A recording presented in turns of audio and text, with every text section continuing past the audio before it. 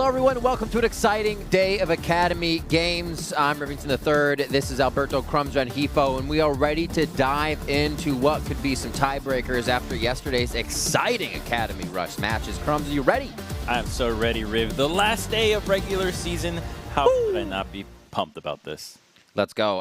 The sweat on the brow. We are ready to go. Let's take a look at our matches for today as we look at who is going to be playing who. We're starting with our FlyQuest Academy match versus Immortals before heading into 100 Thieves taking on Dignitas. And after a few more matches, we'll close out our regularly scheduled programming with Team Liquid taking on TSM before heading into any potential tiebreakers. And I think we'll get a few today. The way the standings are mixed up, Crumbs, I think we are going to get a few. C9 is locked into first here, and TSM and 100 Thieves both have locked playoffs as we take a look here at the standings. And the other three playoff spots are still up for grabs, Crumbs. Yeah, the three teams tied at 9 and 8, and the Dig and Immortals being 8 and 9. So Dig and Immortals need to not only win, but then their fate isn't entirely in their own hands. While all the teams at 9 and 8 just need to get that dub. It gets particularly spicy when you realize that EG is playing Golden Guardian. So only one of those teams gets to be 9 and 8. Exactly. So one of the teams that is at 7 is going to find themselves maybe with a victory to find a 9 and 9 tiebreaker. And there's so many we could dive into. Let's dive into the first matchup, though. We did see it there on the players of the day, or teams of the day. Good Lord, FlyQuest versus Immortals. And as we looked at what there was about these teams, it's that they've played with a variety of rosters this split. And for FlyQuest, there wasn't quite as much variety. It was Mash and Wild Turtle trading spots in the bot lane department, whereas IMT pretty much just scrapped the whole roster. This is the starting LCS roster coming in here, and they are desperately in need of that playoff spot because it does not bide well to go from the LCS to Academy into not being able to make playoffs. So there's a lot of pressure for these guys. And FlyQuest is out of that playoff contention, so they come in trying to play spoiler, can play a little wild, and really just let loose. That's where they're most dangerous. Just how we saw Team Liquid Academy, the second they were out of playoffs, they were just a dark horse being able to beat anybody because they were just playing whatever they wanted. Maybe it's their comfort picks or the ones that surprise the opponent. That is what FlyQuest can do here. They can play spoilers to an IMT Academy that really desperately needs this win. And this is not a team that has been struggling nearly as much as TLA. They have had some serious firepower, especially from the mid lane department. I think Triple has quietly become a pretty powerful member of the Academy mid laners. And you see his stats here compared to Ica, who was playing in the LCS before. Triple stats look pretty good here. I think particularly the kill participation, that high KP for a mid laner, is actually really impressive. I really think that we see, as you said, standout plays from both players. Triple has that, I think, maybe a bigger champion pool to play with, or we just haven't seen it could be utilized more on that, and he's just kind of been playing things that the team needs for the composition there as they round it out with whatever's being played for the day. I cannot wait to see this matchup happen in the mid lane and what's going to transpire around it as well. I think you are pretty right, though, that the Triple has shown a deeper champion pool. I think Ica has tried his hand at a lot of different champions, but they don't seem to be ready to the level where you need them to be on stage to come up with a win. So I think right now they're going to probably fall back into their comfort picks, which hugely means Azir. Both these guys love playing that champion, so it's either going to get banned or be super high priority. I hope the impact plays do come from a bit of the mid lane. We'll have to see from the rest of the map as well. Like we said, FlyQuest is playing spoiler here. Immortals going into this game 8 and 9. The question is EGGG later. Who wins that one to push themselves up and who may be in that spot for a tiebreaker? I think Immortals goes into this one with comfort picks, but also has to take control of the game almost immediately so they don't let FlyQuest set the pace. They need to make a statement here because coming up with a soft win here doesn't look well into a tiebreaker that they would have to play and then into playoffs as well. So this if they are to make playoffs, it has to be step after step. Each win makes them stronger than the last before because it's not like they would be making it here as a favorite. They would be barely creeping in at the end of the day, right? Homework is due and they're writing it down in the back of the car hoping that by the time they get to the school, they can hand it in and it's acceptable. So IMT needs a really, really strong win here. I think the Twisted Fate look was actually pretty decent despite the hectic backdoor win last week. I think it can be really powerful here despite the nerfs and bring the heat that you need early to beat someone like FlyQuest. Oh, waiting to get into Champion Select. There it is. Nice. 6 and 11 Fly Academy. 8 there he and goes. 9 Immortals. It was like perfectly timed. We're working things out here. They might have heard of the TF call out there. Yeah, exactly. Trundle onto that ban list as well. So a bit of the jungle. Definitely going to be focused here. Yeah, there's the Olaf. As Potluck and Fnatic can definitely take control of a game. Potluck now in his second split of Academy, coming out of the coaching position. And Fnatic, we know him to just want to go all in. I feel like we're going to see a Lee Sin from somebody in this game. That would be so bold. I'd love to see it if they can execute on it. Yet, picking a Lee Sin when this is potentially your last match of the split. It's definitely the last match for FlyQuest and could be the one for IMT. Feels like you are just willing to put it all on the line. I think Potluck could try something like that right now if they really want to surprise FlyQuest, but I think that they're probably going to lean towards just as hard scaling as possible, which is often a trap that teams fall into where they say, okay, we just need to get a win, pick the most heavy late game insurance we could possibly imagine, that way we can mess up and still scale. I think that's an opportunity that FlyQuest can exploit right now because they are banning away some of that late game scaling with the Ezreal and then the early power that IMT had. So they're trying to, I think, guide them into, hey, why don't you try your hand at scaling and see how that pays off. The Karma gets banned out. Saw that in Rush last night as well. People banning out more of the Karma, getting the flex pick out so they know exactly what they're seeing. It picks and bans. It is Volley. Picked up first for FlyQuest Academy and quite fast as it slides over to Immortals for their 1-2. I was just playing Volibear last night in some solo queue games. How'd that Let me go? tell you, he feels so smooth. Like, that's what at first I thought, oh, he's just too easy. I like and that. there is, in a sense, he is really easy. Kind of linear. His play pattern is very obvious, but everything feels very smooth. Like, your combo is like, okay, I'm going to Q, use my E, then auto, then maybe W, then ult out. Like, it's very straightforward, and there's never any feeling where, oh, I might get bugged out or somebody's going to just outplay what I've got to, where I'm running at them. So the Q reset is actually really helpful for him. He's such a strong pick right now. It doesn't give anything away for what your composition is about and still gives you a ton of power. However, it is a Caitlyn meta. That is the one thing I completely forgot. We've overlooked this. Teams have been first picking Caitlyn all over the world ever since 10-15 came out. Bring her back. I mean, when do you not want a safe laning phase for your AD? Who gives you a safe laning phase? The longest range, right? She's safe. She doesn't have utility, so I think you don't want her if you're not that cool with playing around your bot lane. If you want to have your bot laner be, hey, just give us Ash arrows and whatnot, this is fine. But already, they are just going to outrange the heck out of this Kalista. I am loving what I'm seeing out of FlyQuest thus far. Not giving anything away. Keeping Set and Kalista at bay is a great start to dealing with what IMT have drafted. I wonder if the Spirit Bond, if that's not already a support, it becomes Set later. I want to see it. Just throw him in, dive right back out with somebody from the top rope. More engaged. Okay. Nautilus, though, locked in there for the first three, or number 3. Yeah, right. Kalista, Nautilus, Set.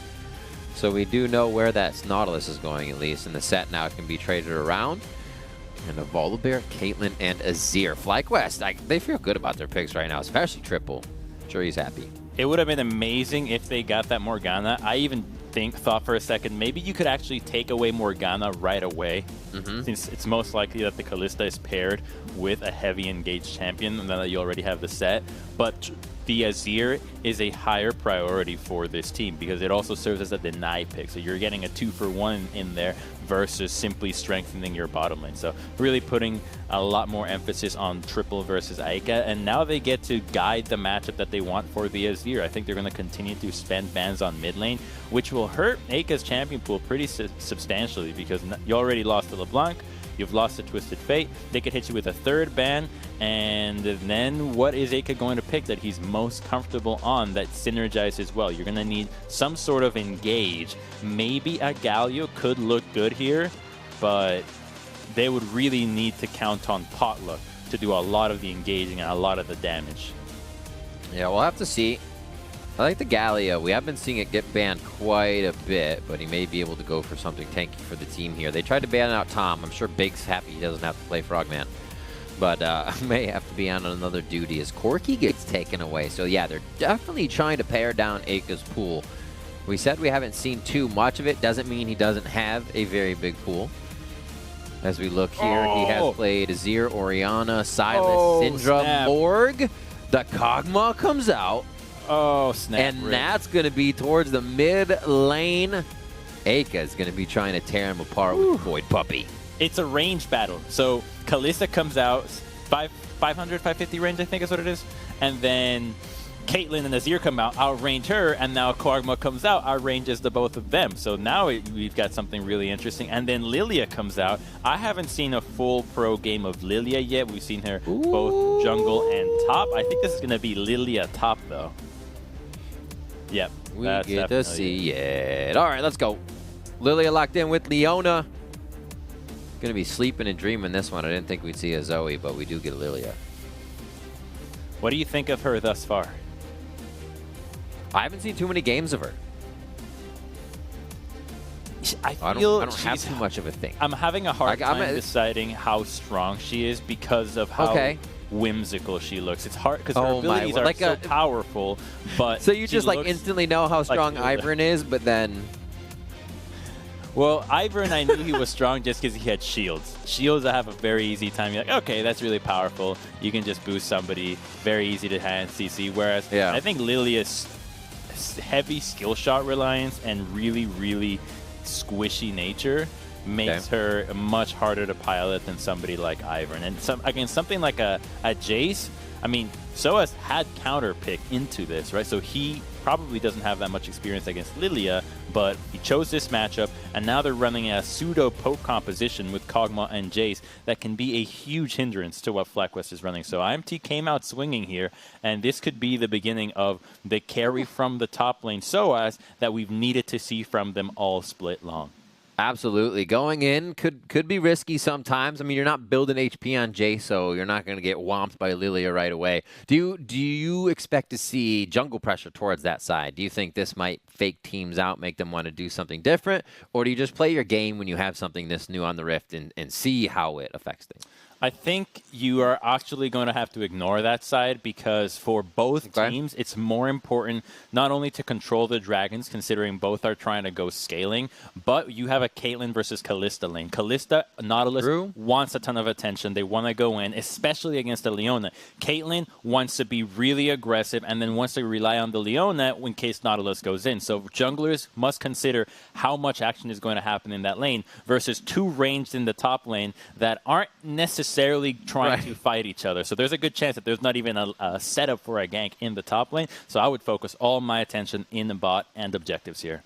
This is going to be exciting to see. Aka takes out the Kog'Maw, shows us a little bit more of the champion pool as we came in with light criticism, saying we haven't seen it yet, and that's choice of the team and what they pick. So this will be awesome to see if he can get carry there as his marksman and damage dealers try to step up, as well as the Lilia from FlyQuest. Out, but still playing loose, still feeling good, and we're going to see if they can really apply themselves with this. I cannot wait to see the matchup. We are going to be stepping away to build a bit of delay for the game for competitive integrity, but we will be back with the start of the game right after this.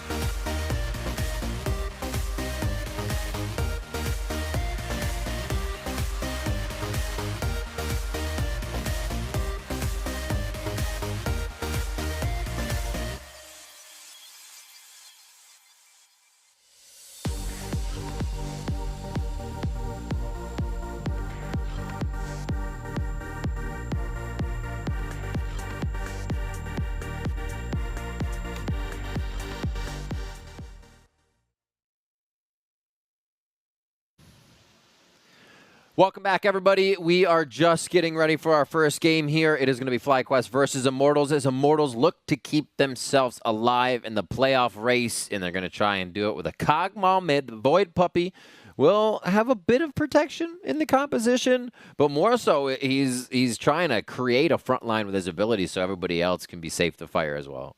Trying to outrange the opposition and have all those tanks like the Set and the Nautilus in front of him, buying some time for his skills and his scaling, and pairing up with a Jace as well. The long-range assassination that can come out of the IMT squad is something that comes from dreams at this point. Void, what is it? Void Barrage? Ooze. Living Artillery? Living Artillery, that's what it is. Living Artillery combined Void with the Shock Ooze Blast. is his E, so...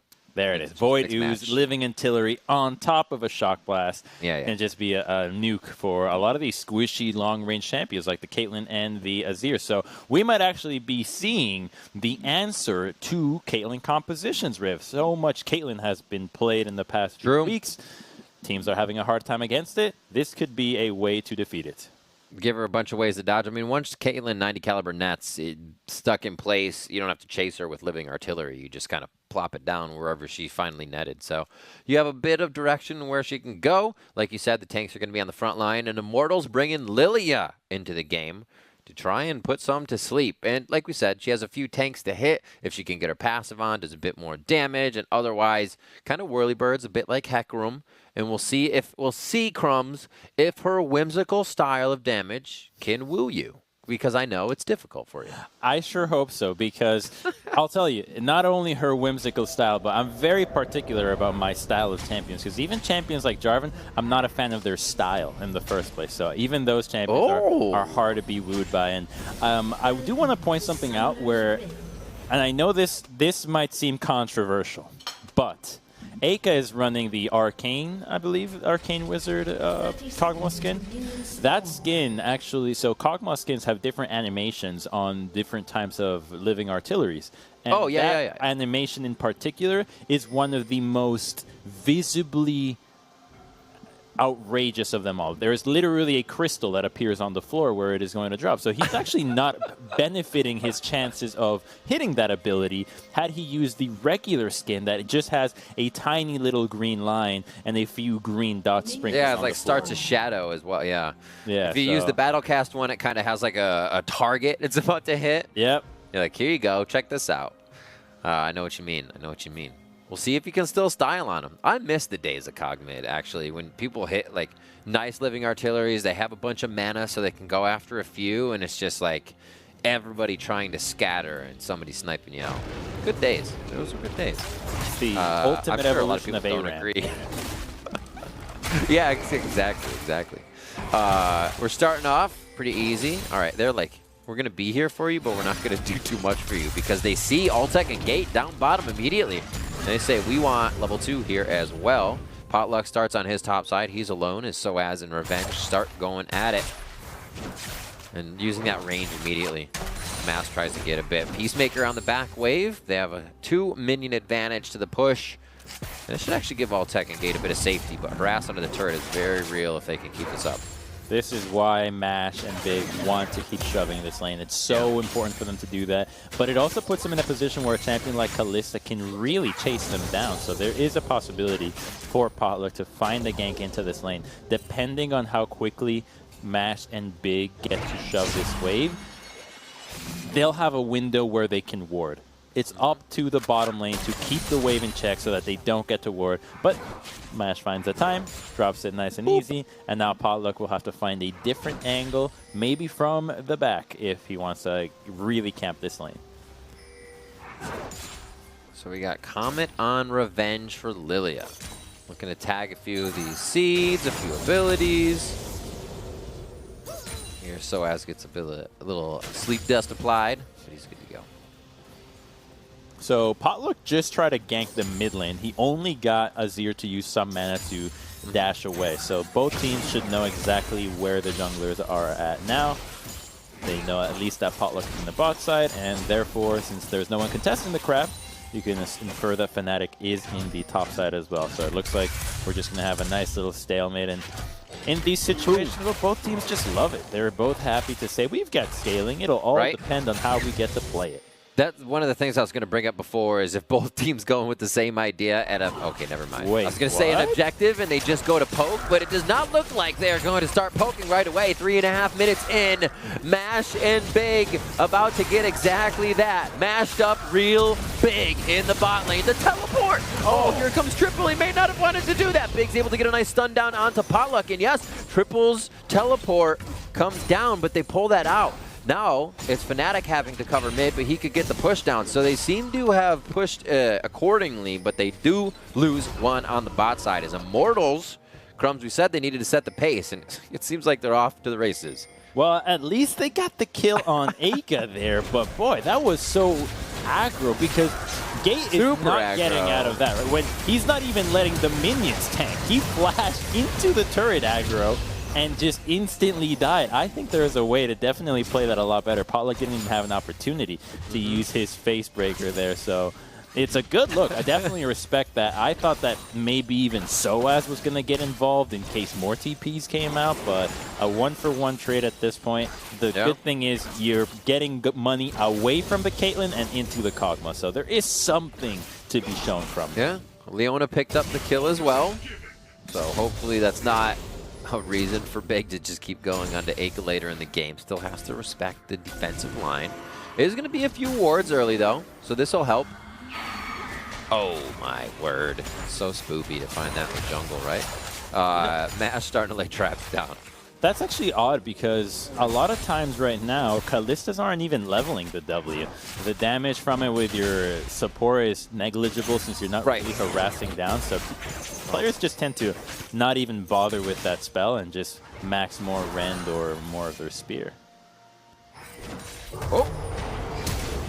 Comes the attack. Big with a nice Daybreak stun. And now Gate's going to get more damage. He goes down for a second time this game. Ultech with a quick cleanse onto that one as they try to lock him up once more. And he's going to get to safety. But Gate's now got a long walk back to lane as the cannon wave is coming in here. Looks like it might even be stacked up on Immortal's side from what we saw a bit from casters. Potluck clearing waves, or clearing wards, I should say. Triple could tempt this one. Dodges an attack from Aka there on the Caustic Spittle, which applies more damage with the Living Artillery. Comes through. Was that 6? I was like, wait, is he 6 already? Looking around, we got 4s and 5s, but yeah, he is. It was that kill bottom, and he got that TP in the mid lane to catch that wave. And on that kill into the bottom lane, that was a really good look from FlyQuest that really only had to be deduced by looking at the minion wave, because there was a big wave building up from IMT, and the Fnatic just rushed straight on down. They know that the Nautilus does not have flash, and in that kind of moment, you would, as a bot lane, call for Potluck to be there the whole way through. I'm vulnerable, I've got no flash, Leona does, please come down and help us crash this wave. And it's all the push and pull from the jungler saying, it's not good for me, man, I want to hit my path, don't let me, you know, don't ruin my pathing here. And so that compromise, he probably said, listen, let me get 1 or 2 camps and I can help you out. Overextended in the meanwhile, give a kill over. You know what I always like too is Caitlyn's build path. Being able to get boots fast, increase that passive, and you can dodge everything you need to in lane. And get out of quite a bit of situations that otherwise, you know, junglers would want, even with your flash down. That fleet footwork, making her a bit faster, so Mash just... I really enjoy this, and Mash seems to be comfortable with stepping up to get all the shots in you need to as Caitlyn here. Especially since a lot of the damage is just the headshots, the traps, or the 90 caliber net. So the movement speed just plays into her strength. I love it. Keeping you at bay really far away. Because as long as Leona goes in, you don't actually need damage. You just need to CC them as well, and your headshots will do the rest. So first dragon is Ocean. We got to remember to yes, we do. guess Okay, the I'm writing third. it. I don't have sticky notes to put I got up. a little sticky note. Maybe I'll use this piece of mail sticky and re-lick it, but I don't know who licked it on the other end, so no. Herald. I was like, Lilia starting? Just warding. Getting prepared for that 8-minute early vision ward here from Immortals, pushed into Drake. It looks like Fnatic may start this right away because Triple has mid priority on that wave push. Easily pushed in by soldiers. Mash and Big here has timed the wave to go in as well. And now it looks like top will be pushed. So really, the response is going to be known if FlyQuest has to fight. That's the kill coming in onto Drake, going to Fnatic as he hops over the wall. That was pretty beastly. I love watching that, actually. The new ult's really cool. And FlyQuest get away with first Drake. Now, Crumbs, they're putting up quite a fight to Immortals here, and Immortals need this game. For FlyQuest, it's about pride. It's about going out with a bang. It's about, like, this game is basically going to be the taste in their mouths for the next 4 months. Because there's not going to be any other pro games. So how they end the split here is how they're going to remember it the whole way through. It's like the last meal you have in a omakase course is always the one that stays with you. Same thing here. So they must win this game for their own sanity, because not making playoffs already feels bad. Oh, shuffle. Aka knows. What a pose. He just chills there, waiting for him to come back for another Living Artillery. Nice caustic spittle into the Living Artillery. They're just kind of cycling both of them, and knowing that if he just keeps firing off ours, he won't have any mana to keep fighting this objective. So holds off, lets that blue buff recharge him, and they are back to fighting on the side of Immortals. Fnatic just a little short on this one. And Immortals get themselves a very much needed objective here, and they can decide where that goes depending on who has the lane. And Soaz has been doing decent. When he fights Revenge, Revenge is having to back off. But I don't think the kill pressure is just there yet. And now we see a swap from Immortals. Yeah, they're trying to maximize what they get out of this Rift Herald, and now FlyQuest should probably look to dive Soa. See, there's a big wave crashing into the bottom lane that a lonesome Jace is going to go for catch, and it's only a Caitlyn there, and it looks like there's nobody ready to make a play. Instead, the Caitlyn's just going to crash the wave, and that's a big value play for FlyQuest, because if you look at this wave top, it's Volibear and Leona that are catching it. So it really doesn't feel that good to be handing over the gold. Ching. Your main utilities, while you need so much firepower to deal with the soon-to-be online Kog'Maw Jace. And after what was a decent lane, Altec kind of, this rotation just starts to feed him a little bit more. CS up there should be picked up by Mash, so not a problem.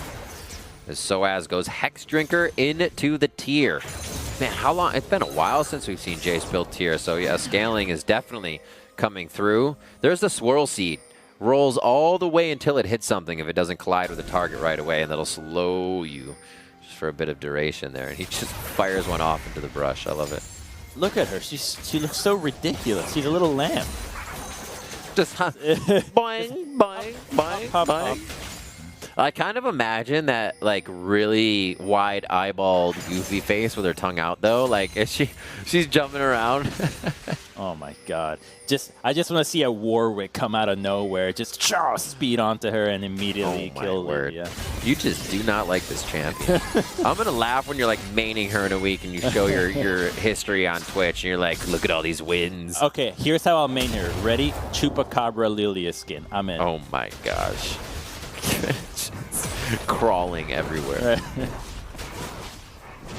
IMT wins this. They have Rift Herald, and there's only... So at least they're getting solo XP in the top side, but FlyQuest can potentially power dive this Kog'Maw with Volibear's ultimate being back up and them being poisoned around the mid lane, but it's a big win for them. Smart swaps top, returning to the bottom with the Herald, and now they can actually keep this bottom lane assignment and put themselves in a better position for the second Drake. Mash with the melee shots. I don't know why do we do that? I guess it's to push minions, but why do we do that? When you're about to kill a turret, why do you go melee, Crumbs?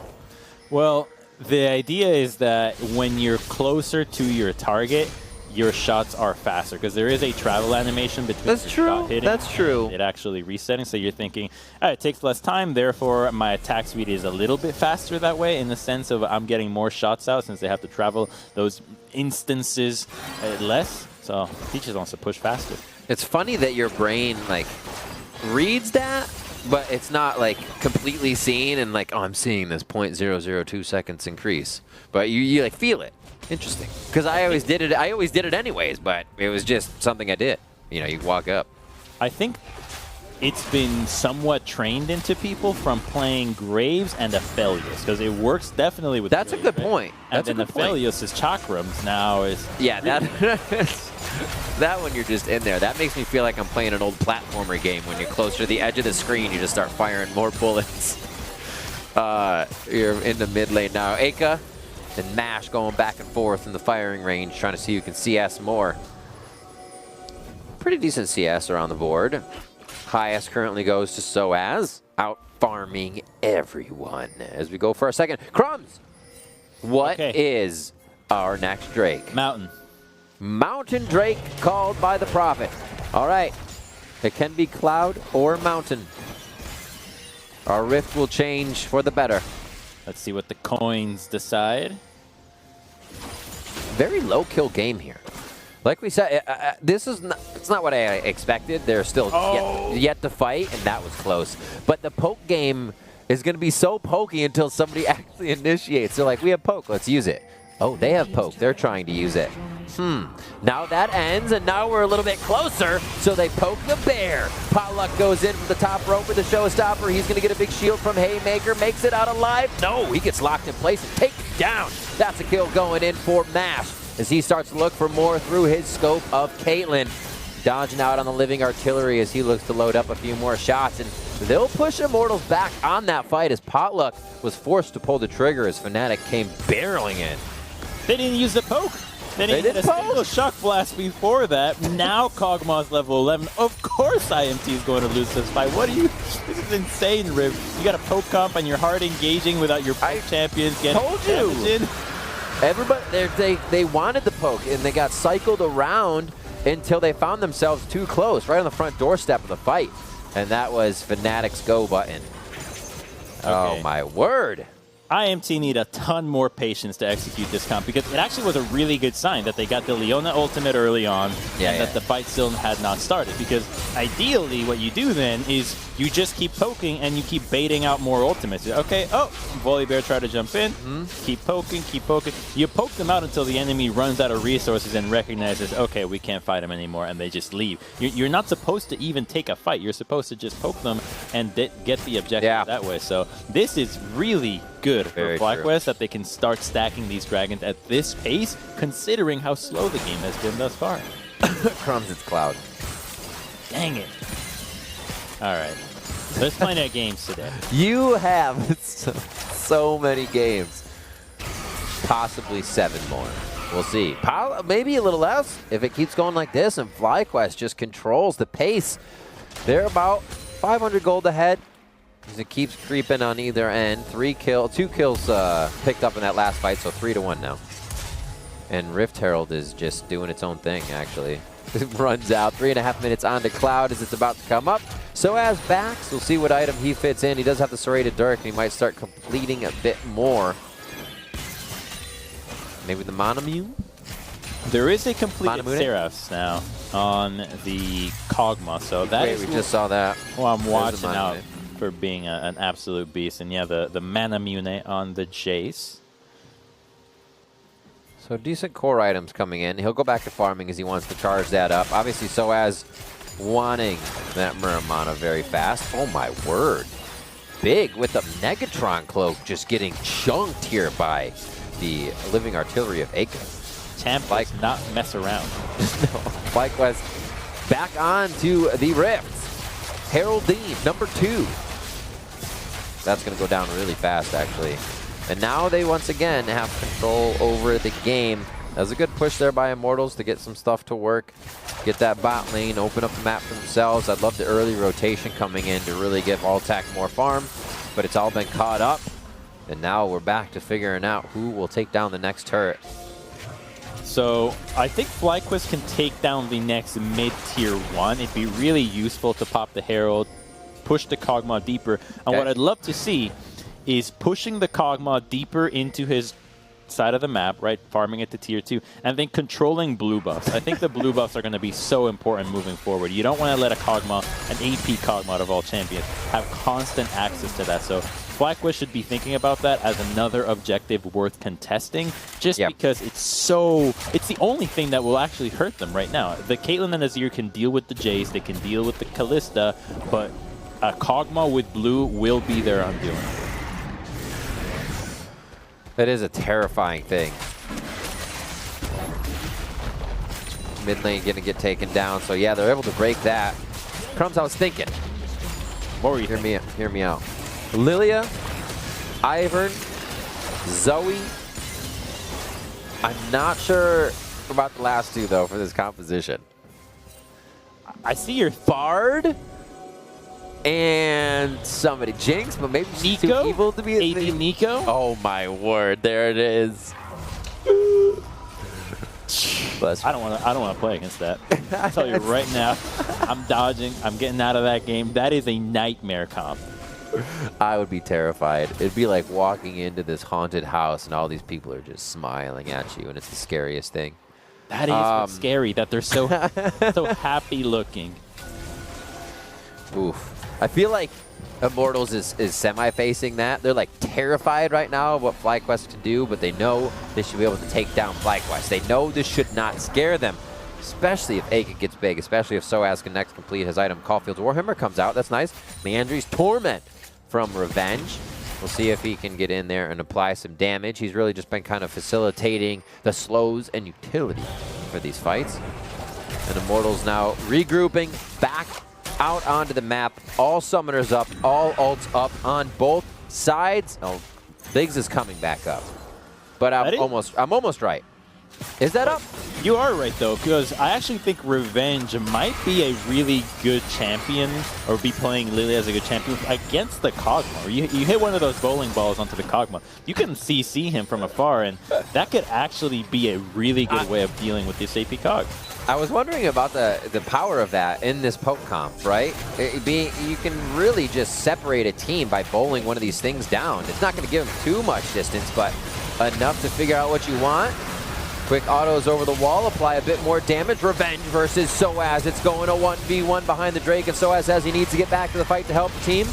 Oh, Fate's call onto the Zanyas. They try to get the double help in, but that's just going to be a pull-in coming in from Big as they get more kills. That's the Emperor's Divine, and more come through for FlyQuest. It's not looking good for Immortals as Soaz goes back in for the kill. He finds one before he goes down, and Ultek is the only one. There's a hop, skip, and a jump away from safety as he makes it out alive. It looks like IMT might not be making playoffs. FlyQuest are on Soul Point.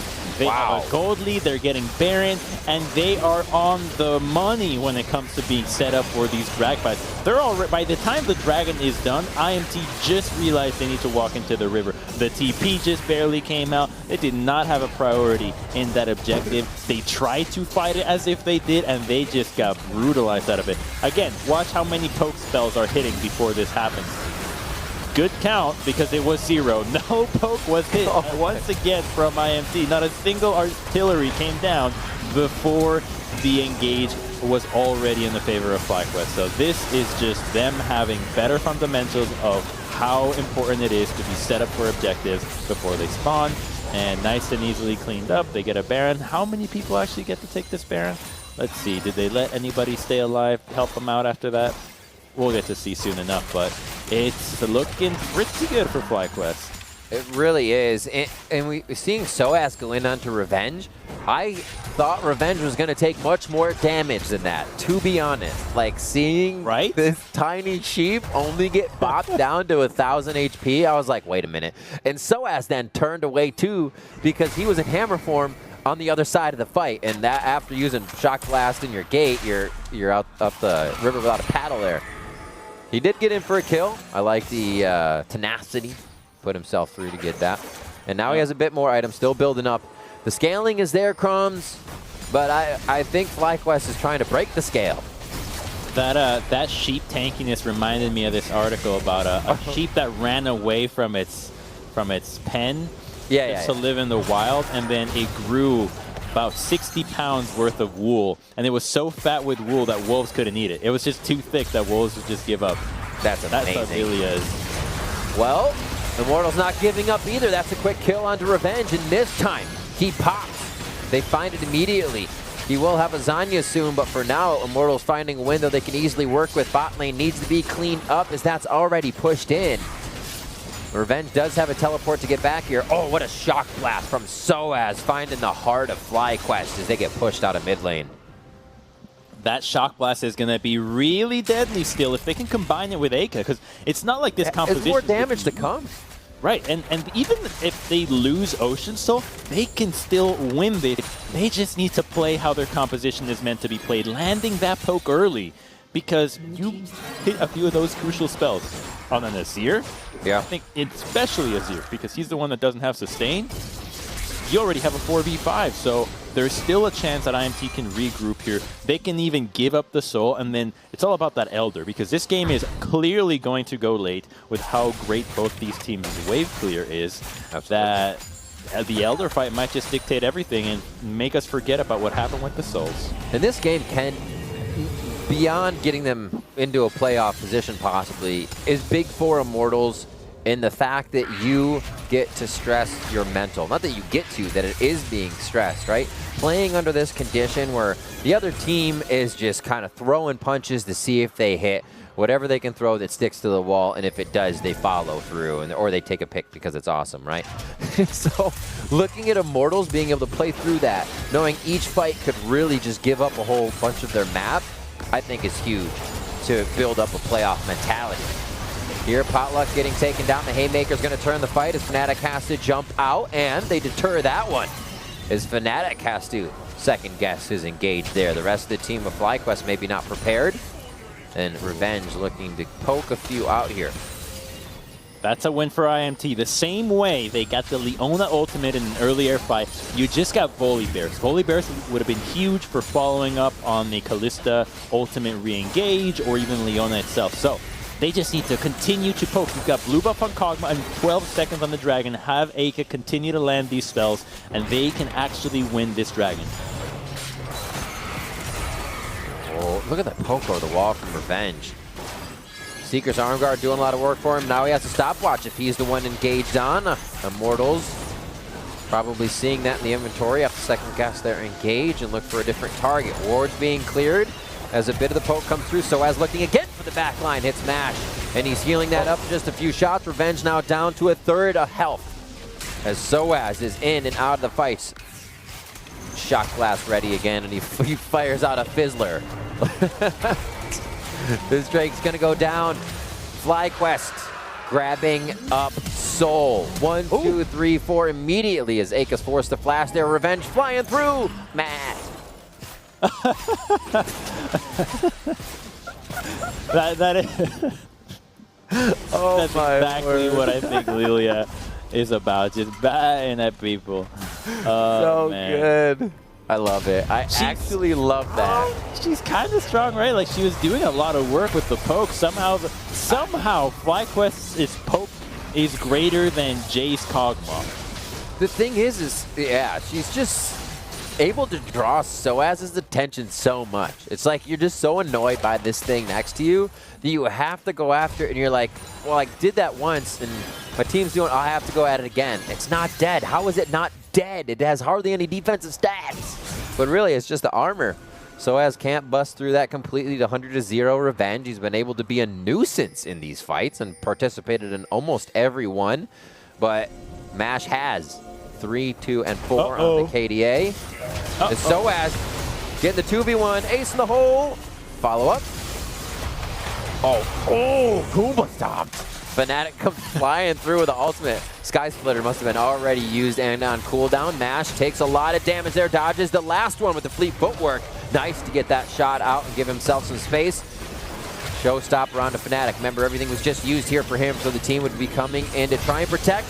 Two-man solar flare from Leona. Gate trying to defend, but he's just too late to the party, and now he's stuck in the middle of FlyQuest, who are going to pick away at the support. It is going to be Mash going down to Aka, I believe, in the end there. Yeah, and so we see a bunch of kills. He actually died in a really unique way. He died to the Kog'Maw passive, but not the flat explosion, the Leandries from the explosion. I think the Leandries applied his passive applied Leandries and just killed him. I like it. from the grave. Egg comes out big on that one. So it looks like we are going to get Baron for FlyQuest. And they have Soul 3.5 minutes for the Elder Drake. This is something else. In triple getting his Azir. Banned out on Karma, Morg, Trundle, Wukong, and Tom, right? So Immortals was going for the entirety of the map. They didn't want to get flexed a bit, but they give triple Azir, 3-0-4, and Fnatic just having a Volibear game, and they first picked that for FlyQuest, knowing it's something they wanted.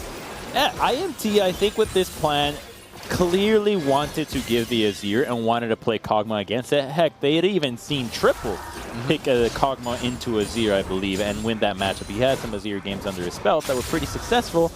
Problem is, it does not look like IMT is very practiced with this composition. Now, at this stage, they've already lost to Jay, so they're already a 4v5 on the map, focusing on the tank, and they're all corralling themselves in between every single FlyQuest member. Only now does Gate arrive, but it is already too late. There's the passive. Pick was... Yep. I wonder if that a few shots right there, if he could have got one out quick. He was trying to run up and fire. Like, yeah. Give me the heal. Not gonna happen. Still a bit of travel time. Maybe if you got to that melee range, Crumbs, faster auto. Oh, melee range Kaylee. I've seen that in a few games before. New meta coming up. All right. Merman is finished. Rabadon's almost there, but the base of Immortals is being torn apart here. And their playoff chances dwindling as FlyQuest closes down on their base. 2 minutes going in to the Elder Dragon. 1.5 minutes on this Red Bull Baron power play coming in for Fly as they've been able to clean up the map pretty consistently here throughout the game. An 8,000 gold lead now as they attempt one more time. Solar Flare onto the middle inhibitor turret as the dive goes in from Fnatic, and they get swept back from the Emperor's Divide. Immortals running for their lives, running for their playoff chances for one more fight, Crumbs, but I don't think it's going to happen. FlyQuest bite down. And the Lilia double kill coming in from Revenge. It looks like FlyQuest are going to clean up the rest of the base. They are going to end in such a great note. They're a fantastic last game of the split for them. 2 players go deathless, and they also get to shut out Immortals from any playoff hopes. I think that's a real big win for FlyQuest this year. You talked about the final taste for FlyQuest there that could be relish for them, and I think it's a fine wine this time. Immortals, however, a little bitter as they were not able to come up with this win. They were looking to come out, I think, like we saw in the fights, it just wasn't enough poke. There wasn't enough utilization there to make sure that there were fights later where the Jace and Kog'Maw were feared completely. And we saw the shots that around 20-25 minutes that Soaz was hitting. They were turning FlyQuest away, and then those seemed to be circumvented by FlyQuest. They got around the shock blasts, and once the poke was gone, so was Immortals. Exactly. It looked like Immortals was really just counting on their champions to win them the game instead of their own play. They did not know how to pilot this composition quite well, whereas FlyQuest looked so comfortable on everything they had ran. I mean, they had comfort picks all around, the new hype with Lilia in the top lane, and with a strong objective game.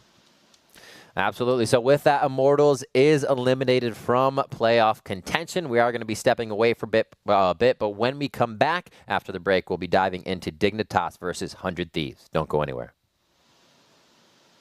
Verizon knows how to build unlimited right. You start with America's most awarded network, the one with unbeatable reliability 13 times in a row. This network is one less thing I have to worry about. Then you give people more plans to mix and match, so you only pay for what you need. Verizon Unlimited plan is so reasonable, they could stay on for the rest of their lives. You include the best in entertainment, and you offer it all starting at $35, because everyone deserves the best. This is Unlimited built right, only on Verizon.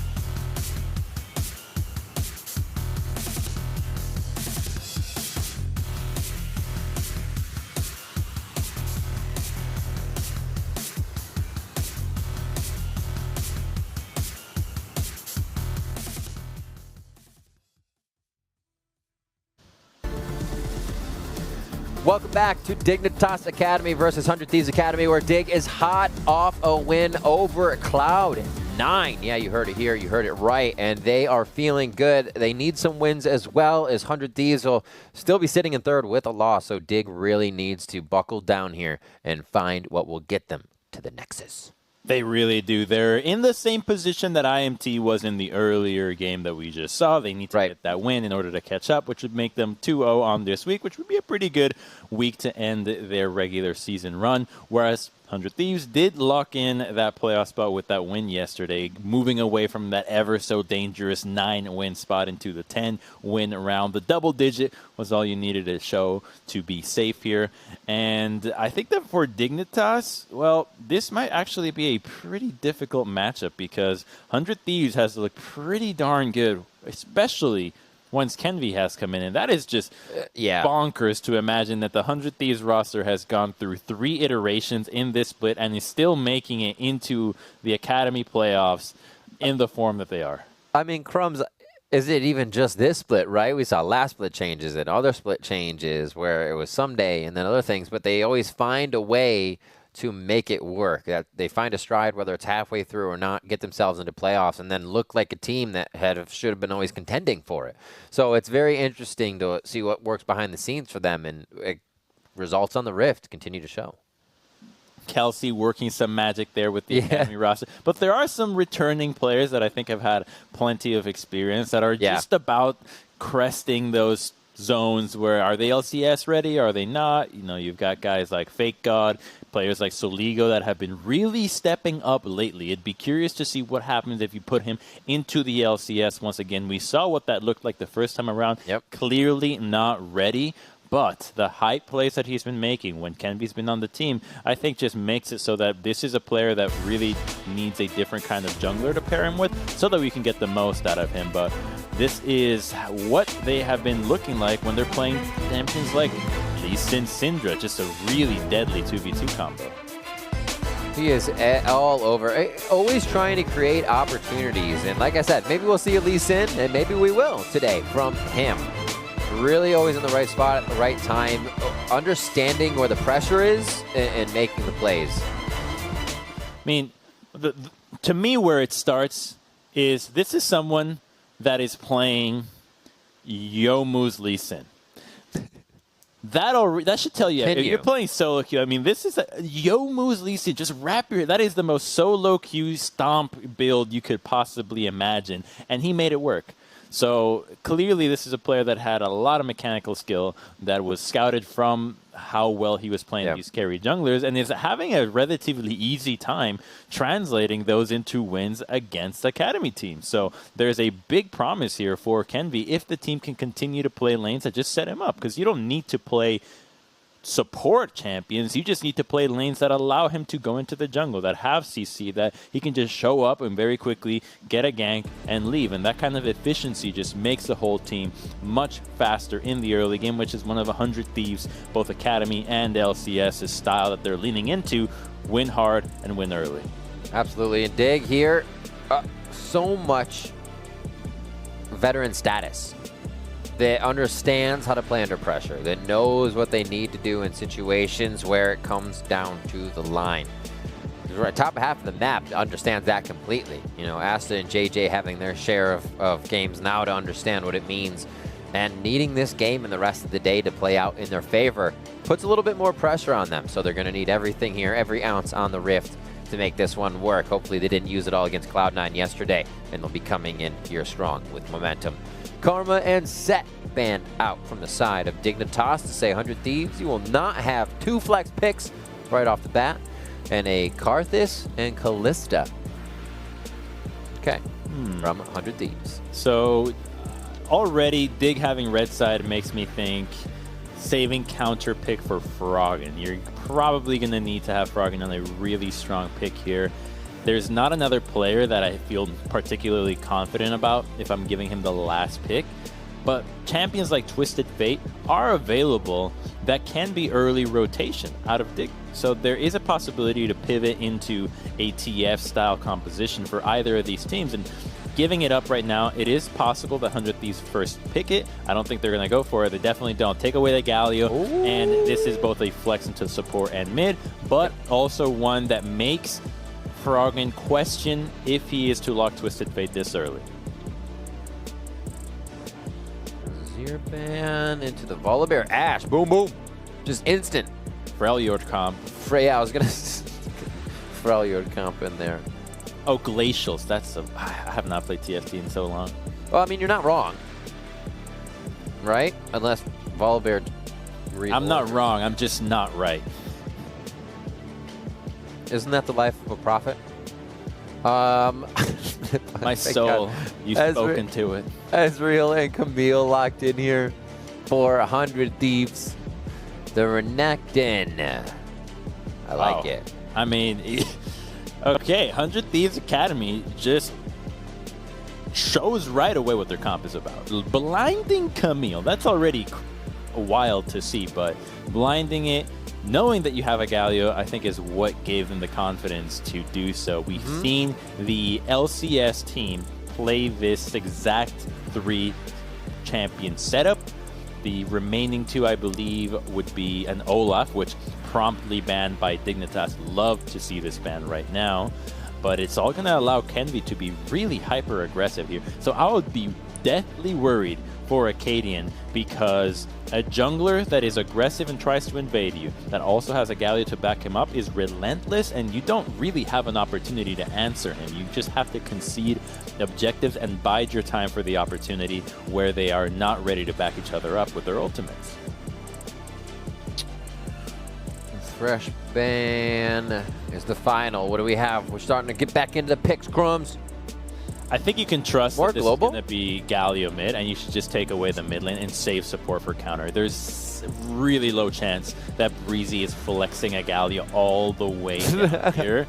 So yeah, just taking away the LeBlanc and Froggen putting a lot of trust in himself. I love to see this at this point. It's not like the scaling option that we saw from Immortals. This is Dignitas saying, we're going to win early game. We've got Renekton and LeBlanc. We're trying to stomp you. And that is what you want to see out of a team that is just fighting tooth and nail to that last playoff spot. It's going to be the Rakan. The Bard gets locked in. All right, so look to do a little objective denial plus safety in the fights if they have to get in and out.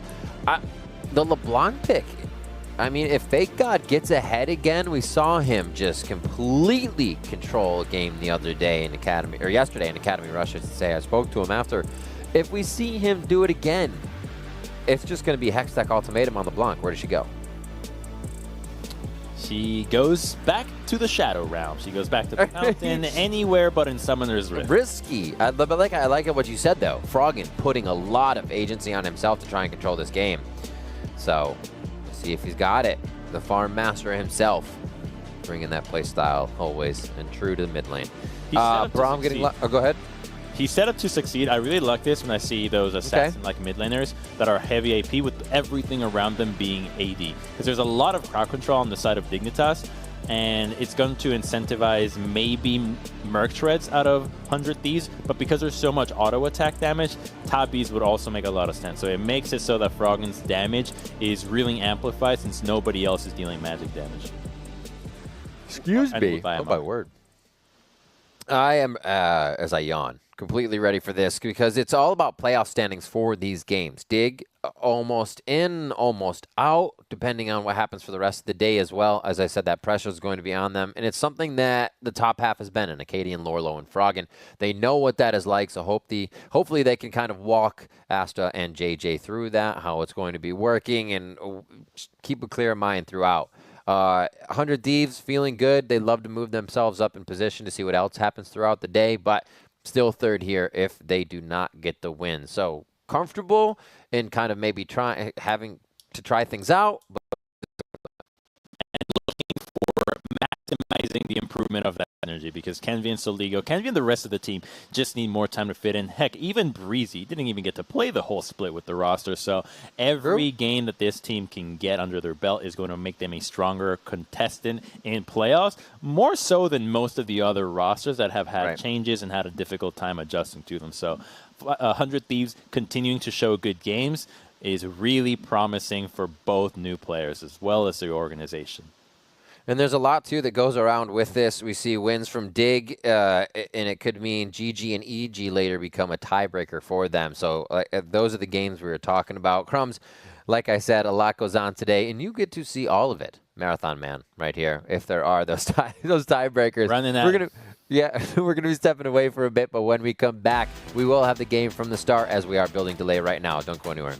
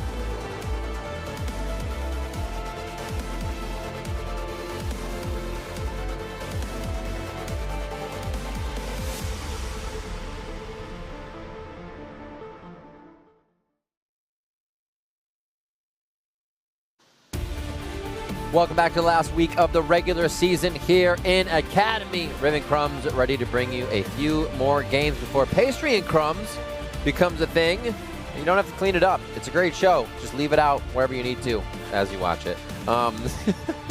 Right now we're going to have 100 Thieves versus Dignitas going head-to-head.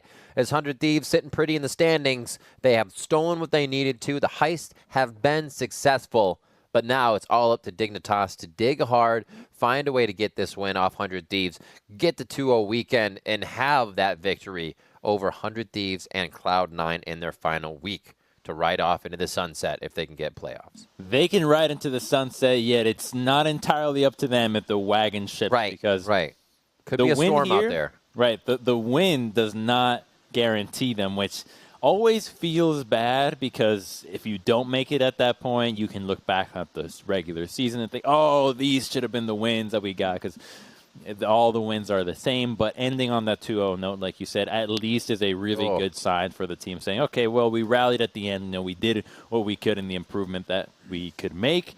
So a win here is a good sign. And the composition, I think, speaks to a team that is actively trying to get a win, that is giving themselves a timer with which to play the game. You've got LeBlanc, you've got Renekton. You need to make some moves because the enemy team will outscale you when you've got Ezreal, Graves, and a Camille to split push. So I'm really curious to see what the Dignitas lineup, especially the Frog and Acadian duo, could put up after all this time in the Academy when all the marbles are on the line.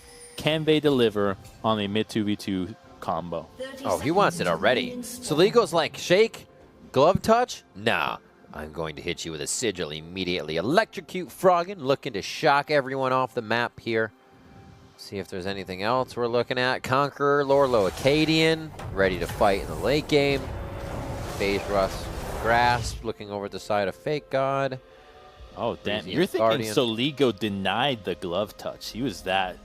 Or was it Froggen that denied the glove touch? Soligo, he stepped up, and then Soligo just walked under his turret instead of just being like, hey, what's up, we're here. Froggen's like, nah, I'm stepping in, I want that hit, I want the hit. Oh, that's a big BM. That's big BM. Yeah, yeah. I think Froggen only would have gone for the auto. Respectable. He would have been respectable. All right, Sweeper. Oh. Oh, they get it. We were watching that one the other week. They put it just a little bit lower. Squeaks them in, but they are going to get seen. Lorlo. Wait, I love see this. If anybody else? Oh, I love this so much, Riv. This is such a smart start from 100 Thieves because, yes, they get scouted, sorry. Acadian will go to the enemy red to make sure he doesn't get 3-buff. That's what most likely is going to happen. But the map is split now. So the Renekton that was trying to get ahead early against Camille cannot be playing that aggressive because he's going to have a Graves on his side. Yeah. And it looks like Kenvi might even just be trying to 3-buff the Volibear. Now he's not going to have much on his side of the map. So if Acadian wants to react to this because he is going to get 3-buff, he actually needs to beeline to the blue buff of the enemy and try to get that, but because Fake God already played the wave expertly, knowing that Lorlo could not step up, even on the off chance that he got cheesed, it's just set the jump off in an entirely different role. Acadian? Okay, he's going for a gank. Yeah, did he not see him go through mid? But wait, does Soligo forget that the play is happening and he needs to be included as well? The taunt comes through, the damage is there, the no ignite though, but it doesn't matter. Soligo, knowing the jungle's being run by Kenvi, forgets he's part of the play. That's it. Forgets he's part of the play. He's trying to crash that wave, trying to make sure that he has an advantage there, can do something. But that early game start is pretty much out the window now, because now there's a LeBlanc that just got a kill. And this was all too easy, because you know exactly where Volibear is coming from. There is only one side from which he can gank you, from river or from the back. And in that moment, you just have to play as obvious as possible to the left side of the map. Didn't do it, gets punished for it. And now Dignitas feels pretty good about how that early game has gone. Yeah, what a smart turnaround there for Acadian to think what could happen and how to set it up. I was going to say, man, last time I saw a 3-buff with somebody just blazingly run across mid was the General, Mr. Oddone on Nocturne. No, I mean, it's been since then, but I always love to reference them. The Lorlo here spinning, trying to win in. Actually, Kenvi doesn't go for that. I thought he was going to give a little bit more damage, but he's going to say, Fake God, you take some time to push that in. Ooh, smoke him out. Oh, he stepped out. Gives him the smoke out. Wait, oh, nice dash off the wall. Avoids a full end-of-the-line damage, and Lorlo gets himself out safety, but going to lose quite a bit of minion turret. That's a crash on the turret. Teleports in. But now this is going to be a nice back for Fake God here as bot lane gets a bit of pressure. Acadian waiting to go out. Prismal and Breezy almost getting baited into this. And this is why the map split is so viable, because Ezreal Bard is so safe. Especially against Ashe Braum.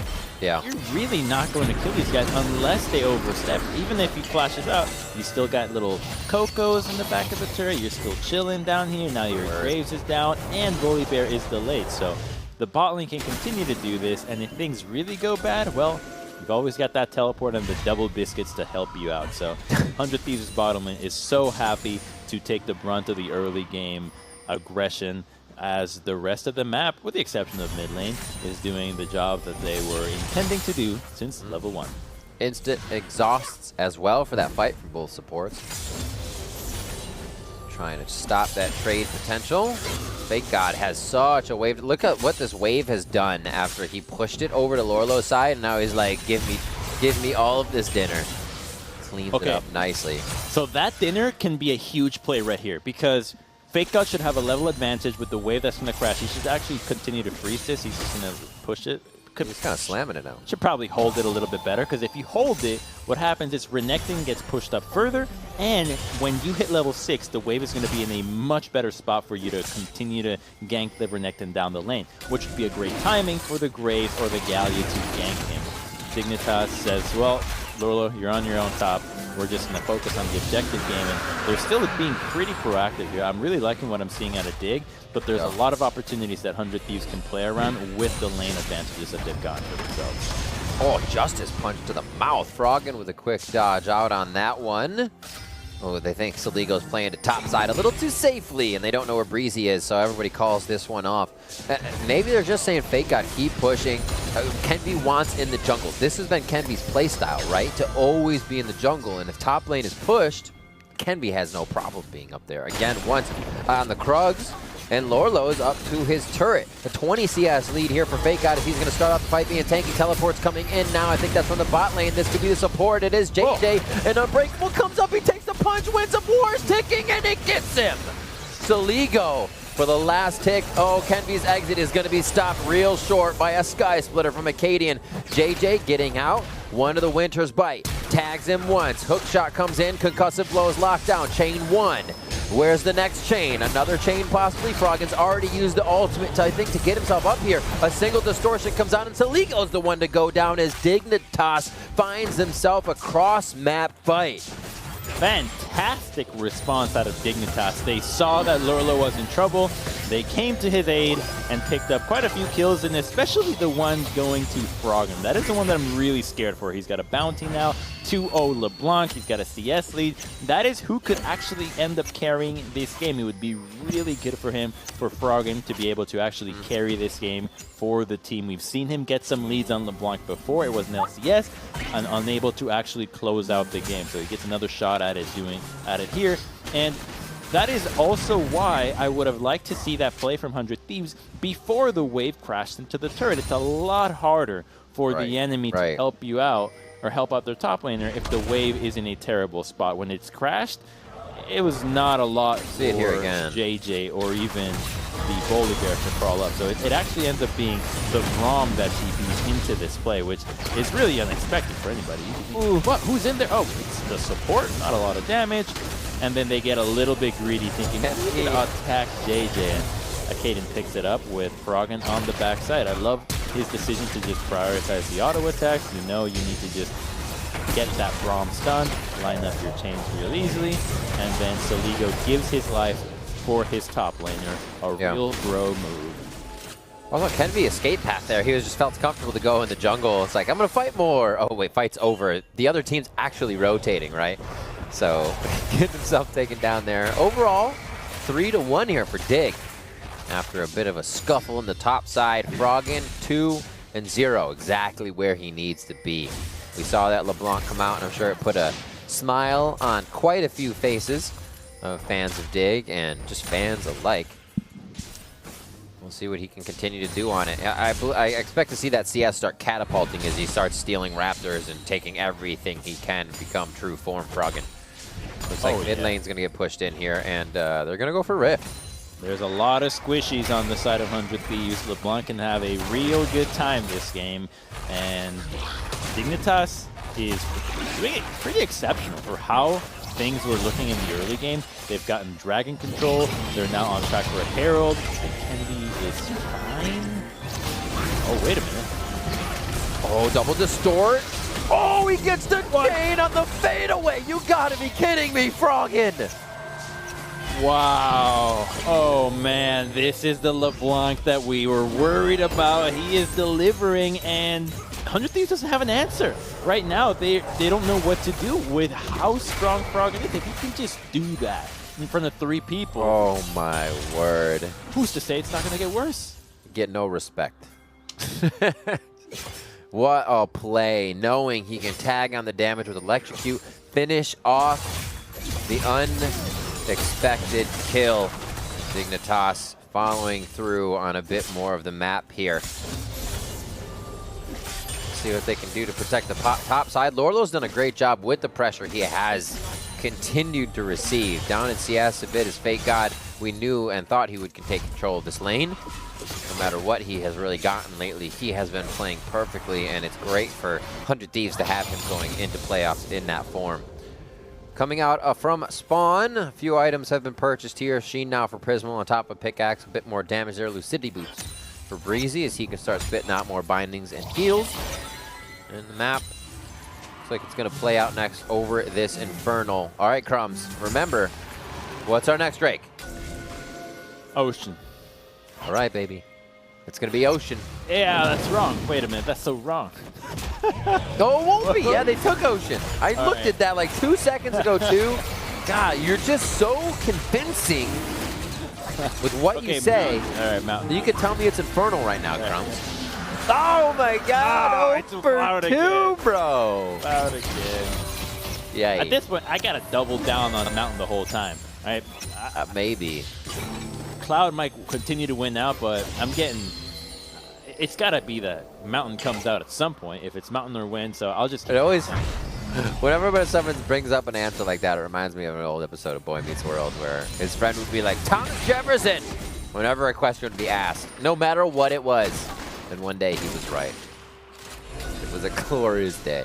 So you're in there, Crumbs. You're not the only one using that tactic.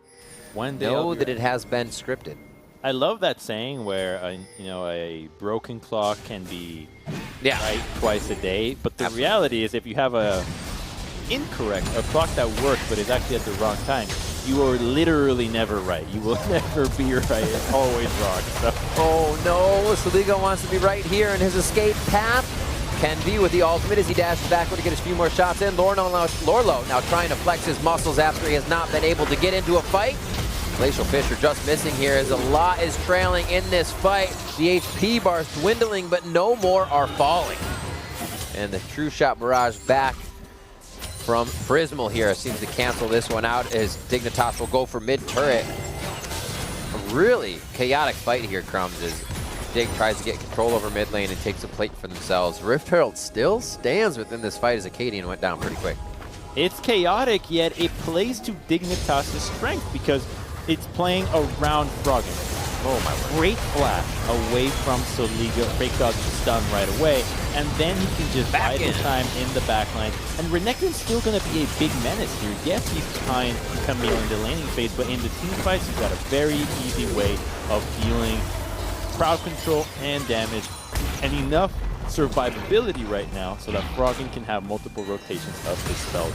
Dignitas is looking really solid here because he needs to be playing around their strongest points, and Camille has yet to come online. And once that happens is when they can really start playing around that. And that mid turret is deceptive, Riv. Somebody might think that they're safe in that turret's arms, and here goes JJ. Here goes JJ. Oh, dude, I was so hyped for that, and he baited us. Have you ever tried that and then you die because it takes 3 shots? Oh my, yes. I can't say no. Everybody's done that. Everybody. Unless you haven't played the game. I guess there's a way out of it. Bot lane. Froggen's like, who's going to come out Soligo? If you do, I will pop you. It looks like they're just going to go mono for now. Froggen quick clears the wave with a distort in, as we can see on the minimap. Luden's for him, so his wave clear becomes exponentially better too. Proto Belt there, Soligo can pretty much match on Galio. Great wave clear. And we're just waiting for kind of core items for the top laners. I feel like we're so far into this game and we're only seeing a few core items, but we're not. It's because there's been so many little plays, the little nuances of level 1s, and then the fights in mid lane that have done so much with the dives and the spellbook support switching to the top lane. So the teams they're awake. They're ready to play. No one's really getting caught sleeping. Awake here. Or are they woke? Awake. I don't know. I don't know if they're woke yet. That's not one of my favorite words because I really don't understand it too well. I try not to say it. I got you. Lorlo. Oh. stays alive. Oh, Lolo! Oh my god. For a second, I thought that was not his arrow. Just the play, as a play-by-play, you're ready to just call the best thing that you're seeing in front of your eyes, and it might be the play for Lorlo. It's called. Meek's going to get a good heal on him. Tempered Fate comes down, and they're just looking at their food here before they cut him down. That is Lorlo finally falling after he's been absorbing so much pressure. It takes 3 to drop the Croc. And now it will be the turret in favor of 100 Thieves. They seem to be controlling the map ever so slightly here. And it is going to be 100 Thieves, with better potential to take down these turrets. Froggen can only do so much with his little wand. I love it. I love seeing 100 Thieves go for that play. Yes, you are losing the 1v1 matchup between Soligo and Froggen, but Froggen's really fed. As long as Froggen is not following your other plays, you're going to be fine. Continue to play around Fake God, and Lorlo will go down easier and easier every single time. I mean, he's so far behind in his build. In fact, it was the Tabis that really allowed him to survive this long against the double AD jungle lane combination. But Fake God will be the carry for this team. We were talking in Champion Select. What does LeBlanc do if she gets alive with Camille? Nothing, really. She just gets to sit there and die, especially since she won't be building Zanyas anytime soon. But the objective control is still there, and putting 100 Thieves on Soul Point this early on is a big deal. Normally, I would not think much of these drafts, especially Cloud Soul. But Cloud Soul with Renekton LeBlanc, Volibear, I think is a really big deal, especially giving LeBlanc less cooldown on that ultimate when LeBlanc is the primary carry is a really scary thing.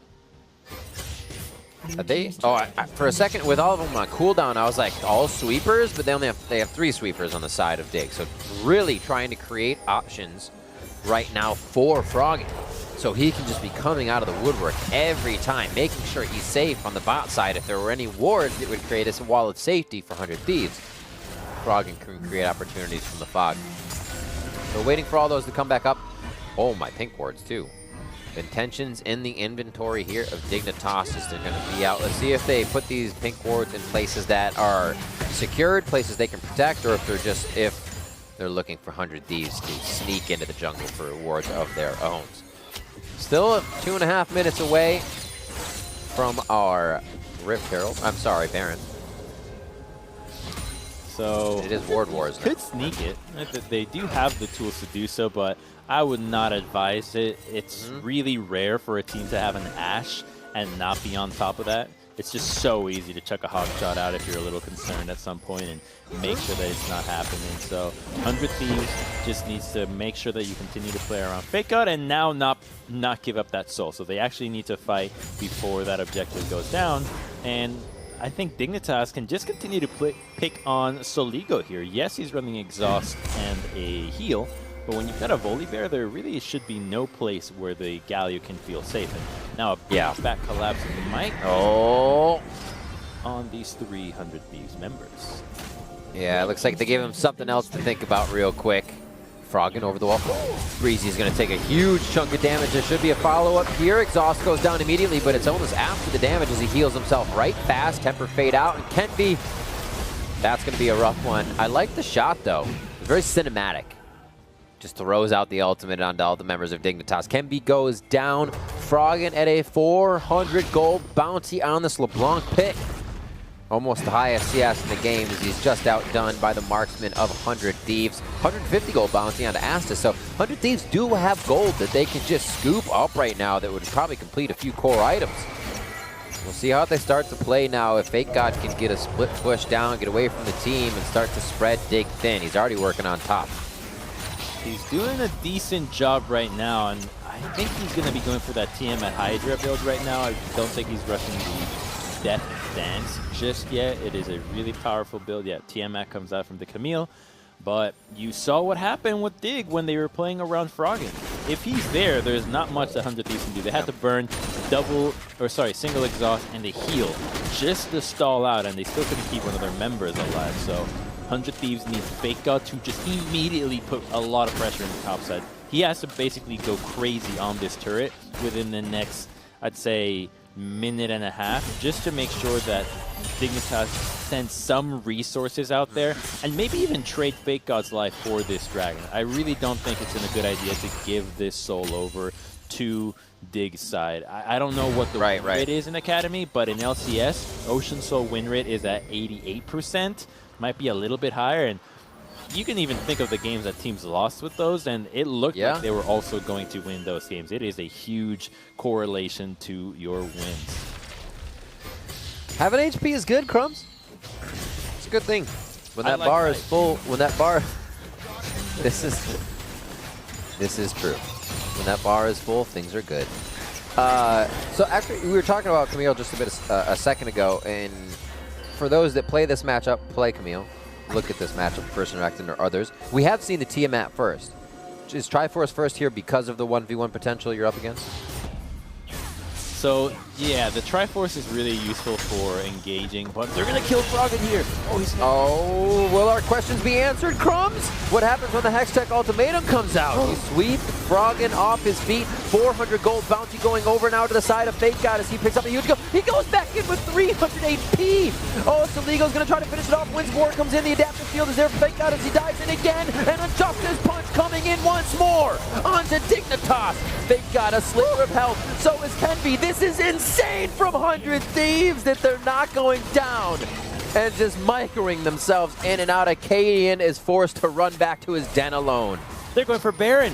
They're going for a giant win here. Oh my god, 4 kills, a Baron, and I also think they're going to be able to get that dragon off of that. They just turned this game around, and that might just be the end of Dignitas' playoff hopes right there. The moment Froggen went down, the sneaky plays, what you thought was mission impossible, coming in from Fake God. Froggen looking across the wall, chains and the like. And they will not be able to get Acadian there for any sort of smite or chance. That is 100 Thieves grabbing Baron for the next 3 minutes. And they are feeling good. If there is something to feel good for on Dig's side, though, is that they are getting this soul. So it's not like 100 Thieves didn't make a trade out of this one, but showing that kind of team fighting prowess just put Dignitas on the back foot there. They got hit by a haymaker that they were not expecting. They're winning the fight, and then suddenly like, oh god, we're stunned. They actually have power, they're not back. If that doesn't work, Hextech Ultimatum and Saligo's ultimate used on one person, and there was a big chance that Froggen gets out alive, right? They had to play that CC perfectly. After it gets locked down, after Hextech wears off, he gets knocked up. And then you have to know that clone's in the area. They followed the right clone out, going under the turret. A quick kick from Fake God and his precision protocol. Just disgusting. Really well played by 100 Thieves to make sure they had that window of opportunity. Looking towards mid here. The wave clear for Dignitas is Asta. He needs to be there, right? Lorlo's got to put himself in a pretty scary position to get up on those minions if he does get there to clear. And now multiple lanes being pushed by 100 Thieves. That's a point where Fake God has started building his Tiamat too, so it gets even more aggressive there. Oh, Fake God is now going to be on his own lane. Yeah, absolutely. Not a lot that they can do. They actually have to guard wherever Fake God is now, as long as Soligo is somewhat close, because they could just pull that same move on other members of Dignitas, and they'll still go down. There's been more damage on these two members, and now Fake God gets to go to the top side of the map, do the same there. They are just taking all the gold they can get, trying to maximize the advantage that the Baron gives them so that they never have to deal with the earlier struggle days of a LeBlanc just murdering anybody in the side lane. Oh, whoa, the kicks coming in that proc. One after the other. These turrets aren't lasting long. Arrow comes out. Oh, Soligo Justice punches to catch it. I'm going to say he did that on purpose. That was gross. He's like, let me just put myself in front by going backwards. Wow. That was stylish, right? Wow. Get a replay on this one again. So Froggen did not stand a chance. The ultimate came in right away. TP's fairly quick there. He dies instantly. And then the Justice Punch timing on the TP I thought was incredibly impressive out of Soligo. So many times player mistimed that. And then he sees that the play is still available because he knows that Fake God's second part of precision protocol is coming up. He just needs to keep the Renekton down. He then goes in thinking maybe he can get an instance of the shield from going in. It was down, but it didn't matter at the end of the day. The rest of the team was there to body block and do all the damage that they needed. What a heck of a fight. Look how much gold 100 Thieves has picked up. Bounties all in their favor now. Tempered Fate comes out as Dignitas is afraid to almost be in their own jungle here. Wards getting placed and replaced as they're being maneuvered around by the power of 100 Thieves. Saligo with Ignite out. He was ready to dive into a fight and burn someone down immediately. Everybody's feeling good here, rolling through on 100 Thieves. And they want to keep the split end strong. Dignitas, again, playoff hopes in this game. They do have soul. They can move quick.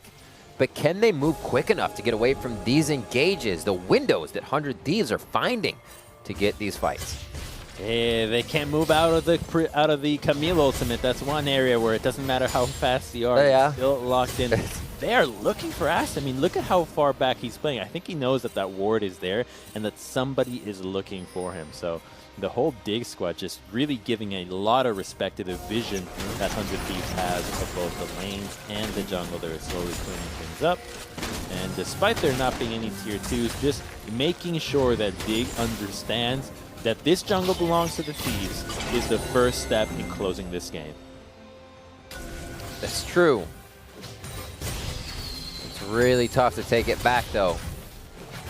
Knowing that Breezy is going to try to even be on the front line now, they have a few mistakes they can make or tempt you into just to get that engage, and Saligo is going to be right around the corner. You talked about kind of the clock that Dignitas put themselves on here with the Renekton, with the LeBlanc, and they were very much so on time with that LeBlanc, but the pressure Lorlo faced really set him back, did not allow him to be the bully he needed to be. And Kenvi, like you said, Kenvi split the jungle early, and he kept pressure on the top side of the map to make sure Dignitas couldn't use this comp right.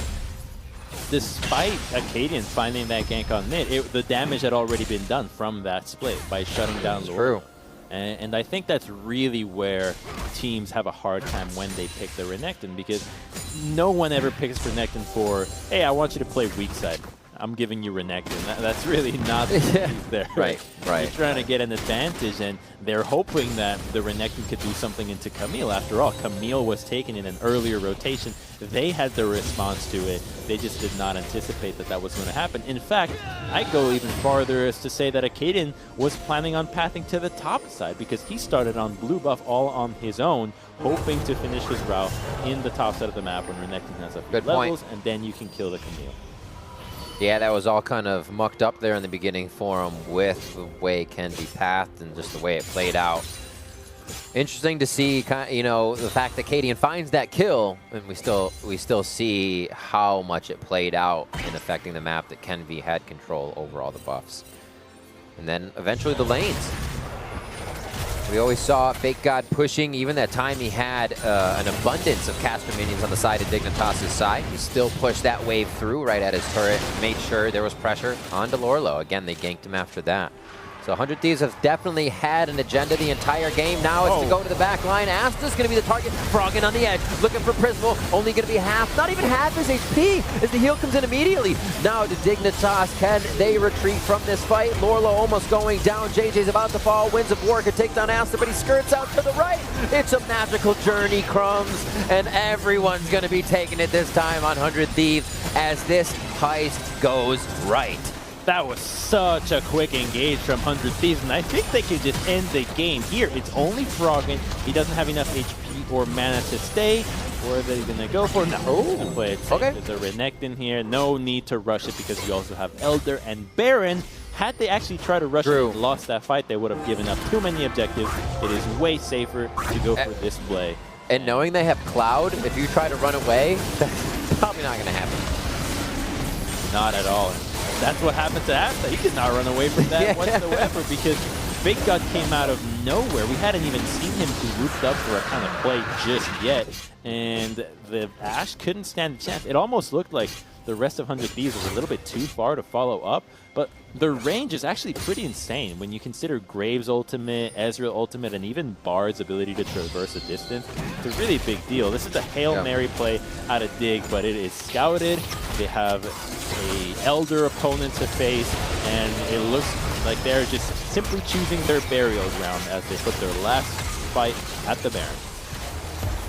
Oh, what a hit. They all space out on it so they can fight. Nicely done by Dig. Hopefully they can retaliate enough here to keep themselves alive. That's going to be one going down. Soligo falls. He's the tank. A kill comes back from Kenvi. And now they've traded 1 for 1. 2 for 1 as Fake God falls. Still, they want it. Prismal's on the front, firing out the Mystic shots as Breezy may get locked down, but the chain disconnects. And we're in a 3v4, Crumbs. 100 Thieves push the back. Prismal's over the wall. He gets hit back. JJ tries to lock him down with a Winter's Bite, and they're going to lose Acadian. That's Asta going down now. 100 Thieves is just barreling through. JJ gets a kill there. Froggen's going to fall as well, and Prismal comes up gigantic. They have the Mikhails. They have heals from Breezy. So the fights, the chance for Dignitas to think that's the killing blow for Prismal is faked out and baited. What a play.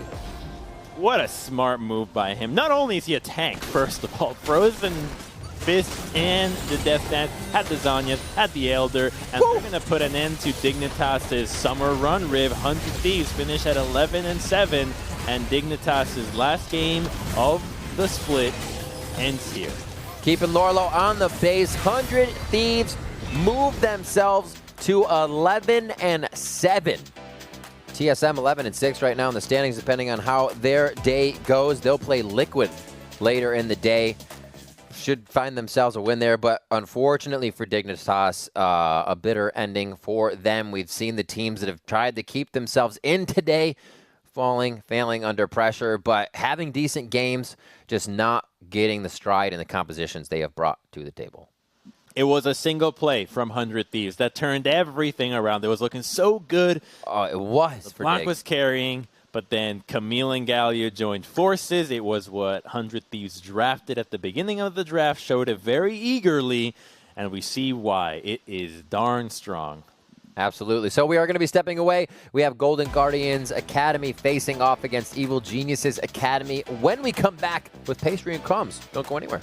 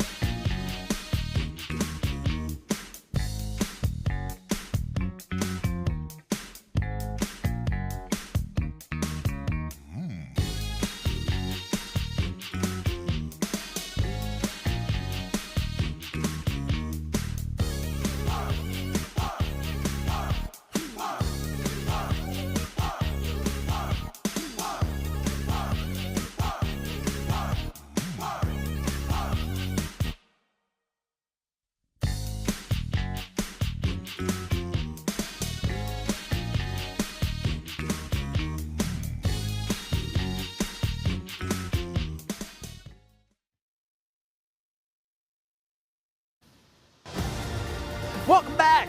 I'm back. You're back. Crumbs, are you there? I'm here, Rib. Pastry will be here later, as I am still here to deliver some calls with Crumbs the Prophet, who will get one of the Drakes right. But welcome back, everybody. We are now into our third game of the day, Evil Geniuses versus Golden Guardians Academy, where both teams are looking to lock in a playoff spot, Crumbs. And there may not be many tiebreakers today. That's right. If Evil Geniuses win, there's no tiebreaker. So we can go home or stay home. Actually, that's wild to think about. Already home. But it is wild considering how many teams were at 9 and 8 or 8 and 9. So we gotten them out of the way. The 8 and 9 teams, Dig and Immortals, unfortunately, were not able to get those wins here. But it was really surprising to see how these two teams have ended up in this spot, specifically Golden Guardians and Evil Geniuses, because Golden Guardians did lose to TSM yesterday in a very strange fashion. It really looked like that game was one that they were going to win, but TSM just took it right from under them. Right, and 100 Thieves defeating Evil Geniuses pushes these two teams into a three-way tie for third with CLG. And still, things do play out, but at the beginning of the day, like you said, it showed so many in the middle. We've seen two of the teams now fall out of playoffs, unfortunately. 100 Thieves was sitting pretty where they were, and now they have a chance for a better spot with the win that we just saw. And FlyQuest playing a bit of spoiler, so you can't really blame them for that. They came out with the Lilia, and they showed us a game. Now it's going to be up against Golden Guardians and EG, sitting at the same in the standings, and the pressure is on here. Whoever gets the win is guaranteed a playoff spot. Feel good. That should be everything you need to know for what's at stake here. And when playoffs are on the line, where everything that you've worked all season long comes down to this, teams always go back to think about the objectives, think about your fundamentals, and who better to follow when it comes to objectives than supports. The junglers here. Oh, damn. That's all right. I'm biased. We got jungle focus here. And Anda versus Hard. Now, it's cool that we actually get to see where they rank in the rest of the league, because the stats for Hard aren't really very great, right? They're okay. You got one at third, one at fifth, whereas for Anda, a first on damage per minute, really impressive, right? That's a whole game. So you're dealing with a lot of DPS. With the kill participation, 82%. I mean, that is just a bonkers number for the jungle compared to Hard, who has one of the lowest. Just indicates how much of your team revolves around having the jungle there to play make. And what does that kind of signify for you in terms of, do you really reflect on that? Do you give him something, not just to up those stats in one game, but should Hard be on something aggressive? Should Hard be on Comfort, something that is going to be more support utility if the lanes don't normally play around having him help? So I think for Hard, what it is, it's not necessarily that he has to do more, but rather if your team is getting kills without you, that's an opportunity for you to be there and make sure that those plays are even more one-sided in your favor.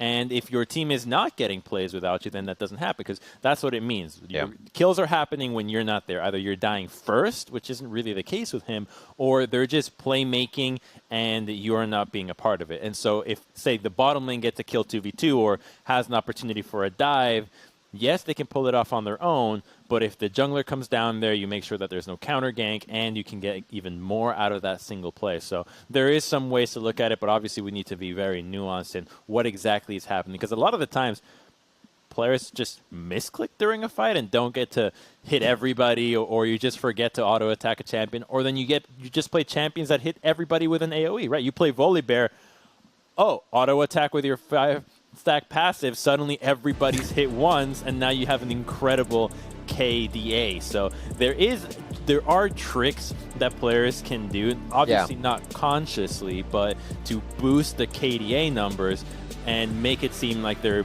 much more impressive than they're not. The most common of them all was the Jarvan flag. Jarvan flag in the fight, 5 assists every time. Ooh, I might have you beat. I think Jarvan is definitely more common, but the cheesier one is Soraka. Oh, yeah. Ult when you don't need it just to get the assist. You do that you see that in top lane for sure. When top lane's fighting, you're just like, I may not need to do this, but boom, thanks, money. I love it. Karma. I like the Ash volley. Yeah, that definitely has an assist on it. Ash Hawkshot gains an assist if that person has not been seen previously. Wait a minute. Okay, because this is something that I actually had a gripe with the other day. Hawkshot gives you an assist, but if I reveal somebody with a Scryer's Orb or a Vision Plant, I don't get an assist from that. What's up with that? Because that's free. Well, Hawkshot doesn't cost mana. Damn it. Damn it, Crumbs. That wasn't supposed to work like that. It is free, though. It costs a cooldown, but then the other one costs... I mean, same thing. Yeah, same thing. Damn it. Moving on. 10 seconds left in this pick. A similar draft to our last game. Galio first pick. No set Ash, though, so Ash and... No, Ezreal. Ooh. Damn, I got scribble in my notes now. Man. Okay, I think Golden Guardians is going to do the exact same Camille Galio combo and just lock it in really early. Zion loves Please Camille. don't pick Galio. Okay. Whew. I almost had a heart attack if somebody was going to lock in Aatrox right now. Zoe. Okay. Sewing that right away. Pokey, not giving him much away. You've got long range tools and good laning phases. So I like what I'm seeing out of EG thus far. It obviously is a really important match for them. This is one of Giyu's best picks as well as Deathly's. Let's see what Golden Guardians can respond with here because, yeah, Camille and then if you take away your AD, looks like Golden Guardians and 100 Thieves have been scrimming each other. Yeah, that would have gotten banned. Zion's been playing Camille the past few times. Not in consecutive, but he's definitely been in that top lane. Seeing what they have now for Blaze Olive. Could go for mid. They wanted to, so he doesn't get pinched out of mids if he feels comfortable. They're going to give hard Nidalee. Oh. Okay. Whew. We see that. A lot of pressure on Hard to perform this game, taking the Nidalee, but the team is built to help him out a lot. Very good engage from your solo lanes, whether it's Camille hookshot or even her ultimate, and same thing with Galio's taunt or ult. Lots of setup for the Nidalee, help him out, as well as pretty good follow-up for Nidalee to go in and maybe even help out a Galio in there. We're going to see the same response from Lorlo in the top lane against Camille, so clearly the teams have felt like Renekton is the best thing to deal with her, but we've seen what happens when the junglers get involved in that matchup. They can really sway the tides, and with a Galio to add to the Camille ultimate, I got a fear for Kumo here. Here's another one for the Nidalee. I had the EG 100 Thieves Academy Rush game yesterday, and 100 Thieves banned Nidalee versus Evil Geniuses. That in their comp is 3 straight poke if they would have gotten it. So a takeaway pick there that Anda loves, and also something for the comp. So Golden Guardians definitely knowing what they need to do to kind of get a little wrench in the works of Evil Genius's master plan. Well, I think what Nidalee has going on for her that no other jungler really does that well is that her rune setup allows you to take her into any matchup. You can go Dark Harvest and try to snowball. You can go your classic Electrocute and just be consistent. You can go Conqueror and be really strong against tanky champions and just be a tank bruiser. The build is super flexible as well. Whether it's you're trying to carry if you get ahead or if you fall behind, you can actually still have some value with your heal and your Grail and have a Zhonya's there going on for her. So there's a lot that Nidalee can do. It's just all about the play with this champion. So this is putting such a big amount of trust on Hard. I'm happy to see Golden Guardians do this as we near playoffs, and into a matchup like the Olaf, he's going to have his work cut out because Nidalee can definitely abuse this champion. He just has to play it really, really smart because Olaf can definitely catch you by surprise and snowball just as quickly as a Nidalee can. I'm surprised to see Olaf that far down the list. Someone we usually get very early. He's finding himself in some second phase bans lately. But what will be on the side of Golden Guardians here to finish things out? They do need that marksman. Ashe, markswoman, locked in, and a support. Ashe Make it Maybe Make it Tom thrash. Kench? Just make it thrash. I know it doesn't really fit well, but oh my word. I control what the tide brings. That's not what she sounds like. Lock it in! Do not. Yes! I love it. I guess with the Galio, it's there. Yeah, okay. You're going to have the arrows, Galio entry, Camille. You need another Bash Brother, a Dive Buddy. I like it. Thresh gets locked in, baby. It's pretty good against Zoe, too.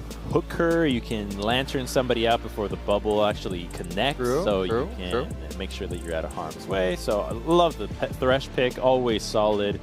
And Braum. There he is.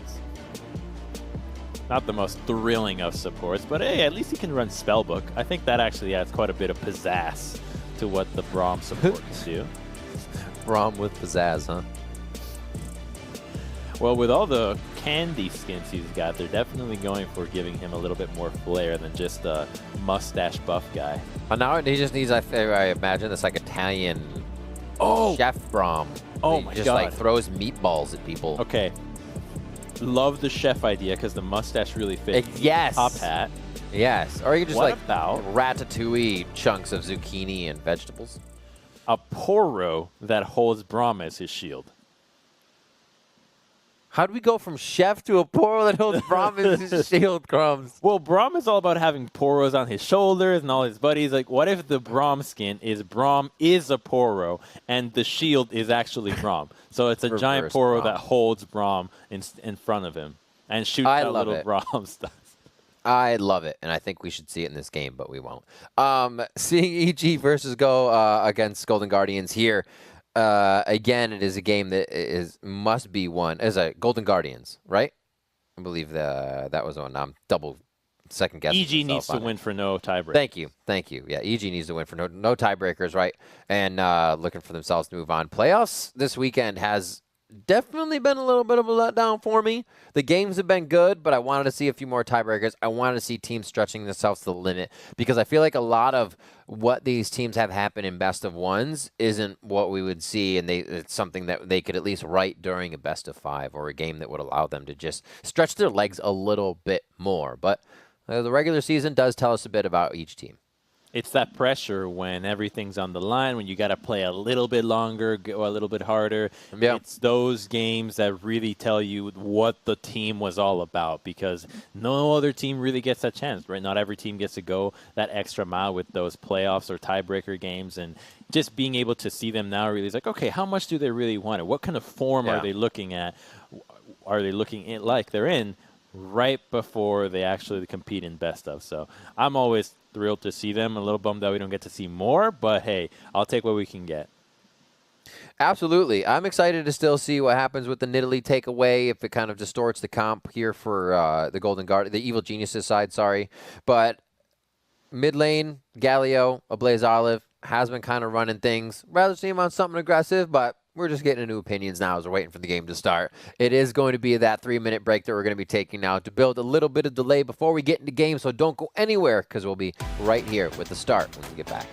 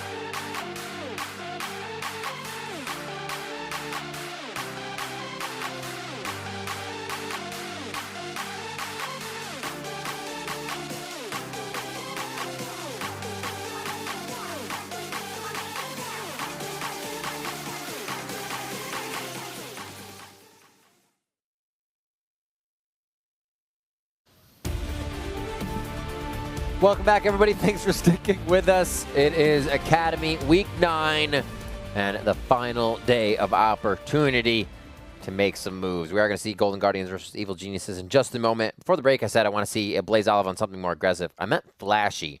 Galio is probably the most aggressive you're going to get. But I always love seeing the mid laners on something that'll just instantly take a game and turn it on its head. Galio kind of needs some help from that, but I guess last game we also did see some flashy Galio, so, you know, we'll see. We'll see. I love how Galio has come full circle because it's been 9 weeks, Riv. A lot of reflecting, a lot of games have gone by. If you remember all the way back to week 1, one of the most explosive teams and flashiest by that manner that came out was CLG. They came out with Galio in every comp that they could get. It was Galio mid. Same thing with Cloud9, the LCS team. It was all about how much Galio like different play. Seasonings for dinner. What do we have? Galio and Galio and what? Galio and what tonight? Galio is the umami. You just put it on everything. It makes everything taste a little bit better. And I thought Galio was actually busted. Like, I've been tweeting about it. I was like, I think this champion needs some tweaking because by itself, it's not that strong. It's when you combine it with all these other picks that suddenly he's incredibly oppressive, especially when you have a jungler that can take advantage of it. Yeah. We saw a little bit of what that could do in the last game. Here again, it's taken over some more games. I think the fact that teams are first picking it should be the biggest indication for this champion's strength because there is a ton of other champions that are really powerful right now, and Galio has been designated by 2 teams that are in playoffs as the go-to first pick, especially in combination with Camille.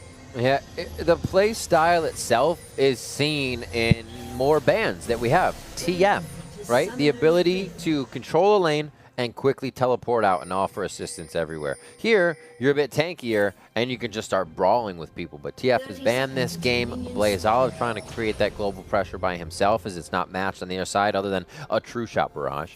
But yeah, that style of play is just being loved right now. Zion, quick tumble over the wall.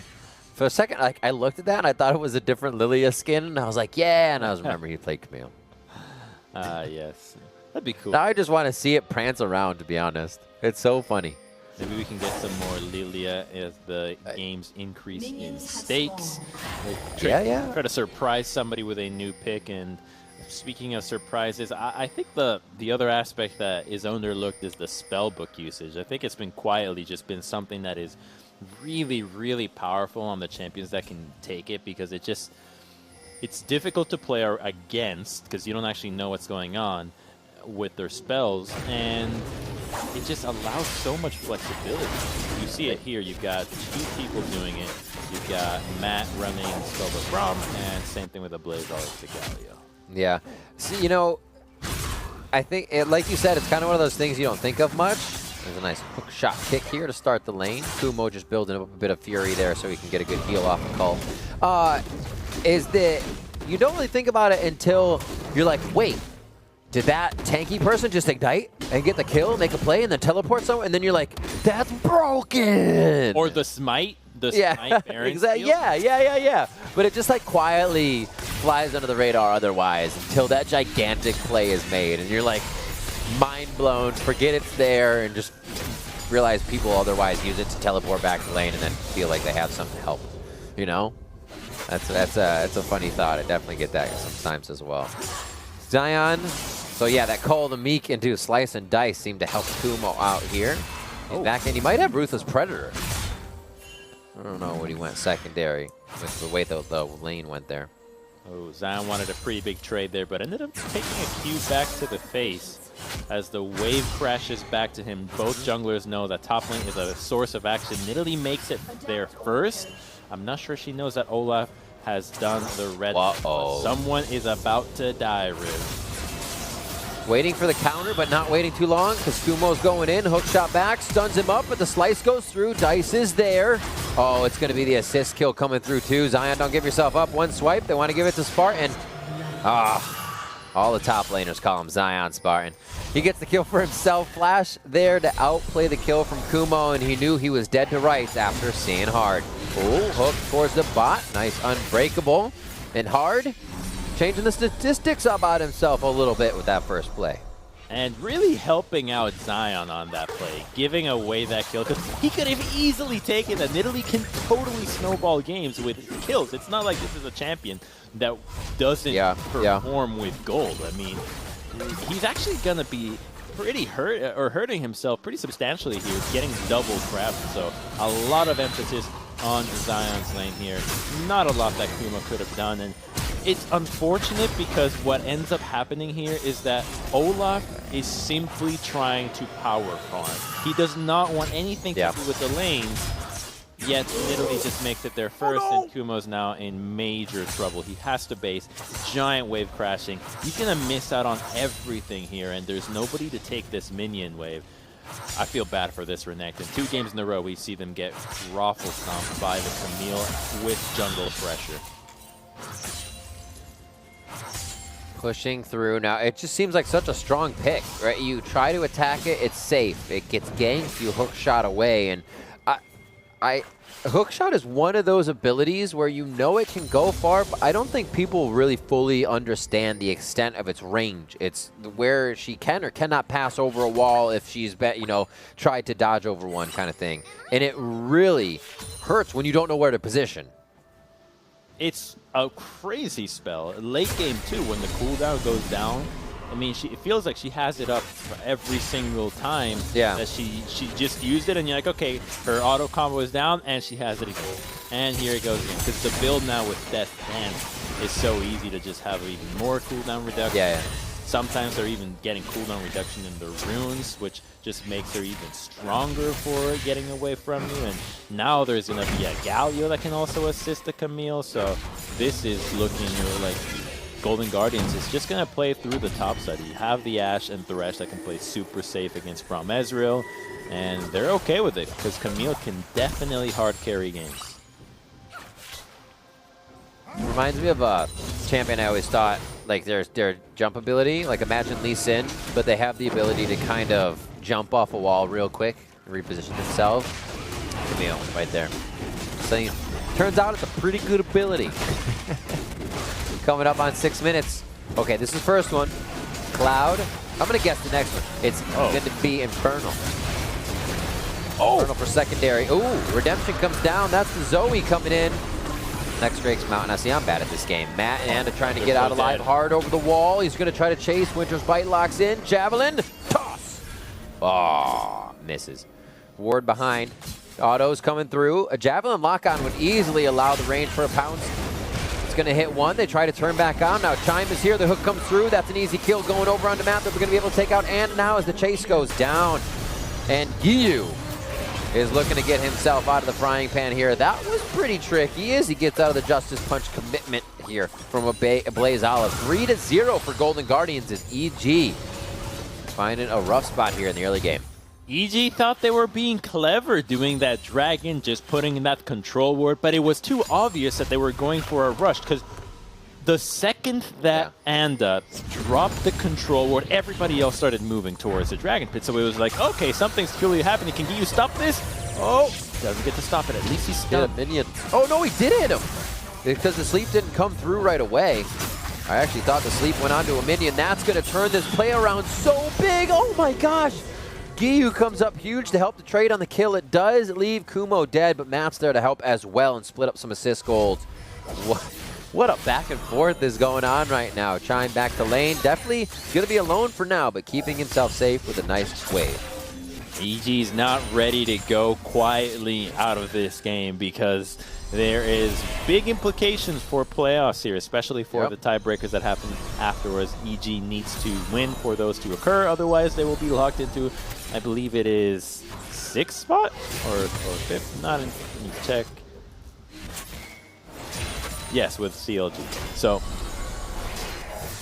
playing around Camille is the way that Golden Guardians will just continue to make it back into this game. As Galio Ultimate is about to be back up because it was a teleport that he used in that earlier play. So they can continue to put resources into the top lane and just get more and more because the wave is in such a good spot, and even Hard continues to play around Zion here.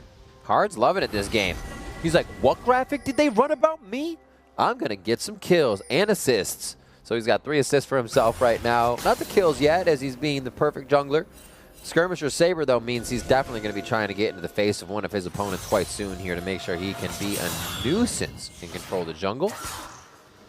And bounties are already starting here for Golden Guardians, feeling good in this game. Like you said, the Camille has just been running the show in this lane, especially since we do see the jungle pressure helping against the Renekton mostly. Oh, mistiming. Mistiming on both players there. Nidalee just showed through the lane. Yep. Trying to go for Zion to ulti the Renekton and then go for a kill there.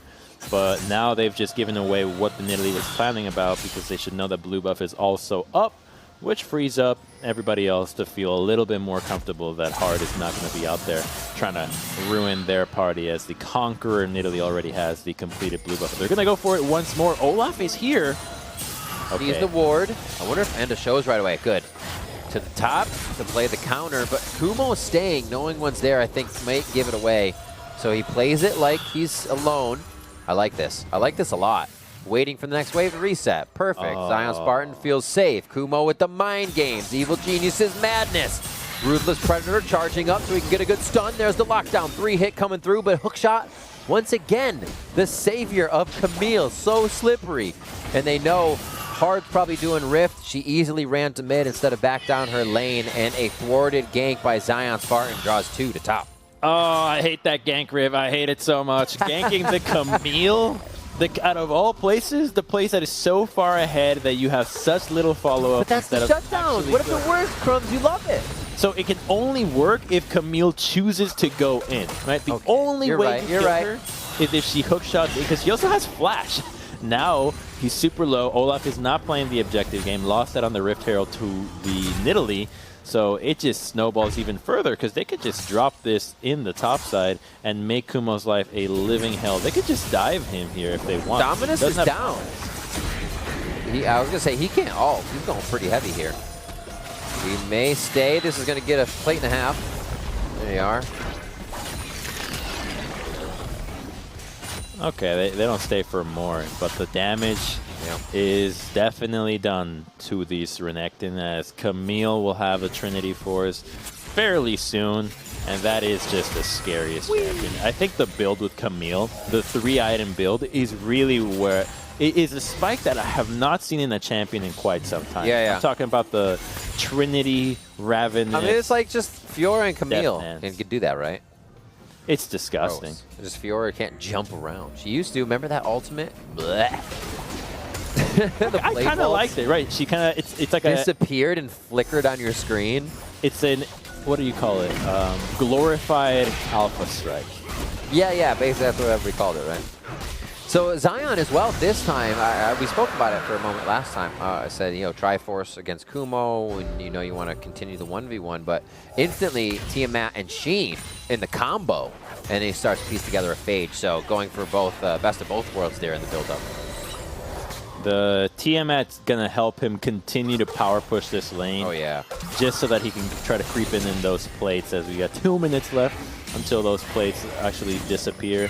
And Hard is just going to get these camped and continue to pass to the top side, because Camille can hard carry this game. Champions like Olaf are not going to do anything to Camille later, and she's actually your best bet at locking down somebody like an Ezreal. So Hard just making his way to the top side of the map, pick up that blue buff, and continue to pour some love onto Zion. This one does not feel like those games where Keith really would have liked to have help. This feels like a deliberate attempt from Golden Guardians to say, we're going to build a composition that plays around top. So have the understanding that bot lane is going to be on an island. We'll give you the champions to be as safe as possible in the lane and still be relevant in the team fight. Just know that we're going to play around top. So the bot lane is just feeling great. They're doing their job, farming away. They've got a little bounty. They've got the build. Even a little bit of a plate here. Just one auto will get the plate. Do a keep. There it is. And confident in their top laner. Just looking at these scores and boards and the standings right now as we talk about that. With both these teams at 9 and 8. We said it before, CLG 9 and 8 as well, but they play Cloud9 later. Fight here on the bot side. Keith one away from the concussive blows. Oh my god, they deny it. His exhaust goes down, saving Matt, though. Definitely walking out. The flash is there. Chime. Oh, he walked backwards before he attacked Crumbs. He almost had him. They almost won 2 fights at the same time because they just killed top. They sent 3 people. They used the Galley ultimate. We even saw that Italy was passing topside. And then they kill him. They're going to get more plates. Maybe. I'm not sure if Anda's going to really push this against the Camille. He won't. But going for that engage into the bottom lane was just really risky there. I think Golden Guardians like, are you guys really trying to fight us right now? We are actually really strong with the Blade of the Ruined King spike on the edge. Wow, what a back and forth. I like the kind of spiciness we're getting across the map. EG looking to get a few of these advantages in their favor, though. A few core items are coming in, but maybe the objectives are where this starts to pop off. Let's see it again since we had that bottom fight. Again, they go on to the Renekton. It just seems like the target everybody wants to hit instantly to lead him, and Anda is just short to the party. He's like, bro! And they leave. They probably left a mess, too. Oh, it's so easy to kill Renekton like this. It doesn't stand a chance. Camille ultimate and Galley. At least with Jarvan ultimate, there was a way to outplay it. Camille, you're just dead. You accept it, and you're done. If you could think of anything in the next 10 seconds that would not like be better than Renekton, haha, you picked Renekton, but just like overall that would fare in this matchup so it doesn't die, so it doesn't do things, right? You could play Ornn, you could be tanky or something, but is there anything that comes to mind? 1v1, yes. Jax. I think Jax can play into Camille but then you find well. jungler potential. Yeah, but then you have a Galio to deal with, and then you have the jungler as well. So really, it's not so much about the Camille matchup. And this is where I think we've seen both teams that played this matchup fall into the trap, where they think, oh, it's just the matchup. No, it's their entire composition revolves around playing around me. I'm talking the mid lane revolves around top. The bot lane revolves around helping top. The jungler's pathing is about going to top side. So then you start thinking, okay, if these are the things that they're going to pour to the top lane, how do we need to respond? Because just saying, oh, we'll pick this champion and survive is definitely not good enough. This is the actual time when somebody could be like, their jungler has been here 5 times. And yours once. No, I'm just kidding. Yeah, somebody could say jungle diffy here. Yeah, It's team diff. Yeah, it's definitely team diff. You're right. We kid, but they are working hard for this advantage on the side of Golden Guardians right now. From the beginning of the game, Zion Spartan again on the Camille, as he has just been having a field day on this champion, picking it multiple times in the past few weeks. And now they look to be in a mid-game portion where this composition that is built up for them would be perfect at the engages of objectives. Here we're going to get poked from hard before they start anything, and if they need a Blaze Olive, he's diving in with the Galley Wall. Both top laners have TP, and they would be ready to fight, but they are looking like they are fighting in the top lane all on their own, or at least keeping each other in their sight so that there's no TPs allowed. And EG just says, we are not strong enough to take this fight. We don't have enough vision. We don't have enough control. We've lost some summoners recently. Just give it up. It doesn't matter that much to us. But giving away souls and potentially allowing Golden Guardians to start Ocean Soul stacking could be a really big trouble because of the sustain that will come out of these champions. And Italy with a heavy sustain focus build going Roa and maybe even Grail at that point. And same thing with the Camille with the lifesteal build. The last thing you want to give them is an Ocean Soul on top of that. This makes sense. Gross. Did we guess Ocean? Did I miss it? We didn't. We missed it. We missed it. That's fine. That's fine. We need a break anyways. I was becoming savvy. I'm sorry. I needed to guess better. I'll get him right next time. That's all right. You still got Pastry's games to go for. Matt gets out of this peculiar position alive. He's fine as he tries to get a bit of brush control. 186 to 186 in CS in the bot lane. Really not the most riveting bot lane, but they're farming out. They're scaling. Obviously, Blade of the Ruined King for Keith has definitely built up his tier and just tries to fight back with the Sheen. Overall, EG's in a position to make a few fights work, but I feel like they need to make those fights happen Zion Spartan's going to run the rest of the game in the side lane, and EG is going to be forced to fight numbers down. They are definitely scared of this Camille. 3-0 is a huge score for her right now. And if there's anybody that EG can count on, I think at this point, it's going to be the Ezreal. I think Ezreal is one of the champions that could have an opportunity to actually outplay the Camille. Not with her ultimate, but the build does give him some survivability to actually stay alive long enough to win a fight for the team. Double cleanses come out, Giyu is fine.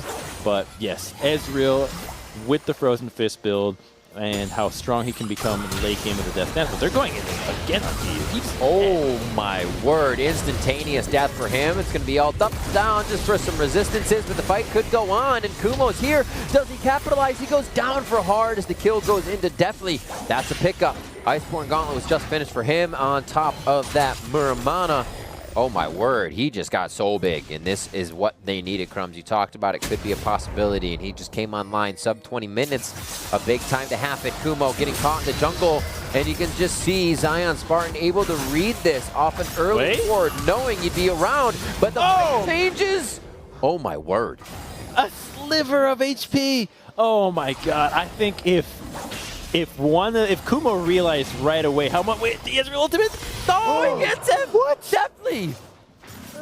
Oh, that's so fat. That's a 4-kill bounty. That was at least 300 gold in Camille's pocket. Ezreal just TP'd to mid, picked up a solo lane kill, got the kill on top, and that kill top also stopped the turret from going down because that turret was so low. He might actually pick up the first brick here, a few more W's onto the turret, and it's his. Wow. If he pulled up into the lane to get away from anything else, a caster minion would have killed him, and there were many.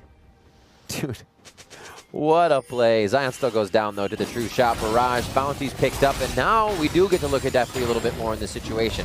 What is he going to be able to provide for the team? He can now slow Zion Spartan as he tries to get to his targets if he doesn't already close the gap for the great hook shot. We'll see. They can trade back, though, just like volleys, potentially. See if Keith can stay protected in Giyu. Now, my eyes are on them during fights if we're not watching Zion Spartan chop people up with kicks. Wow. Now, Deathly has started to pick up his defensive item, the QSS right away. Look at that poke. And we'll be building that Death Stance later. So this is where he starts being a lot more impactful than the Ashe. It's going to get really tricky for Golden Guardians now as their 4-man squad is going to be weaker than the one from Golden Guardians. But they're catching Galleon. He's dead too. Ooh, wait, Zanyas goes down for now. Blaze Olive almost lives, but he's going to get smited down with a reckless swing coming in from Anda as Anda goes down himself. The retribution kill coming in from Keith. They turn right back around and turn Keith's health bar into nothing, basically. EG has a bit of control on the map, but look how many wards are here. These fights are becoming a bit extended as members are going down, and still a lot are left up here that can do damage. There's a lot of damage to follow up after the front end burst on these fights. And they got lucky that the Zoe Sleepy Trouble Bubble in that Raptor camp actually missed, because they would have gotten even more kills, and it would have been Keith that would have gone down. His bounty is still up for grabs. There is fighting ARAM here in the mid lane. Luckily for Giyu, he can pick up some mana here before the dragon fight, but it's not much. This is looking like a good opportunity for Golden Guardians to push to the river and get a quick Ocean's Dragon. They're scooting down. Look at the marksman. I love the fact that they're doing well. Usually we see somebody else on the map carrying, but now it's up to the positioning of the back line. True Shot Barrage comes through. Oh, it aggresses onto the Drake, so now Golden Guardians has no chance. What a play! Skirting it across the member of Golden Guardians and Ocean Drake to start it up. Kumo and a Blaze Olive in a 1v1. He wants the chance to get into the fight, but has to use Taunt already. And now Golden Guardians doing everything in defense. What a push from Evil Geniuses. The madness and the method to it all along the way on this push down river. EG now takes control of mid, and it looks like they'll be able to grab the last bit of health on this turret if they commit. This is what you love to see on the side of EG, especially if you're a coach for them, because you first picked Ezreal Zoe. you need to have these champions deliver. You put a heavy priority on making sure that you got these two right away, and they are finally coming together to just poke out Golden Guardians before the fight even happens. Camille was grouped up for that time. She is not going to be that relevant at this stage in time. She's very squishy. The Galio follow-up is not quite as thrilling as what we saw in the earlier game where it was against an Ashe. The squishiest member you're going to find here is the Zoe there, because Ezreal is dealing more damage and he is incredibly tanky. He also has a QSS. I love that build. And it looks like EG might just be crawling out of the deficit from the top lane and giving themselves a really good shot in this game. Won that shot. Cannon Minion. Walk up. Cannon Minion going for the kill instead of the turret. How greedy. Do it hard. Hard wants it. And is there. He knows. They don't. They don't want that at all. I think they're going to wait for the wave. They have no reason not to. They put pressure on the top of the map for Baron right now anyway. Zion Spartan is going toe-to-toe on bot. And he kicks him right in the butt. Oh, God, that true damage swipe. You almost didn't see it come off of Kumo's health bar. Hextech goes down. The healing here for Kumo and the percentage health from Dominus going on to Zion Spartan. But Zion tries to kick. The adaptive shield comes up, and that's going to be enough for another 1v1 won by Zion Spartan. Okay, True Shot Barrage will miss, but they are still so close, Riv. That was a 4-1 Camille against a 1-4 Renekton, and the fight is still neck and neck.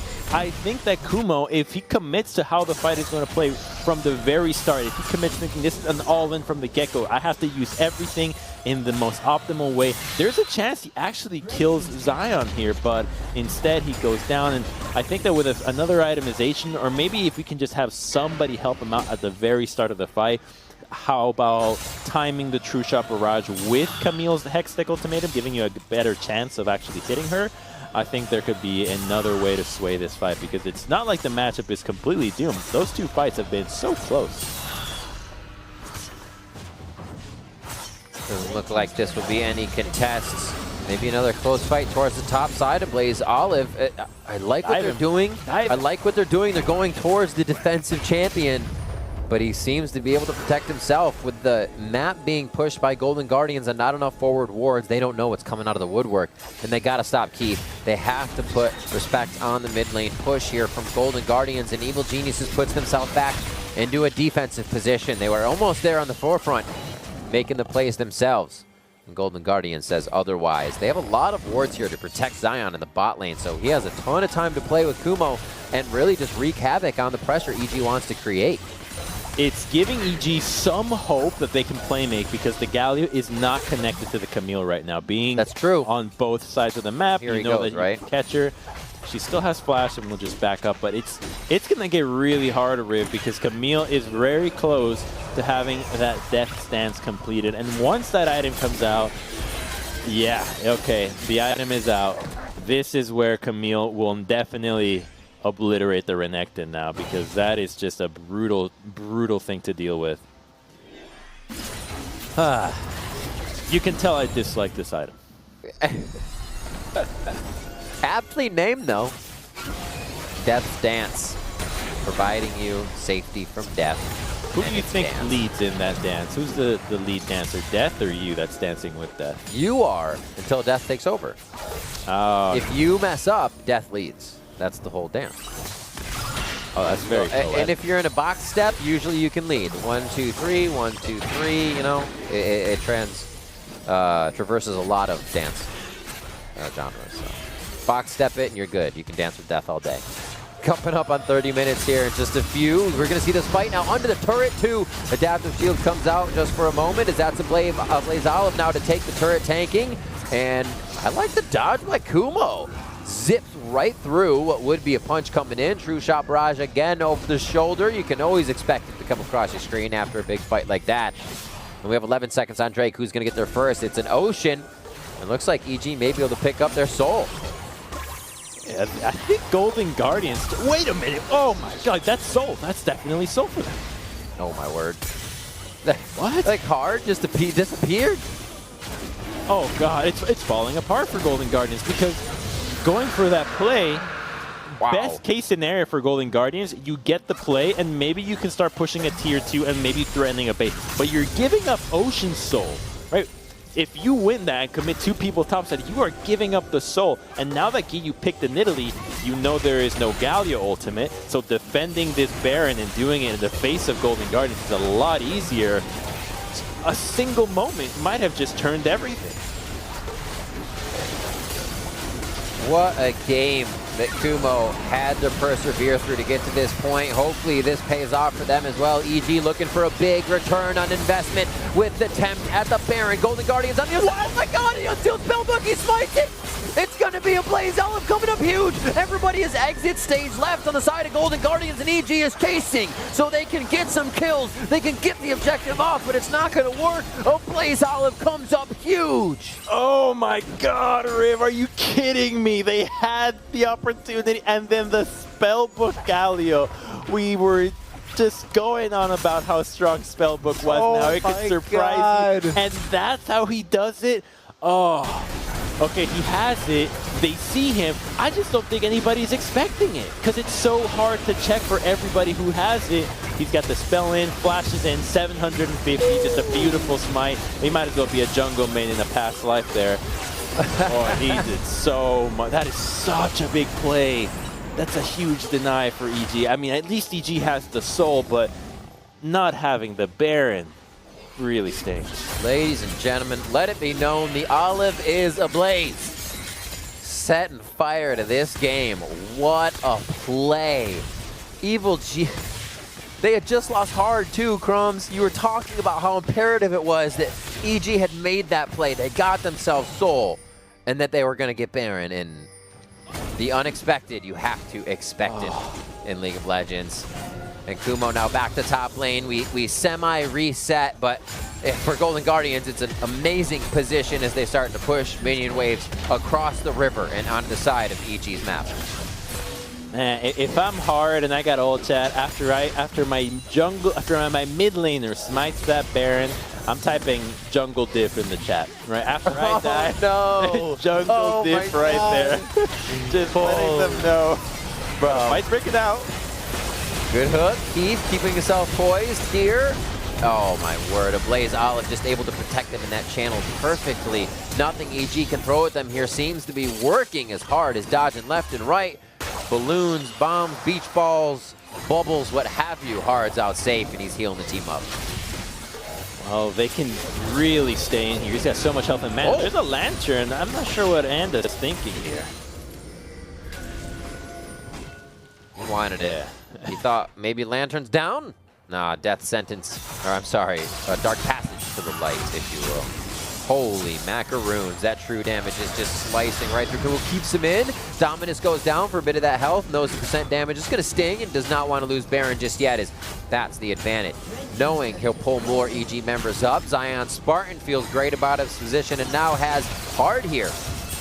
Goes on to Anda as he knows he pushed Kumo out already, and he is just 1v1ing anybody that wants to step to the fight. Zion Spartan has full control over his lane and this game. And there is still a Galio with teleport that can come to the rescue. Ash and Thresh are lingering far back. At least the Baron is out now, but the game has yet to be burst wide open. I think the 5,000 gold lead that Golden Guardians have can easily be nullified in these dragon fights. 2 minutes before that Elder. I remember all the way back to the time where EG actually had a pretty solid fight. It was because Defty and Giyu were poking away. They can still get that same kind of setup to a fight right now. We just have been all over the map and have yet to see that opportunity. If I'm Evil Geniuses, it's all about that blue side control transitioning into the Elder, because you're behind in gold, but you've got the soul, and there's definitely a way in this game. The base has yet to be broken, which really diminishes the threat of a backdoor at this stage in time. So Evil Geniuses are definitely still in this game, despite the huge blow to the morale that losing that Baron caused. Back to the mid lane, back to the reset, Crumbs. There's a death cap on Zoe. Morello's death cap, Ludens, and Lucidity boots to keep that going. Also, whatever she decides to pick up on the map, whether that be Azania's, what have you. Also, Smite. Maybe she comes up with the next one. Giyu can get the steal to get that retribution on it. Keith also built up as well. Aegis for himself. Oh, keeps himself safe on that one. And they're going to start backing up. You cannot get tagged by Deathly. Iceborne Gauntlet going to keep you in range for a few more shots. Chime, not going to get slept on this one as he gets out alive and is... Watch top. Quick back and forth. Look at Galio. They're thinking about diving the Renekton, and Galio's just chilling there. 20 seconds. They have to know Galio hasn't been showing. They have to know Galio hasn't been showing. Puts him in the ultimate. There's no way to get out of this one. He's trying to get to the edge just to safety. Where is safety, though, under the turn of the True Shot Barrage? Like clockwork, comes flying across the fight, but to no avail. Golden Guardians makes it out alive, but do they? Mission Impossible begins right now. That's going to slow him down. The Glacial Fisher throws out the cleanse from the Unsealed Spell because he quickly switches around. I can't even say it fast enough. Just a mouth fumble Rooski. But man, Blaze Olive has some fast fingers going on today to just outplay his opponents. Oh no, Ezreal! Could be hook shot down. Did he stop? No, he didn't get it out in time. The teleport did come in, and now you have Deathly over here as a fight. They're going to lose an inhibitor. They might actually threaten to end the game here from Golden Guardians. They've got a minion wave. What is happening? EG could lose right now. Zion Spartan does not take very long to get through these objectives, through these turrets, through these structures. Evil Geniuses is holding. I think they know what kind of call they have made, and they're staying for the fight. A half back, a half stay, possibly defended in base now with Rift Herald stolen. They knew the minion wave wouldn't be big enough. Crumbs! They may have played Golden Guardians, but now the next minion wave coming in. It's up to Kumo. He's been doing it all game, and he's got one last chance to make the fight work with Dominus up. 2,000 HP over the wall. It's going to be going to Matt. Is Unsealed Spellbook this time. Crumbs, what the hell is going on in this game? It's going to be the base. It's defended. It's Elder Drake going to Evil Geniuses at 35 minutes in, and we're still rolling here on this barn burner. Zion's trying to get away. Definitely, if he can shift forward, he has the true shot. Or I'm sorry, the Mystic Shot that slows. But oh my God, we're still in it. They're still going, and Evil Geniuses are mad for playing it the way they did. Now back on to Baron. They are going for broke with everything. They're going for broke with, they have almost everything. They've got Soul, Elder, and Baron. Oh, the double smite that have come into this game to just undermine the junglers have been so amazing. Both hard getting outsmited, and Anda, if I'm Anda, I'm happy that my my support took the Elder, because I think that is a bigger objective right now than the Baron. And I think that what happened was EG faked that they were basing multiple people, just sent one back, which was the Ezreal, and just counted on Giyu. So they split their threats really well. I'm curious to see what happened with Blaze Olive dying up there, because I thought they had backed off from the play after getting a single Nexus turret, but clearly they lingered on the hopes that EG might have overcommitted to the Baron side. So let's see this again in base. Go Kumo. Oh, yeah, Kumo's just so strong. Oh, having that Elder pop up, dude, just completely Immolation burn on that immediately. Holy macaroons. Okay, big push for EG. Elder, Baron, Soul. You couldn't ask for anything more. It's your dream scenario, just hoping it's not a nightmare. EG pushing in. What a back and forth game. And again, I said it before for the game for Dig, a game that tests your mentality to the max. And really, it's something you're going to need to have a solid mental going into a playoff type game. Here we have Evil Geniuses still trying to stop Zion Spartan on the bot side from Golden Guardians. He's 6-1 this game and just throwing down the damage. Void Staff now for Giyu as we see another item completed. And EG is heading out of their base with confidence. Baron. A bit of Drake. They got Elder War off now? Yeah, it's not swirly anymore. We're good. They can get maybe 2 turrets off this Baron push if they're really quick about it, because there is a standing tier 1 there that can give him a little bit more gold. But the gold is beyond mattering, I think. The items are pretty much there for everybody. Yeah, there's a few things that could happen here and there, right? Gallia could complete a death cap and whatnot, but whether he has a death cap or not, he's still going to be playing towards Kumo on the side lane and Zion, so he just needs to show up with his CC. Audi 5000. They're back to base. They have to protect. Got a Baron. All the cards on the table, Crumbs. Out of base comes Giyu and Matt. Zion Spartan take quite a bit of damage to start this fight off. Not looking good for Golden Guardians. He's going to throw down the ultimate and go down almost immediately. What? He missed. Blaze Olive is on the other side of the map, by the way. So Golden Guardians, they just need to keep themselves alive. What they do have in their favor is that all of the waves are pushed up currently. Zion just made a huge misplay. It was his hook shot. He missed it, right? He basically just had a little tiny hop instead of a long-range hook that gets him out of trouble. Keep an eye on the clock. 35 seconds for Zion. He has TP. Keep an eye on a Blaze Olive. He is already up there. You think he's going to backdoor this? Going to chill in that tier in a little brush? Because he's doing it. He's waiting. Okay, he's back. It's like, is this the play? That's a lot to put on the line right now, Crumbs, especially 40 minutes in. You lose a fight like that and there's not enough in your base, the other team is going to wipe away everything you own. He definitely stands on the front line now. A lot of wards littering the area of Evil Geniuses, but outside that is dark. Golden Guardians may have a chance to make something work. Kumo with teleport up, just building a bit of his rage and ferocity as he messes with the minion waves on the top side. True Shot Barrage goes through. Big damage on the Hard on the backside.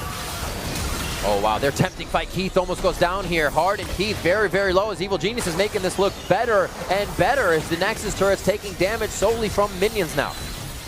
Getting stopped just short. The minion wave comes out. Yeah, the poke is being utilized perfectly. Giyu has the Blade of the Rune King on his active. Zion Spartan goes in. That's going to be the Hextech ultimatum onto Deathly. They're trying to fight him. Here comes the Blaze Olive. Oh my god, they take down Deathly immediately. Renekton was able to get in, and Kumo's doing what he can in the middle of the fight. His Matt almost goes down. That's a lot of low health bars for EG, and they're getting wiped out of the fight. The masterminds, they're getting wiped out of this fight. And that's going to be a double kill for Zion Spartan.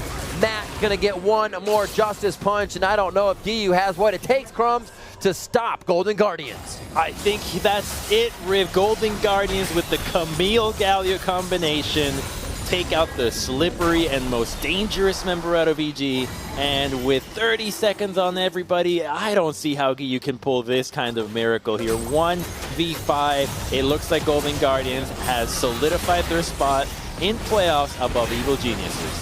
That they have. It will be up to a few more games later to see if there is a tiebreaker for GG and CLG, but that's only if CLG win their game. Golden Guardians feeling good here that they will lock that better playoff spot over Evil Geniuses. What a game. I really like this game. The Camille Gallia, that's always exciting, all the playing around topside, but the cherry on top for me was definitely the use of the spellbook. Twice we saw spellbook members outsmite the junglers. I'm so glad we brought it up. The jungle role, right? It's like how good are the smites? You hardly ever see it, and then, you know what I think it is as the stealing jungler, it always feels easier, less pressure. As the non-jungler player, less pressure. You're going in, this is a ha-ha, feel-good moment, and you don't have the pressure. Yeah, right, because you're like, oh, let's try it. See if I can get it. I don't know if I can get it. You can blame me for trying. I switched my summoners. Right, I'm not a jungler. I'm not. You don't expect me to smite. Sure, I would never get it. That's funny. All right, so now what do we have? GG lock either 4th or 5th. Right now, Evil Geniuses has locked 6th place in the standings. They are in playoffs, but they are in 6th. And GG now has to wait for the Cloud9 and CLG game. If CLG win, there's a play for 4-5.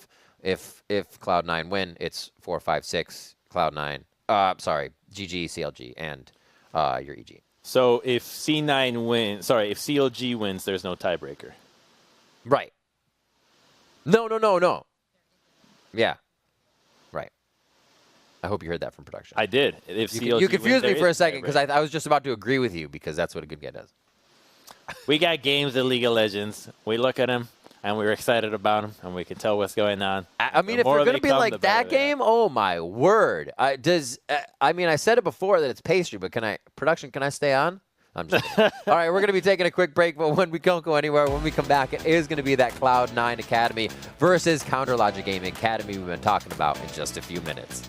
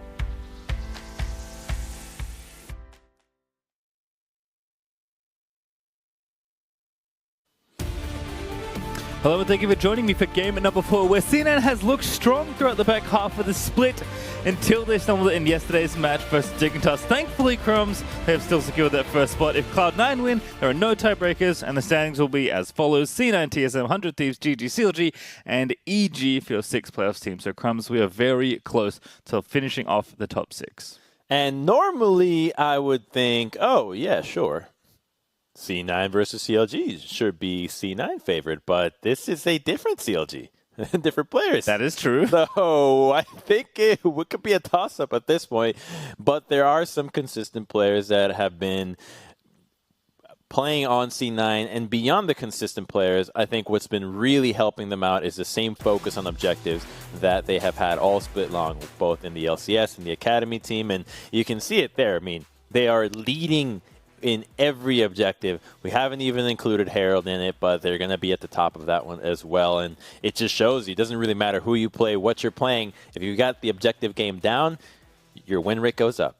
Yeah, and we certainly will be looking at the top lane here, I think, as far as places where CLG can look to attack. Things certainly do change, as you mentioned, with the addition of Pobelter and Wiggly to the lineup, so kind of curious to see what happens there. But this is a pretty fun top lane matchup. Fudge has been incredible, arguably one of, if not the best player in Academy, certainly has stepped up for C9A this split. And Deus, he has always been the shining light of Cloud9 Academy, and they have had even better results this go-around in the summer. So, while certainly in Fudge's favor, given his form this split, Deus can always put up a fight, especially if he does get his hands on a carry. I do think Deus can definitely hold his own here. The one thing that I worry for him is Camille. We've been seeing Camille too much almost in the past few games, and it can definitely take over games. Fudge is the original Academy Camille for this split, so I would not be surprised to see them pick it up for him and just obliterate the top lane. I'd like to see that getting banned out, but first rotation of bans to target a Camille feels like a big risk for CLG, because you're never entirely sure if that is the direction that C9 is going to go for, because if they are, sure, you're good. But if they're not, you just threw away a ban for no reason. Yeah, and as a reminder, like there's maybe some looseness that C9 will be playing with, but they have honestly nothing to lose. They've secured first. In fact, the standings, with the exception of Golden Guardians and CLG, is all but decided. If Cloud9 win, that's it. We've had those standings I'd rattled off earlier, but CLG can get themselves a little bit higher in the playoff seeds if they're able to take a victory here. So for C9, you know, they just want to end the season well, look like the dominating team we know they are. For CLG, though, there is something on the line for them. They will get a shot at a tiebreaker if they can take down Cloud9 Academy. And even though Dig did manage to take them down yesterday, CLG Academy going to have a tough road ahead of them here, given how good C9 have looked for most of this summer. And even though C9 isn't playing for anything, that fact that they have looked so good this summer is, I think, what they're playing for, because so many of the C9 players are teetering on the edge of, are they LCS ready? They're the strongest Academy team at the moment. Some of the players individually are showing that they definitely can play at an LCS level. So having a game that doesn't have anything at stake and not taking it too seriously doesn't actually bode well for players that are trying to break into the LCS. You want to make sure that every single game is a S-tier game that can be looked upon by LCS teams and say, okay, I want this guy on my team, despite the games not having an actual influence on the standings. So I think C9 is going to come out swinging and trying to put the hurt to CLG. And with a first pick Kalista, if they go down this route, you know they're going to be just obliterating the bottom lane. Yeah, Tomo going to look to wreak havoc there versus Wind, and field of bans for reference are Olaf, Caitlyn, Gangplank, Galio, Twisted Fate, and Ashe. So pretty standard. In fact, these are 6 champions that we see pretty often. I would say 4 of these 6 are current meta champions, and the other 2, especially Gangplank, is a little more targeted to Deus, but Gangplank also pops up quite frequently in drafts as well. As Wind, he's going for it, baby. He's going straight to his Draven. That's said as well. That could be a pretty good matchup into the Kalista. She's just bouncing around and you are standing on your blades and just bringing the hurt down to her, but you need to play to the Draven. So both teams are going to have a strong focus in the bot side of the map, and clearly prioritizing the set over the Volibear, set having more flexibility for their lanes that you can play him. And if Tuesday was still in the lineup, I'd be thinking, oh, well, this could be a set in the mid lane, and this seems pretty likely, pretty par for the course for what CLG Academy has been doing this split. But with the change of Pobelter and Wiggly, I'm fairly confident to say this is just going to be a set jungle, just so easy and reliable. Yep, he played it already yesterday, so not surprised to see Wiggly potentially whip that one out again. But as you mentioned, there's a ton of flexibility with sets, so he does bring a lot to the table. Volibear Zoe locked over on the other side, though, and Vladimir is the last pick for CLG in this phase. So going top lane there for Deus, we have to think, but also could be a PoE champion. He does play this one as well. So CLG keeping things interesting in these first 3 picks. I think it might be mid here, because you don't know what Fudge is playing for just yet, and I feel like Deus would be in a terrible position if he blinds a Vlad at this moment. He wouldn't have to show it because you could flex things all the way down. But it makes sense to me that if C9 shows AD, jungle, mid, USCLG having red side show the exact same. AD, jungle, mid. Yeah, Pala did take Zoe here, and I think Vlad is perfectly serviceable as a matchup, but Zoe tends to survive most of her lanes anyway, but I think Pobelta is certainly a champion that he can do damage on, especially as the game gets longer, which is something that CLG, in fact, both Wiggly and Pobelta have been involved in a number of long games in the LCS, but the Academy team has also had some slow ones and some dominating wins as well, to be fair. Nidalee, Morgana, Ryze, Aatrox, so the last 4 bans of Phase 2. Actually very interesting to see a Nidalee ban there, so maybe hinting that they think the set is going somewhere else. Could also be Phil's champion as well. Has played his fair share of aggressive support so far. And there's Orianna, so I'm going to go ahead and say that it's not Vladimir mid anymore. But who knows, Crumbs? Who knows? You know, Pastry, it's Vlad top, and that is weird too. That feels really weird because then they banned Aatrox and Ryze? The Aatrox ban? Okay, right? Sure. I'm not sure that's a matchup that Fudge would have taken in the first place. He's going to be very happy with Aurelia here, much stronger than Aatrox into the Vlad anyways. Yeah, I guess we'll see where CLG's champions all want to shake out. Again, I think more than anything, like Day is probably looking to play for comfort here, and I did say that he can do a lot of damage on a carry, so it's nice to see him shifting away to more of a DPS champion instead of the Ornn duty that he has been very reliable on, but also consistently on throughout a lot of his tenure this year. There is Blitz, though, for Phil. Not going to be taking the more passive Alistar, although Alistar's not that passive, actually.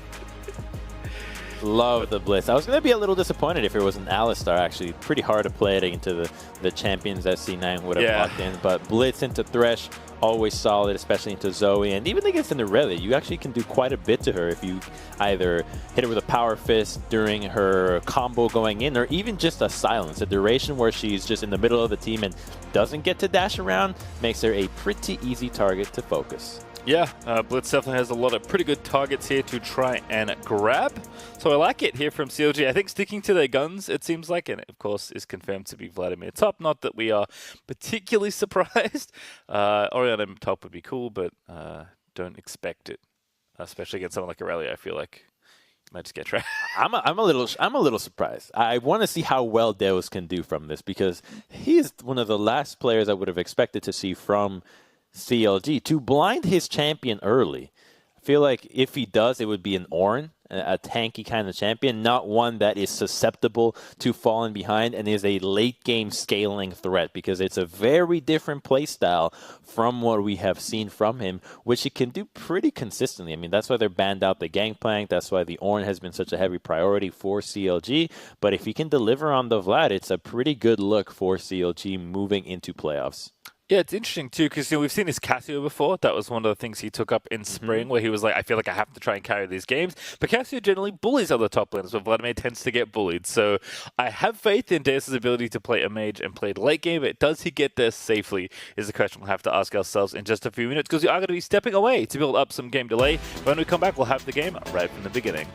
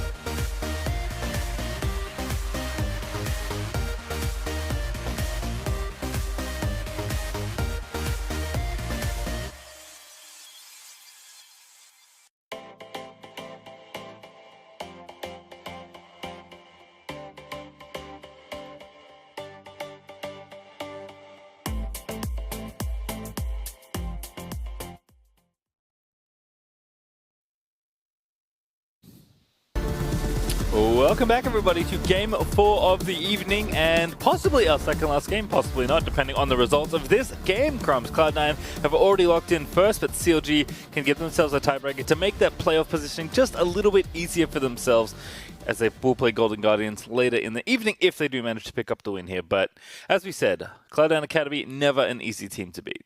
And not easy to beat, especially when Fudge is playing a carry here. Not going to be on Shen, Ornn duty, or any tank, but on an Irelia, which out of all champions got buffed. I guess all the bruisers have been buffed lately, so we're trying to just make sure. I mean, Yasuo got buffed recently. Don't be too shocked, Carl.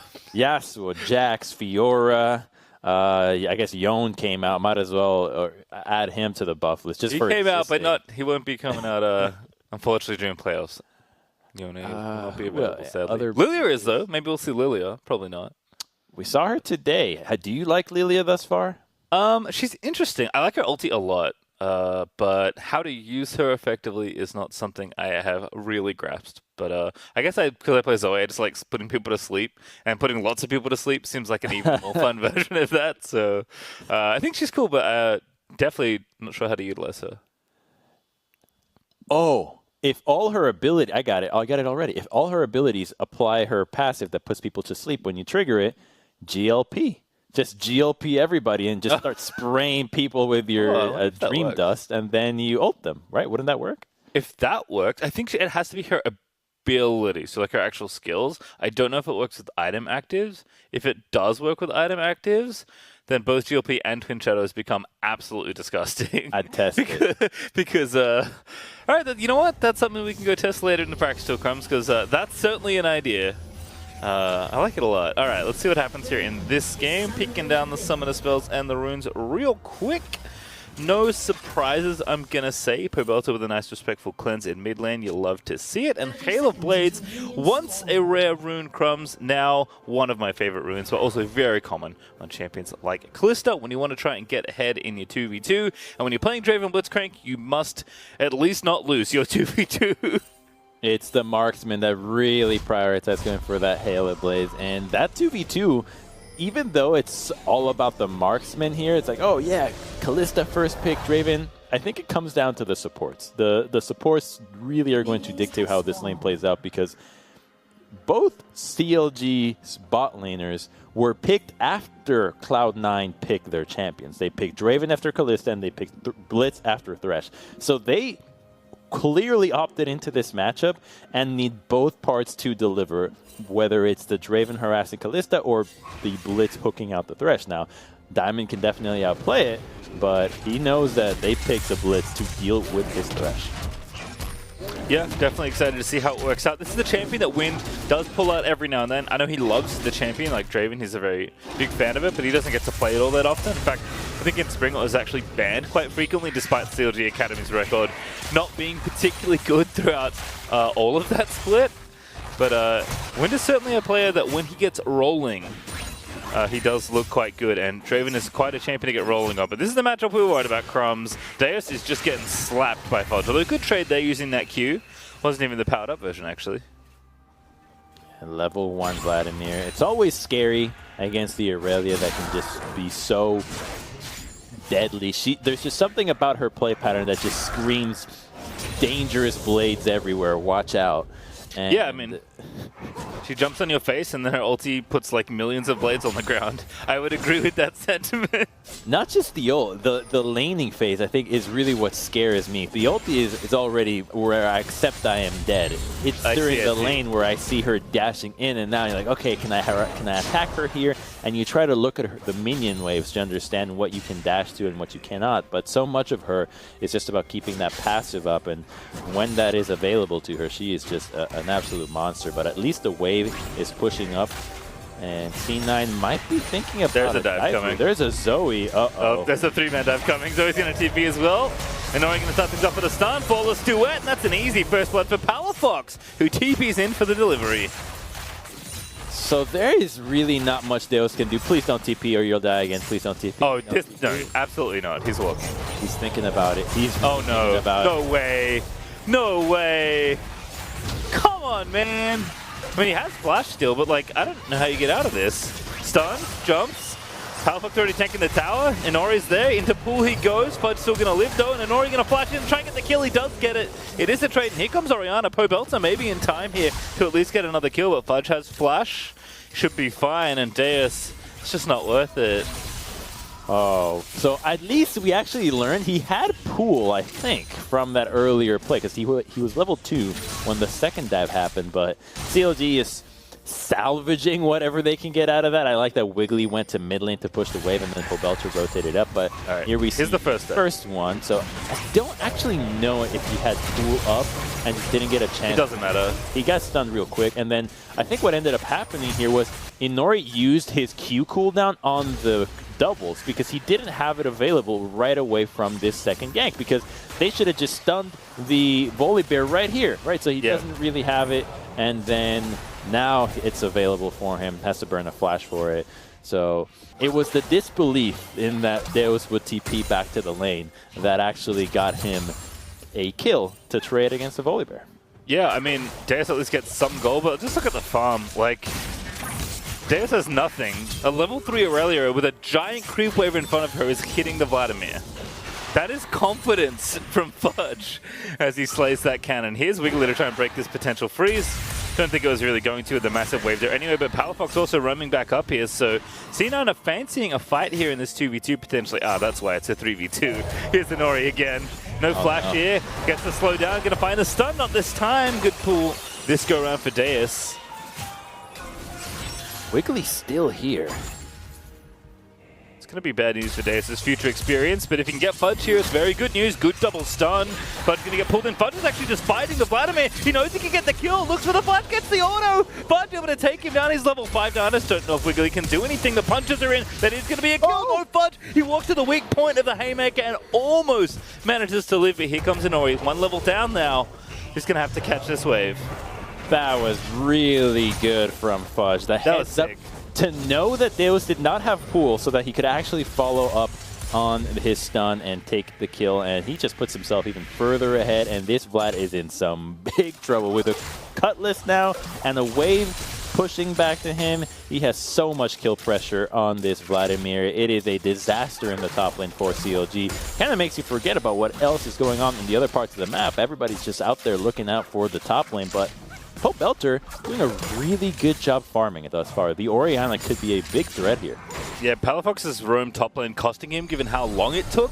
He actually did it twice as well, because they went back, I think, to try and peek in when Wiggly returned to the top lane. So Palafox costing himself 20 farm in the mid lane, thanks to those 2 roams, which obviously not the ideal place you want to be. In the bottom lane, though, we actually were curious about this lane. Unfortunately for Wind and Phil, nobody has come to their lane except the lane as we expect.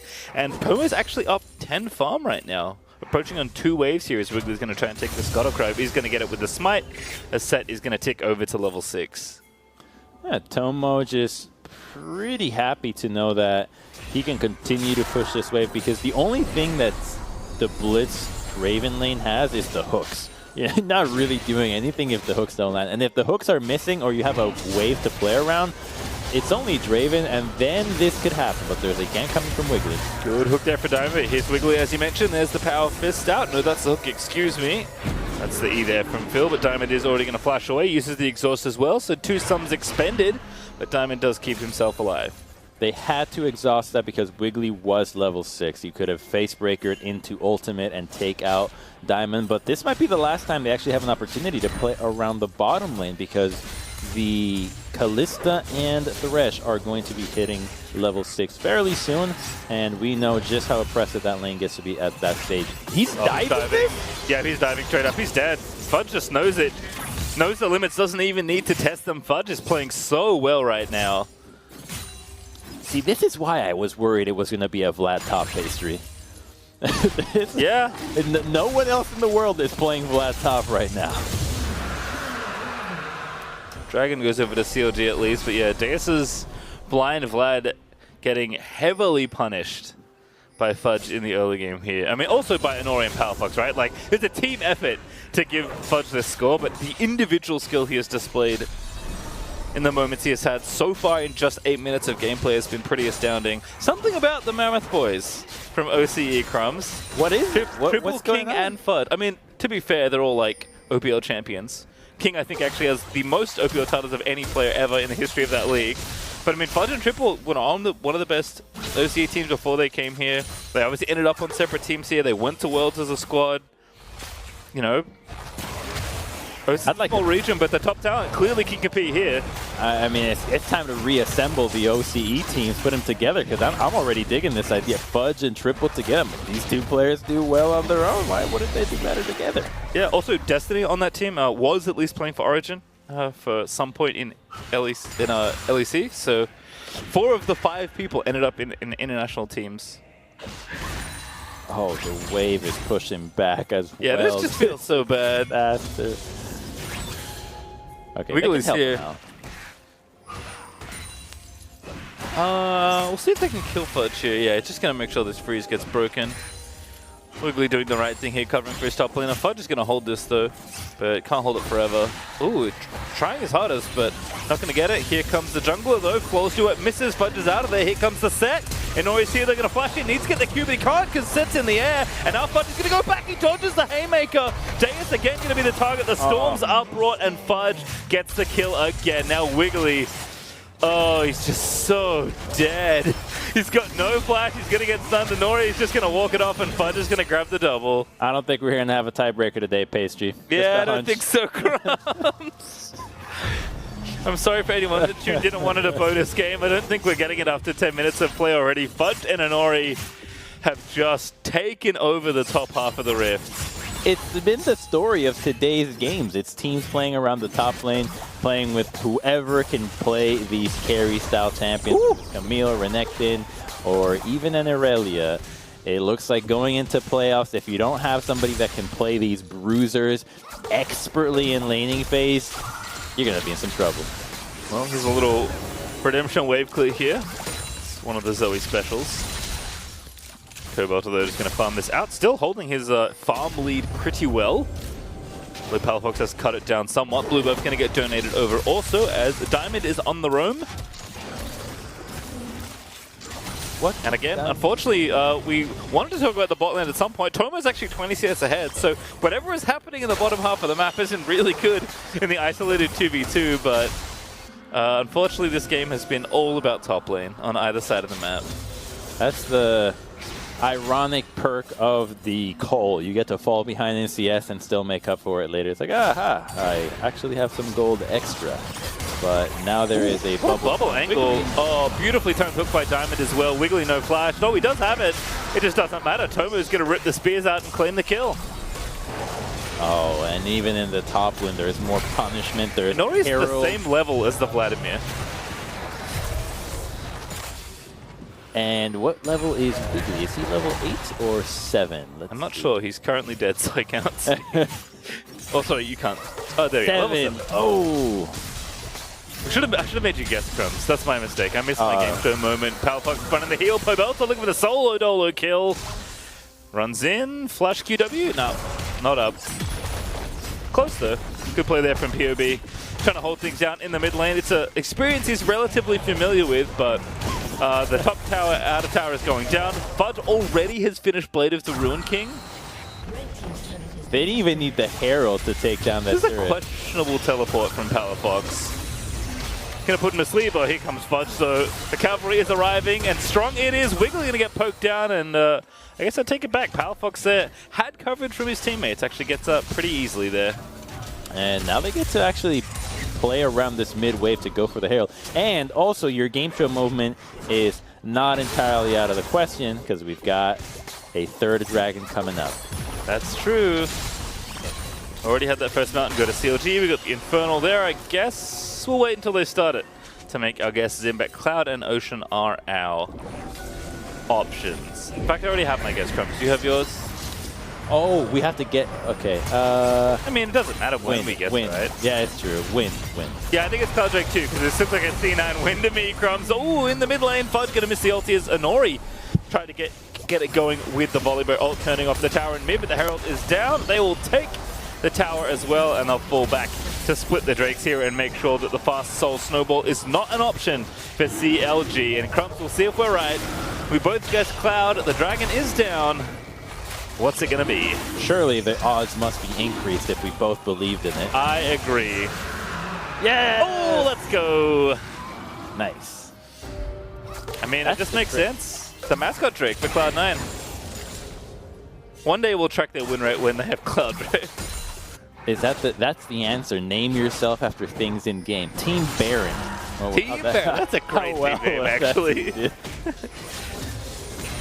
Unfortunately, the problem there is that, like, you know, it can go bad quickly, right? If you become the team known for giving it away. Or the Baron throws. Team Baron once team again. Donates Baron. Team throws at Baron. All right, well, an Infernal Drake now for Cloud9. Again, they've stopped the potential snowball for CLG. They're basically just turning off all of the win conditions that CLG are trying to accrue. I think Pobelter is like the one we can look to right now and saying he is strong. If he can find a good ultimate, right? This next mid-game teamfight, when he has 2 items, he can look good here, because bottom lane's not looking good either, unfortunately. Both sides of the map falling to pieces on the CLG side as Tomo and Diamond pick up a 2v2 kill.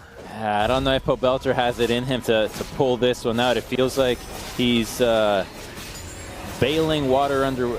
You ever been in a boat that's kind of underwater and you're bailing water out of it at the same time?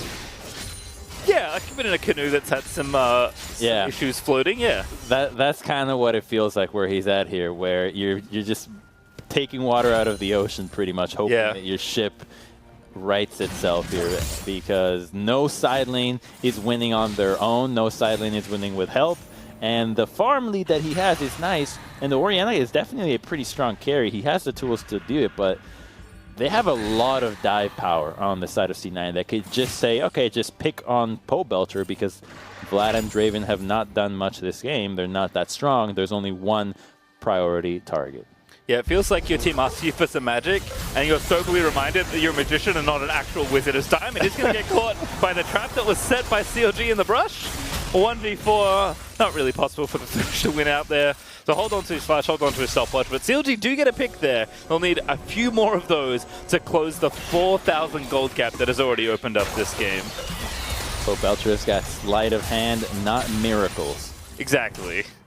And we'll see what he can do here in the mid lane, but top lane is forfeit at this point. Fudge's CS lead is 55 at quick glance. Tomo isolated here in a 1v3, is hopping away. Phil, ooh, great flash by Tomo. Go back in. He can definitely get it done here. See you later, Phil. The rend is going to come back up. He actually doesn't even need it. Oh, the hook finds another one. That actually may get his teammate killed. There's the set ulti out from Wiggly. They do get the shutdown onto Tomo, but it looked disastrous for a second there. CLG still roaming together to try and find picks, but Diamond and Honori are going to defend the tower. So CLG, they're getting a little bit of gold here and there, but they can't convert into any more gold sources here as the turrets are staying up for Cloud9. It's good that they're looking for something, that they're actually still trying to make a play happen, because they know that it's not going to work in mid, it's not working top. Where could you go? It's in the bottom lane, and Tomo did a really nice job in outplaying Phil there. I love to see how he kited that out and then flashed the hook to make sure that he could continue to chase that down. And there was a world where if the set did not get that close, he actually would have been able to outplay the whole thing and stay alive for the aftermath. So this Tomo substitution for King, starting to look like one of the most seamless transitions of all time, because you were just talking about how King was a OPL champion, and just seeing Tomo right there, I'm like, man, this guy's pretty good at Kalista. He's pretty good at a lot of carries. Where did he come from? Yeah, if we think about, I mean, C9 Academy's like arc from the beginning of this split, I mean, they didn't look good. I think they were 0-4 at one point to kick off the season, and now they're clearly the #1 team in Academy again. You know, Tomo was the new guy. You know, he was playing mages, he was adjusting to life on this team, which for Academy had quite a lot of pressure. And I mean, Cloud9 are a very big organization, and they are very successful in League of Legends across both the LCS and Academy, especially in recent memory. You know, Tomo was a guy that was at Scouting Grounds, he was going to go playing Collegiate, right? That was his plan when he didn't get a team offer, and then all of a sudden, a position opens on Cloud9 Academy because King, due to the current global situation and some visa troubles, could not find a way to play. So he joins the team on, you know, pretty short notice, I'd imagine, and he's gone from a player that looked very out of place to potentially another star in the Cloud9 talent machine, right? It's something about Cloud9 and finding players, whatever it is, it seems like their players always end up being really good. You know, I love that story because it is the epitome of when opportunity knocks, you have to be ready because the opportunity was never there. The opportunity was somebody couldn't make it. Can you step up to the plate when that person does not get to take his regular spot? And Tomo just said, well, I can do it. I'll do it. And now it feels like a pretty seamless transition for him. A win here, I think, would definitely solidify him as a really impressive marksman in the bot lane for Academy. And this is just a nice little play. Let's see if there was a way to actually outplay it because Wiggly moves up. It was that hop. That hop forward actually was what did it onto him. Had he kept walking back, but how could he have known that Pobelter was there? Yeah, but at this point, Pobelter is going to have to chalk up quite a lot of overtime in this game. He's, still 40 CS ahead of Palafox. He's roaming around. He's been consistently a part of the plays that CLG have made in this game. That doesn't fix the situation of being down 9 kills to 4 and not having any towers, but CLG and POB in particular are fighting back here in this game, but we've already got that second Drake over for Cloud9. They'll be on their way to Salt Point in 4 minutes time, and Fudge is just like really just ruining. He does not give a fudge about no, he does not. He's, he might get Flame Horizon in this game, which we haven't seen in a minute, as mid lane feels going to be forced to flash away because Cloud9 are assaulting both the tower and the champion in mid. They'll take the tower. Fudge will likely do the same there in top lane. Deus TP'd. Oh, he's here in mid lane because he's trying to help out the squad.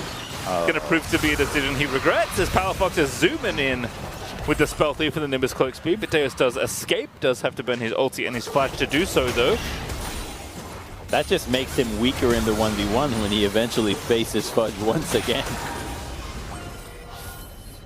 Palafox's angles on some of these bubbles have been pretty incredible to watch. I mean, CLG is just running out of things to defend. I mean, Fudge has Trinity Force finished now. At 20 minutes, he has 2 items. One of them is one of the single most expensive items in the game. And he's going to go to the next side lane here and start to work on the tier 2 in bottom lane. And I think in a 1v1 where Fudge knows that there's nobody in the vicinity, Deus cannot survive 1v1 under the tower. I think we have reached that point now where he actually just cannot live. The Aurelia is too powerful. I see people near the jungle, I get very concerned for Deus' safety. It certainly looks like that. Even at a tier 3, the Blade Trinity combination should have enough sustain and damage that it only take a few autos to force the pull from Deus. And then you're tanking maybe 2 to 3 turret shots, depending on if you have a minion wave. So without a stopwatch or anything else to buy even more time, he is definitely in some trouble down there.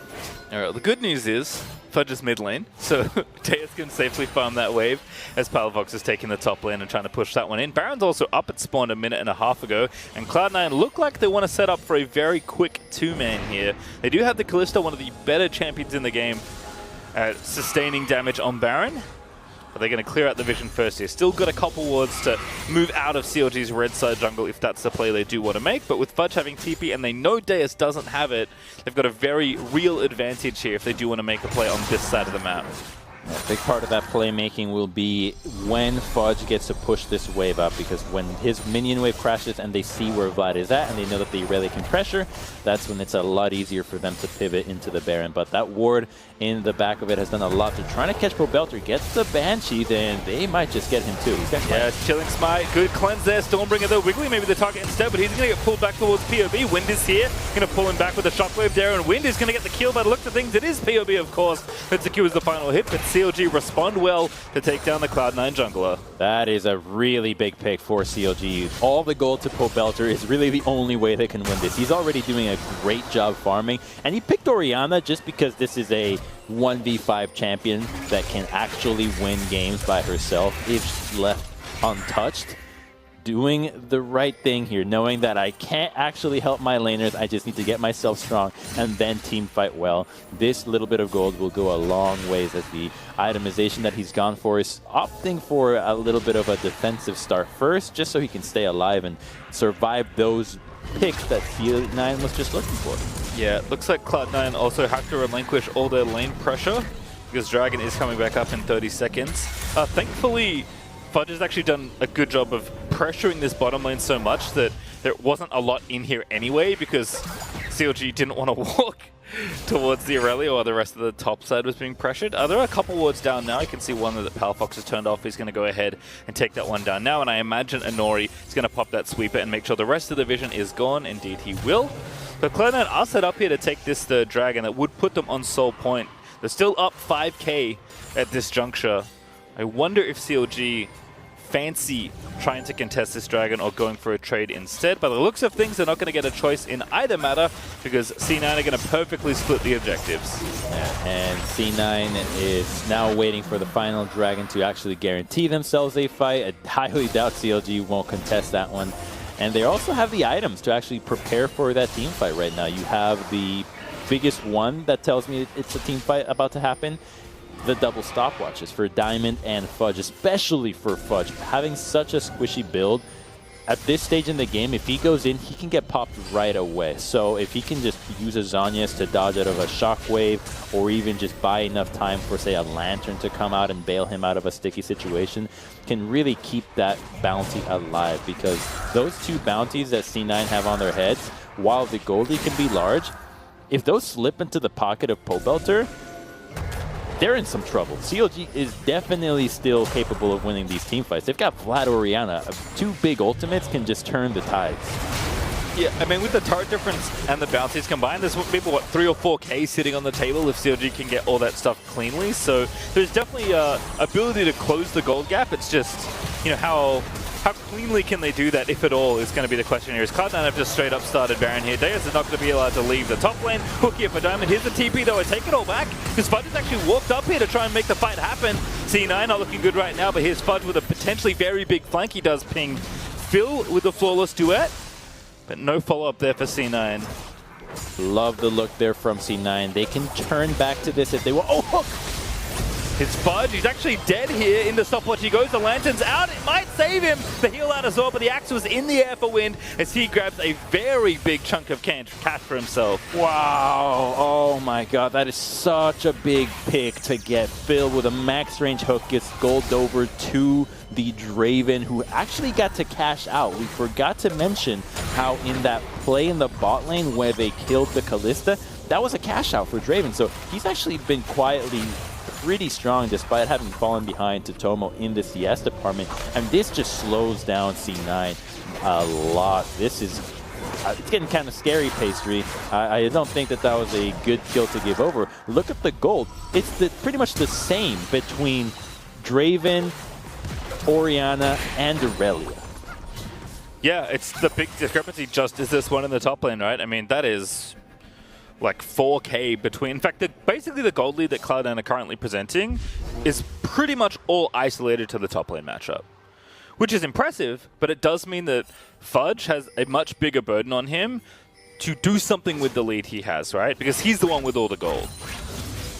He burned that stopwatch too, so that pressure is now mounting even more because he doesn't have that ability to get into the fight and actually do something now. He knows he'll get popped right away because, yeah, if he was focus fire in that hook, but he didn't last at all. In the knockup, they could just pop him. Yeah, and Aurelia can be kind of brittle, right? Not that tanky, especially with this kind of build right now. You need to auto to get the lifesteal down. You know, a shield only blocks magic damage when you channel your W, or reduces it, I should say. So, you know, not all that durable. Usually that mobility is the thing that keeps you alive as you lifesteal away, dancing on things. But they are going to do this once again. They know Deus' TP is already gone. This was the benefit of Fudge walking to that team fight, is that they can make this Baron play once again.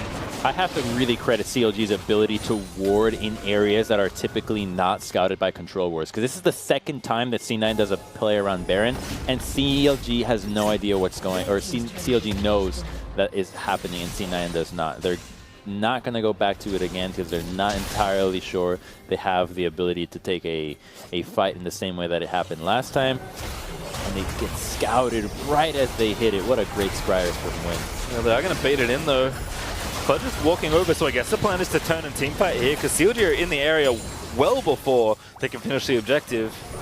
Pilg again, maybe going to look for a hook here, and Ori ready with the ulti if he wants to jump in. Kalista stacking those arrows. Well, they might actually just try and get it here. Wiggly's asleep. That's a good target to get. They'll hook him up. They'll try and take him down, but it's got a big Haymaker shield ready to go. Does pop it. The Rend is pulled out, but that's not enough to get the kill on Wiggly, and Fudge is going to base because he's got a stack of cash to spend, I imagine. So this TP back in may be the thing that triggers a fight for Cloud9. Well, with Wiggly having to base, they can just go back to it. He's going to stay, has Hex Flash if anything really needs him to get into the mix. But yeah, he kind of has to stay. Ooh, Phil with the flash Q. It's going to find it. Wynn's going to get kill Inori now. That means the Baron is on the table for the taking, but Wiggly, he's also dead, so no junglers as the Baron is still up. Tomo low, but not out of it, and Deus getting low here as Fudge did line up the stun, but he didn't have the kill through to stop with his Diamond dives back in because he knows he has to try and kill Deus, but he's not going to get it, and Wynn's going to flash in and get the kill onto Fudge. So CLG keeping themselves in this game, keeping their tiebreaker available here. Wow, the combo between Phil and Wiggly there was sick. They get the Volley Bear and ult him into the back of the team.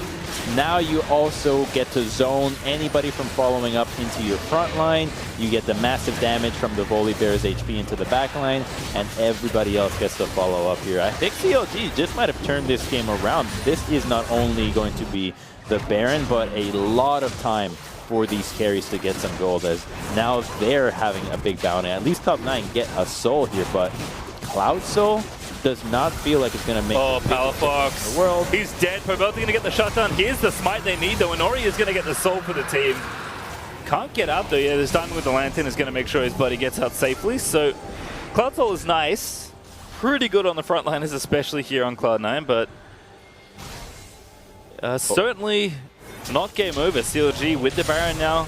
It's going to be their turn to try and even up this gold lead. In fact, it's only 1,000 gold between these two teams now.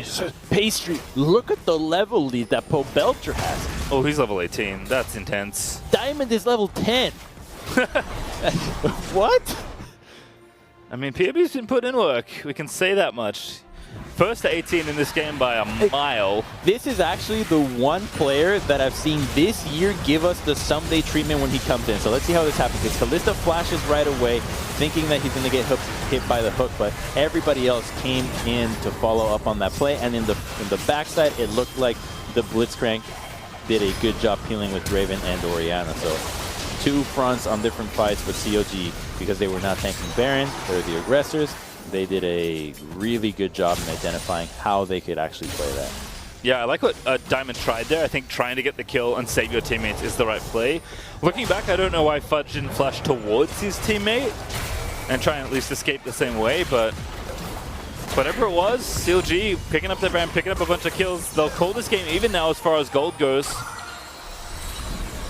Well, I think it's in the favor of CLG. Big time now. This Orianna is so strong.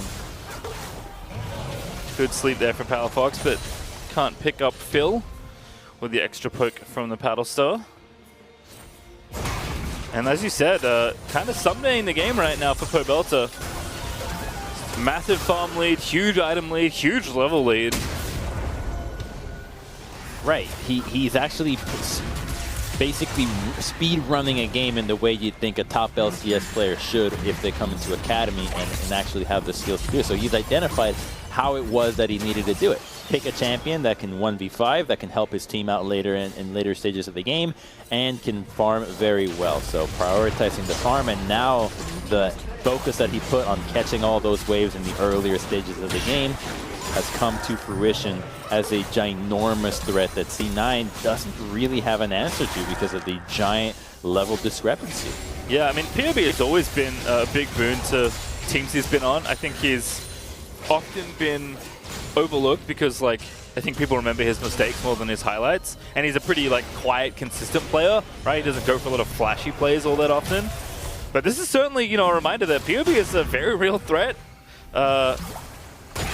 You know, a player that often has been around for so long. He often helps with like in-game calling and macro calls. He speaks fluent English and Korean, right? And with the history of Korean imports in the LCS and now in Academy as well, you know, he can offer that as well. Like, I'm sure Wynn's English is quite good. He's been speaking English with his team the whole time he's been here, but you know, he's got a little bit of help if PUBG needs to add that as well. He plays really good music too. I mean, he's got it all. Right? Hey, why would you want Pobelter on your team? What's going on, teams? He's certainly making a case to just streak carry this game in 1v9/1v5 fashion. He's about to flame Horizon Palafox. And Palafox is the guy that we were highlighting as one of the best mid laners that we have in the Academy. And with all that considered then, Crumbs, this is actually now a battle of who can be the bigger carry. Is it going to be Fudge, who has Flame Horizon Deus, versus Pobelter, who is on the verge of Flame Horizoning Palafox and is keeping CLG in this game? He's even up the gold. He's actually got CLG the gold lead. Sure, Cloud9 have the Cloud Soul, but this game is going to be about more than that soul. I think it's Pobelter. If it's Pobelter versus Fudge, the AoE and the safety that the Orianna has to execute what she needs to do is so much more reliable than what Fudge has to do. Like, Fudge's outplaying in a team fight has to be absolutely bonkers. I mean, he has to just style on so many members with an incredible set of stuns. And even his counterpart is actually already super relevant. 3 giant items on this Vladimir. A huge threat, actually. Yep, bubble hit from Palafox attempted, but CLG just walking through the front door at this point. They'll bash it down, they'll take down the in-hit tower. And there's another hook from Phil. It doesn't really matter who you pick at this point. All targets seem pretty good. And they're going to dive back in. Wiggly getting involved, but Redemption coming down. C9 are going to reset this fight, but CLG have more damage to come. Haven't taken the inhib just yet, but Cloud9 have taken a beating trying to keep it alive. Okay, they get an inhibitor and get to fall back.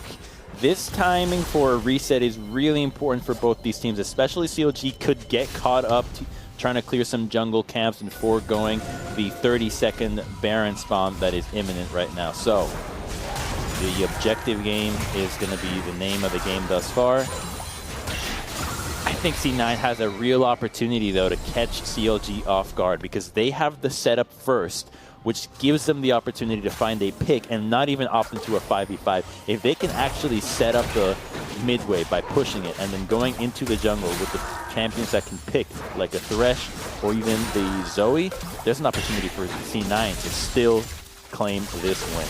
Yeah, I mean, both teams have the game in their hands, I would say, at this point. I think Fudge's split push power cannot be overstated. Good sleep there onto Phil, but no follow-up there. Those Mercury Treads coming in handy there for the Blitzcrank, and CLG is just going to start the Baron. Fudge is walking over. C9 are opting to teamfight this.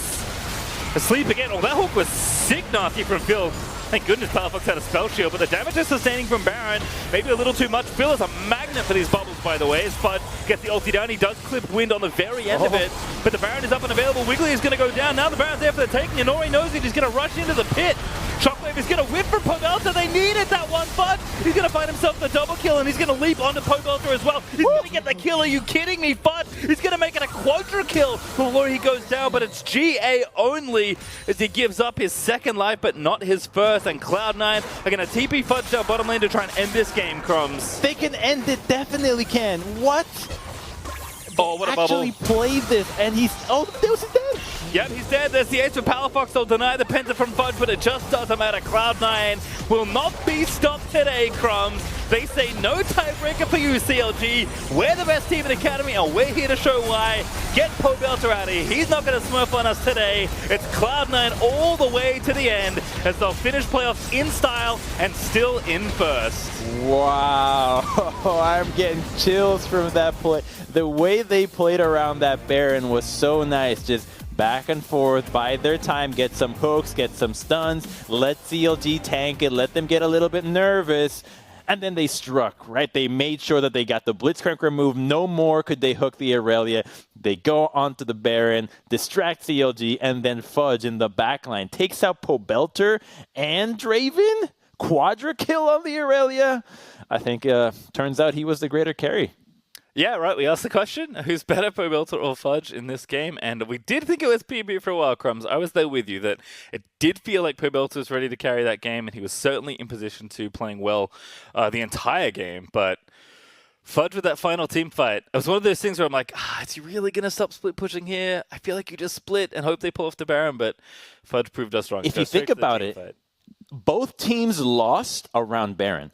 CLG, yes. C9's major fight was actually when they tried to do Baron a bunch of times and then CLG collapsed and killed them. When did CLG lose? When they started doing all the Baron dance and then lost. And I think looking back for it, it was that the time that it took them from taking the inhibitor to resetting was way too long. That's one of those situations where teams do a really good job in doing one of those classic Fnatic brush baits where they'll just go into a brush that's really close to the base and then recall together there. And if somebody comes, then you can just kill them. But because you're channeling the recall, you're all together, there's a chance that you can actually get a pick. But if you don't, you get a quicker reset, which gets you back to the Dragon and Baron first, which puts you away from the position that they were in, where C9 just had complete control, but you were still thinking that you could do the objective.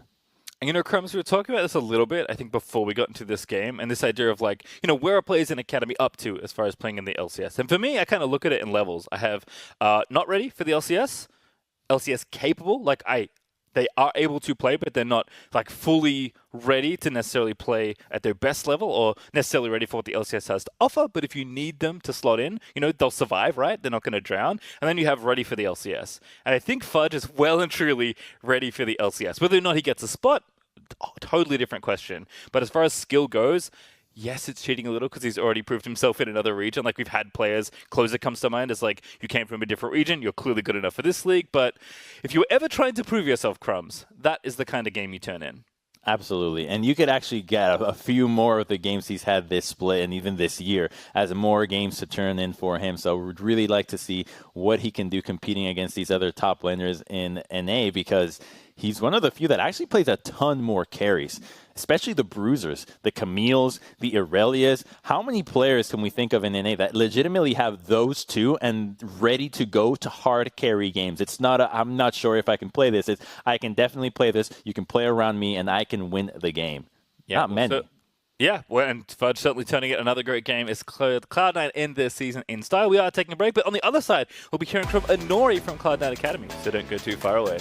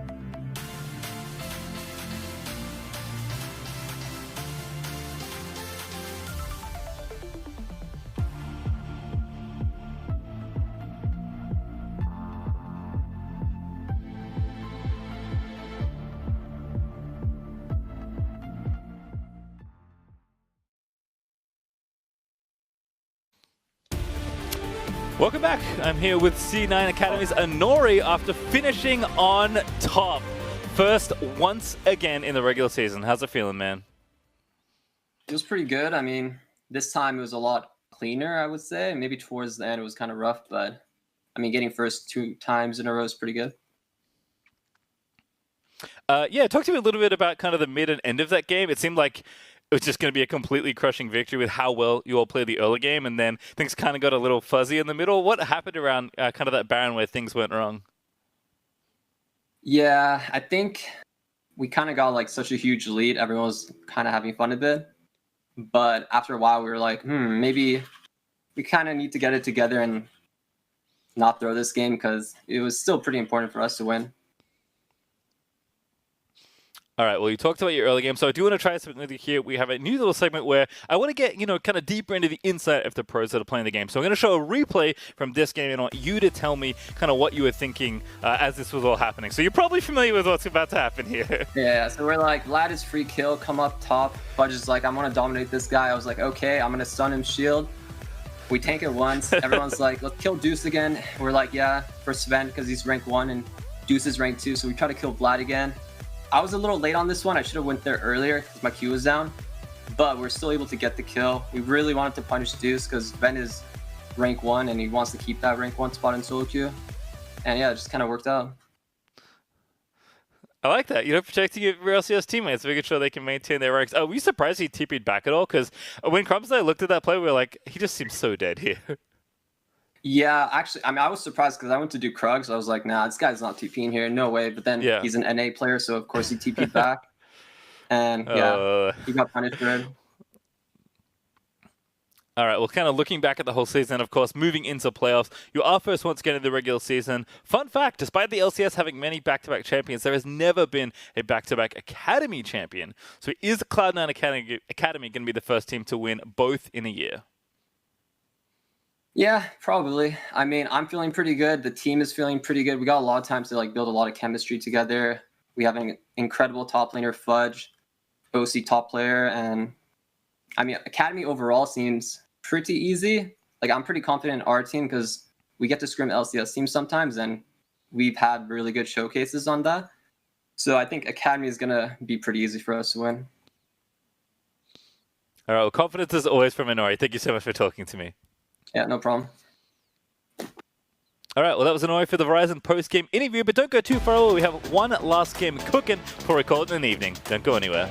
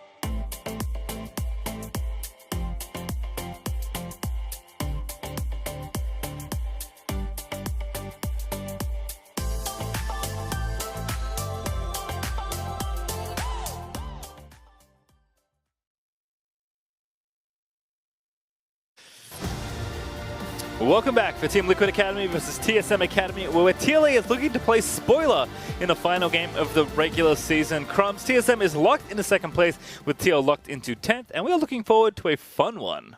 And if there's any team that delivers fun, it's TLA. I think this team has actually been pretty exciting, especially Yusui. Always in the regular season, he's delivering some fun picks. So I think he'll do it again today because why not? There's nothing at stake for this team anymore. Yeah, actually, both these teams have been locked into their standing spots for the rest of the season, so TSM will continue into playoffs in second no matter what happens here in this game. And they did beat Golden Guardians in a back-and-forth game yesterday, but they have struggled recently since Truthers got moved up into the LCS, so they are looking to kind of look a bit better in moving into the postseason as they are 1-3 in their last 4 games. It does matter a lot more for TSM to at least show consistent form. They can't just take it as a completely for-fun game. They could implement some creative picks here and there, but losing your mental here is not a good way to start the playoff run. And that's really what this is about, because going up against a team that can throw you a curveball is a good way to prepare yourself come playoffs, where teams are going to be experimenting with drafts to throw you off, or the exhaustion of playing a very long series that can get really stressful. Yep, TLA certainly, I think, better than their record, and certainly we expected this team to perform a little bit better. Unfortunately, they have not lived up to those expectations this split, but the quality of their players when they're playing well and the individual talent, I think, is there. It's just team cohesion and consistency, and a lot of things have plagued this team all summer long. So I'm definitely expecting some fun here. Grig and Yusui tend to like doing things that are a little bit different. Yusui has an extremely wide champion pool. Grig has played Kartus recently and won, so like you never know what you're going to get here with this one. But we'll see what the draft delivers, because depending on how the teams are looking, this may be the most exciting thing that happens in the game. I love draft. Honestly, I think I could just watch drafts all game long. I definitely could. You could just show me drafts and then post-game lobbies, and I'm still going to feel like... Drafts and graphs, that's all Crumbs wants to see. A whole game of League. It's almost like old-school gaming, right, where it's all just text-based. Yeah, it's all just text. All right, well, Ash and Olaf kicking the draft off here, so very standard so far. Definitely good to keep the powerful champions out of Grig's hands, because he is an aggro one, especially in Academy. Actually used to be on TSM too. He was a Academy champion with them not all that long ago, so maybe gonna have some revenge here. It'd be a fun way to end your season when you know you're unfortunately stuck in 10th regardless of the result. Just stick it at TSM one last time and line up for next split. Yeah, definitely thinking about next split, but it is a long ways from here, which is what the players that are not making playoffs right now are really bummed out about, because it's a long time without playing. But hey, there's always Korea to actually go boot camp to, even now, believe it or not. Well, Volibear and Galio are the next 2 bans, so things are very standard at this point. Like, unsettlingly standard. But, you know, we're going to get a very basic draft. We might. There's Karma ban. That's also another good power pick to take away. What is TSM's final ban going to be here, though? Do they ban Twisted Fate? I'm not sure if Yasui's played at this split. Set instead. That's a good ban. I like seeing Set banned. He's a little too ubiquitous sometimes. Too common. I'm setted out. Kalista, okay. Rikara there for Kalista. Oh, this would be a good one. Oh, I don't think it's going to happen, but if there was ever a time for Evolve to pull out the cat, it would be a game like now. Also, if he is going to play cat, by the way, he's probably not going to pick it early, because I think Katarina has like a whole phone book worth of bad matchups. But I think at least all his teammates are going to be hovering it for most of this game.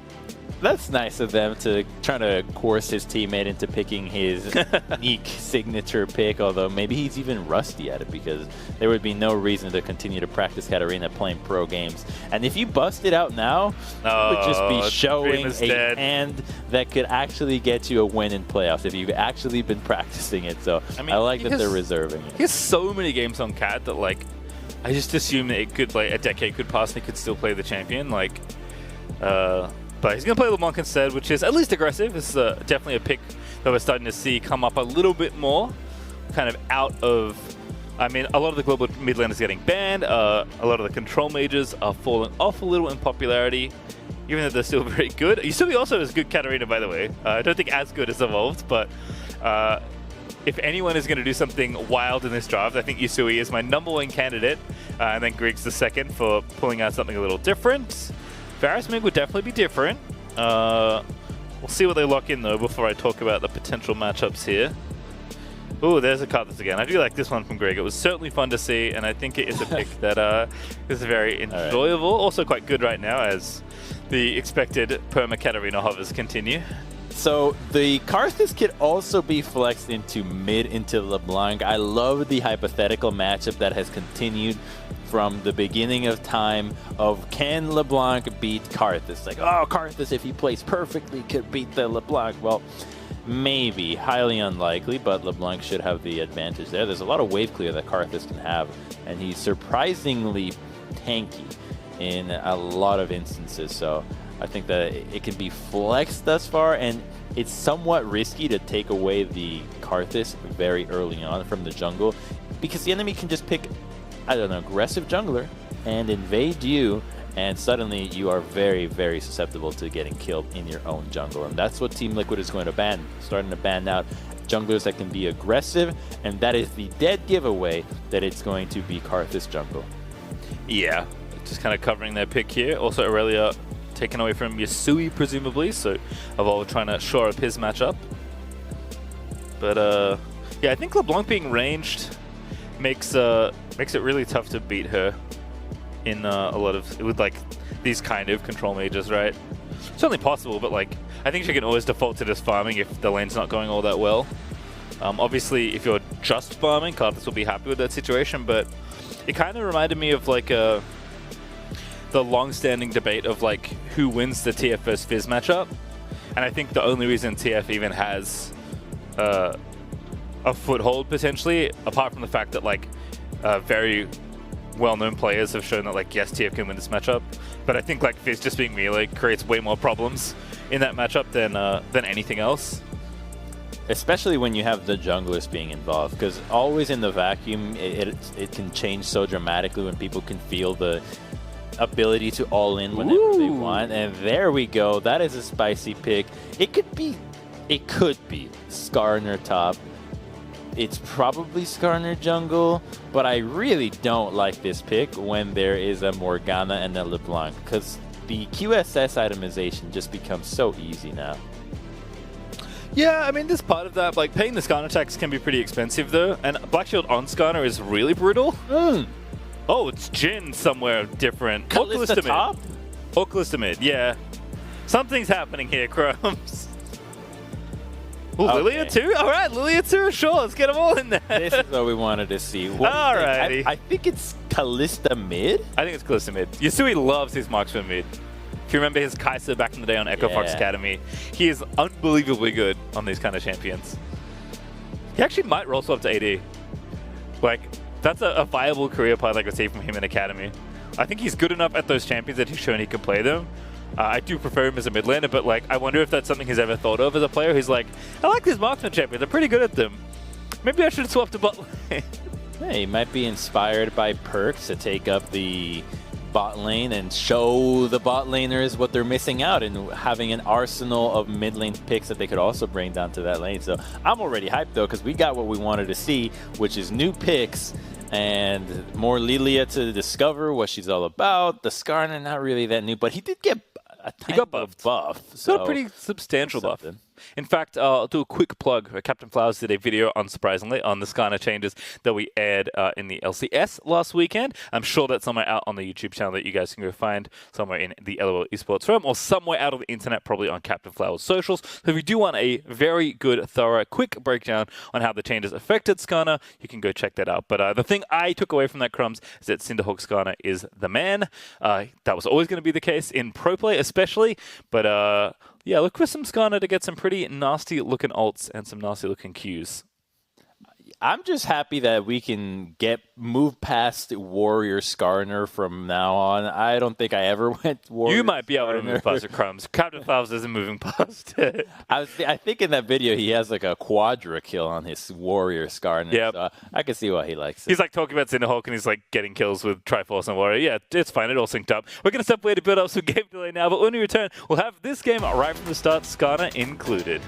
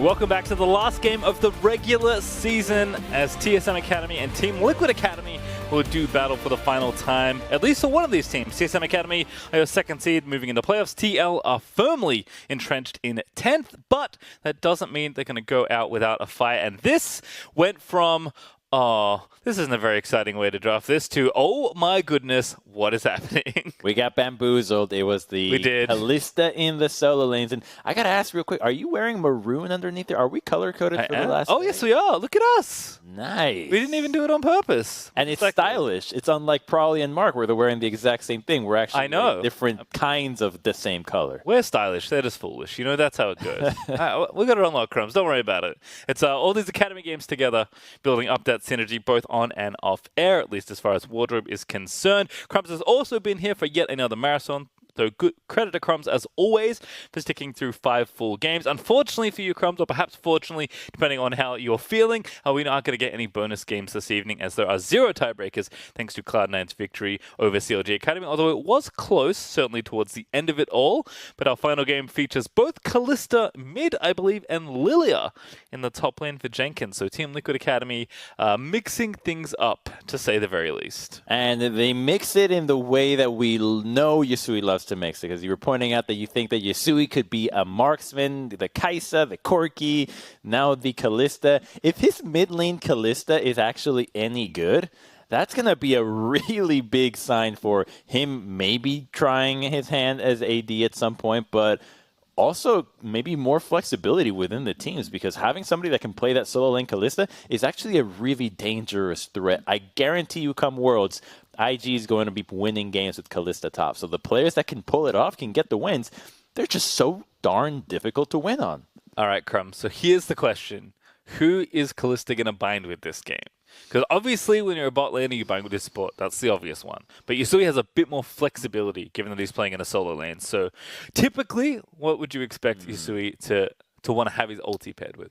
So let me think. You've got Lilia, Karthus, jungle, Lilia top, Kalista, and then support and AD are Jhin and Blank being drawn.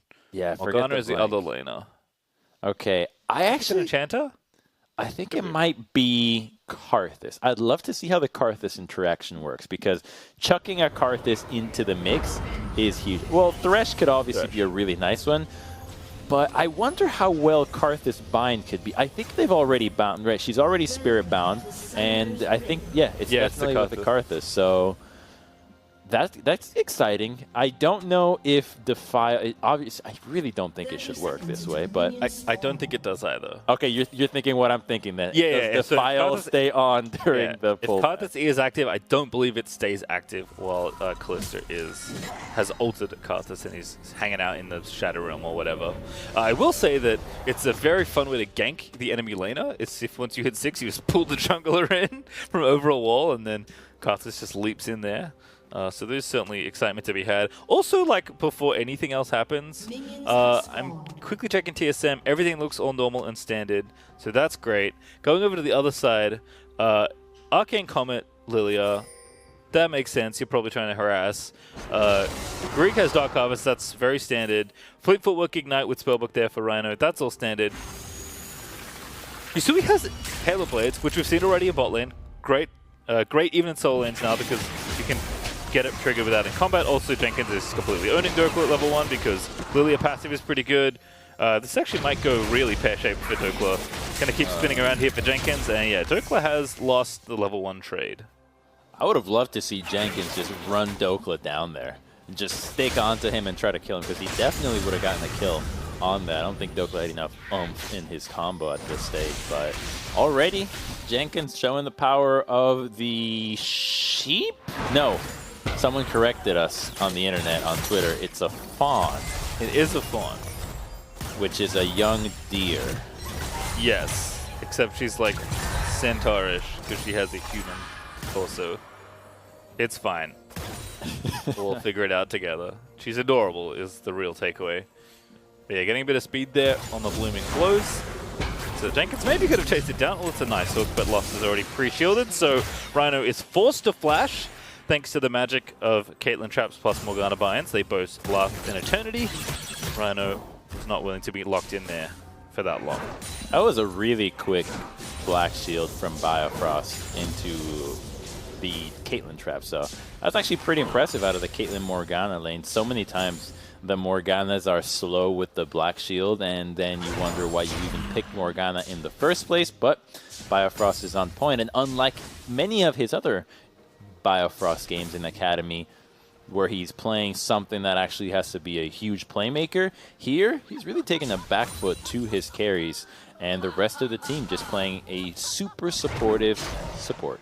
He maxing Q? That's so... I mean, he might have 1 point every skill now. Although he doesn't have to go W, right? Nope, no points in W. Needed a solo lane Kalista. So yeah, he's probably maxing Q. Yeah, as I was trying to point out earlier, Yasui not only on Halo Blades, which I think is just like the right choice on Kalista in basically any role, even Sport, if that was the thing. He's like Ignite and Dorange Blade. He's like really getting in there. That's such a good Ignite. Lost is in there. That's going to be a kill. Not quite. The Ignite is not enough damage to take down Rikara. Lost needed one more auto in. But regardless, 3 summoners burnt for almost a kill. I love the aggression from the TSM duo lane. That was so hypey. I think that was what? Blind or Flash bind into Flash 90 caliber net. I really wonder where the cupcakes were at. Because if back in the store. Okay, they weren't baked ready. Yeah. They weren't ready to go. That's my assumption. I don't actually know what the answer is, unfortunately. I mean, that is exactly what we needed to know. They were just not baked yet. The store was still dealing with them. They're still maybe in flour and bottled sugar. Yeah, they're in liquid mode, you know, still battered. Not actually baked at all yet. There's been a delay in shipping. That's the real trick with Caitlyn. She pretends to be she's both a safari hunter and a great cook, a great baker. I mean, no Yordle is going to be tempted by an unbaked or underbaked cupcake crumbs. It's got to be perfectly baked every time, or nobody's getting anywhere near that bear trap that's underneath it. That's true. So she actually might just be the best cook in all of Summoner's Rift, because nobody else would go near something so dangerous if it wasn't delicious. She might know the best cook in Runeterra, right? There is I believe it's still got Sinful Succulents Morgana, where she's baking cookies.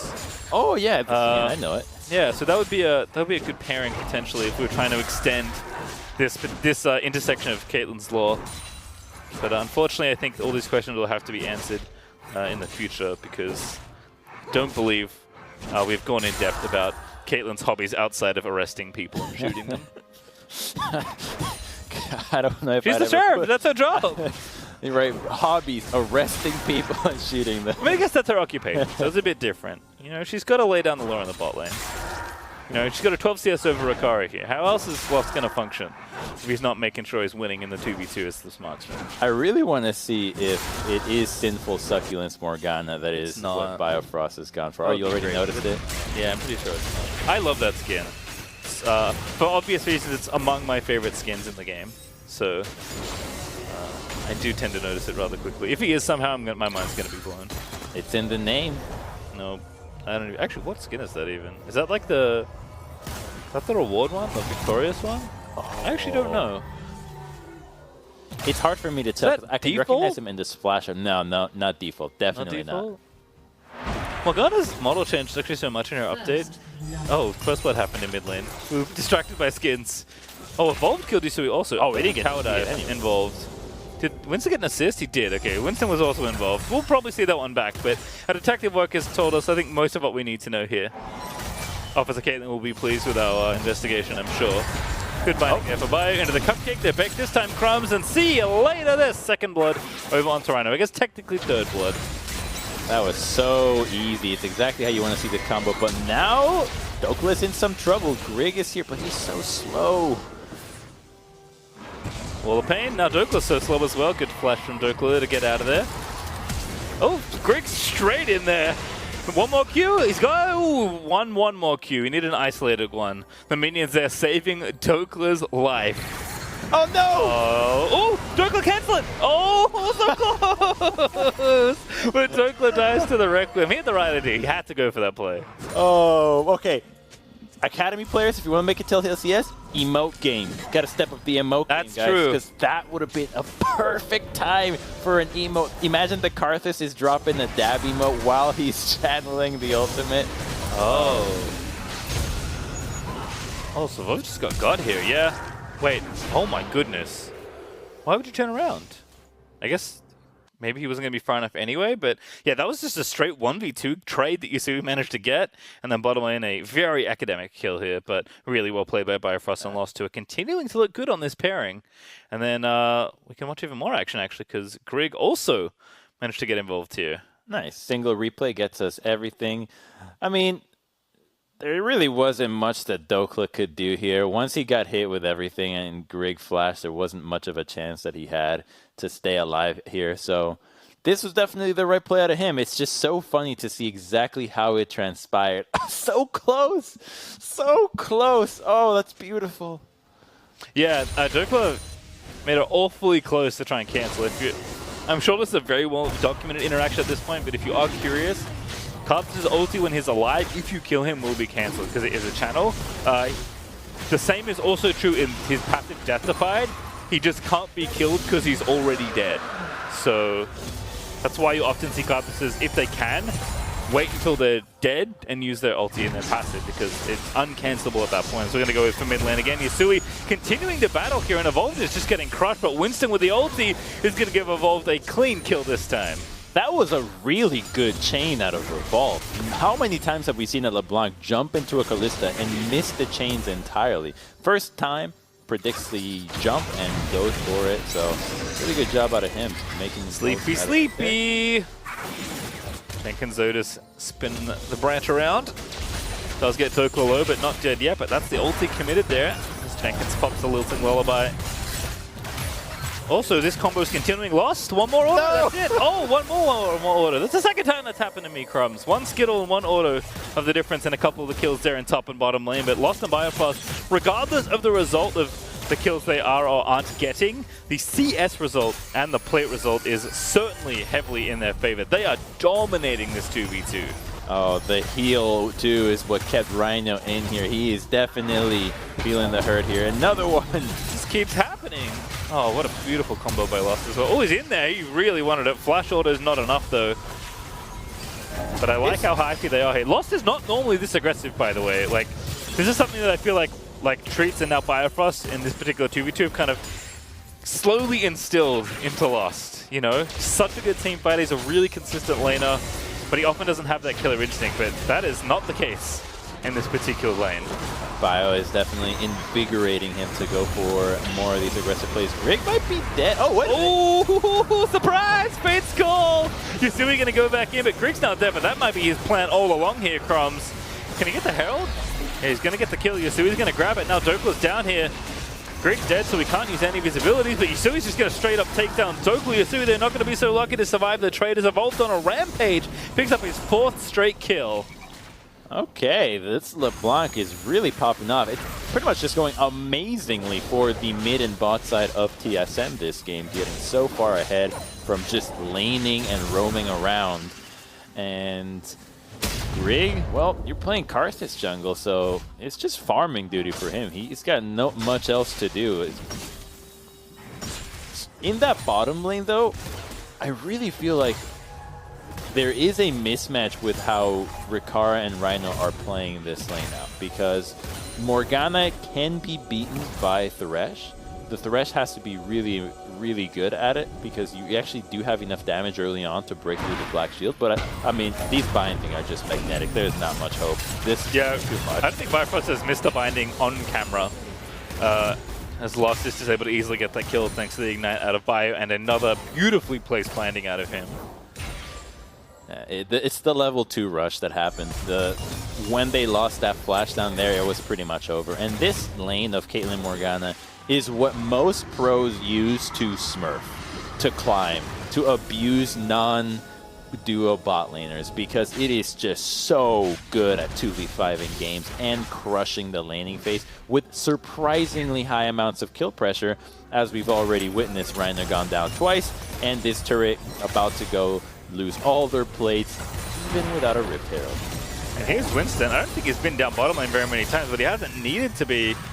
TSM's dual lane solo is basically looking to take this entire tower and its plates away without any jungle interference. Both jungles were down there, and just in case something happened, Jenkins backing onto Dokla, going to try and make the trades happen. It's sad we haven't been able to see much of this lane because there's been so much action in the bottom lane and the mid lane, but Jenkins actually doing pretty well. I'm curious to see if we end up in any teamfight state that seems even, if Jenkins can find some cool ultis. Of course, known a lot for his cannon play, certainly someone that is good with big teamfight ultimates, so I think he can do a lot of work on this champion. I just think that there's not enough to be helped. Oh, what? Goodness, that ace in the hole was killed as well. Lantern Shield saving his life.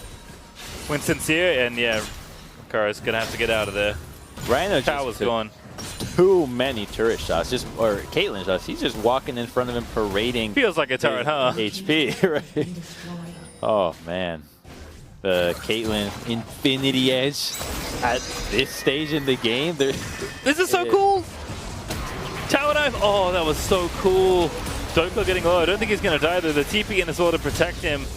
But Evolved is here, and now Jenkins and Greg going to have to get out. But that was so well lined up by Jenkins and Greg. Bio's here. Biofrost in, flash ulti on the Greg. He's just going to get a kill on the jungler.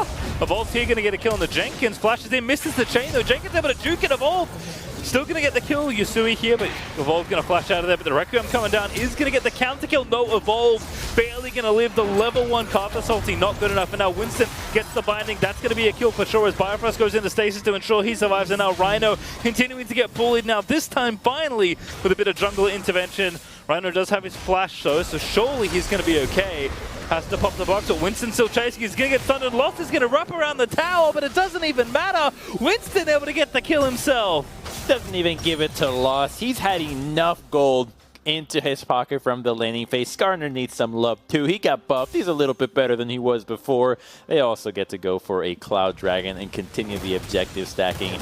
This game is all TSM pastry, and even though the top lane is cool to see with Lilia, the LeBlanc, Caitlyn, and Morgana, the first 3 picks that we've seen from TSM have just obliterated this game. Yeah, if Evolved was looking to really end the regular season on a high note, this is going to be one of the games to do it. He's got a Magize right now. 2nd item, 10 stacks already. He is feeling the hard carry crumbs, and he might not even need it with how well Lost and Biofrost are playing. That's such a good feeling, to know that you're really playing well, but it might not matter because your teammates are playing just as well. Just a tear rolls down your eye, and you just are really appreciative of those moments, because we've all been in those times where you're giving it your all and your teammates aren't on the same page. All right, get hopping. Oh, whoa! Bio again! Just has not missed on camera. Nope. Someone please show me a replay of Biofrost missing a binding this game. This might actually be Biofrost. Check his computer. His best game of the split on both LCS and Academy.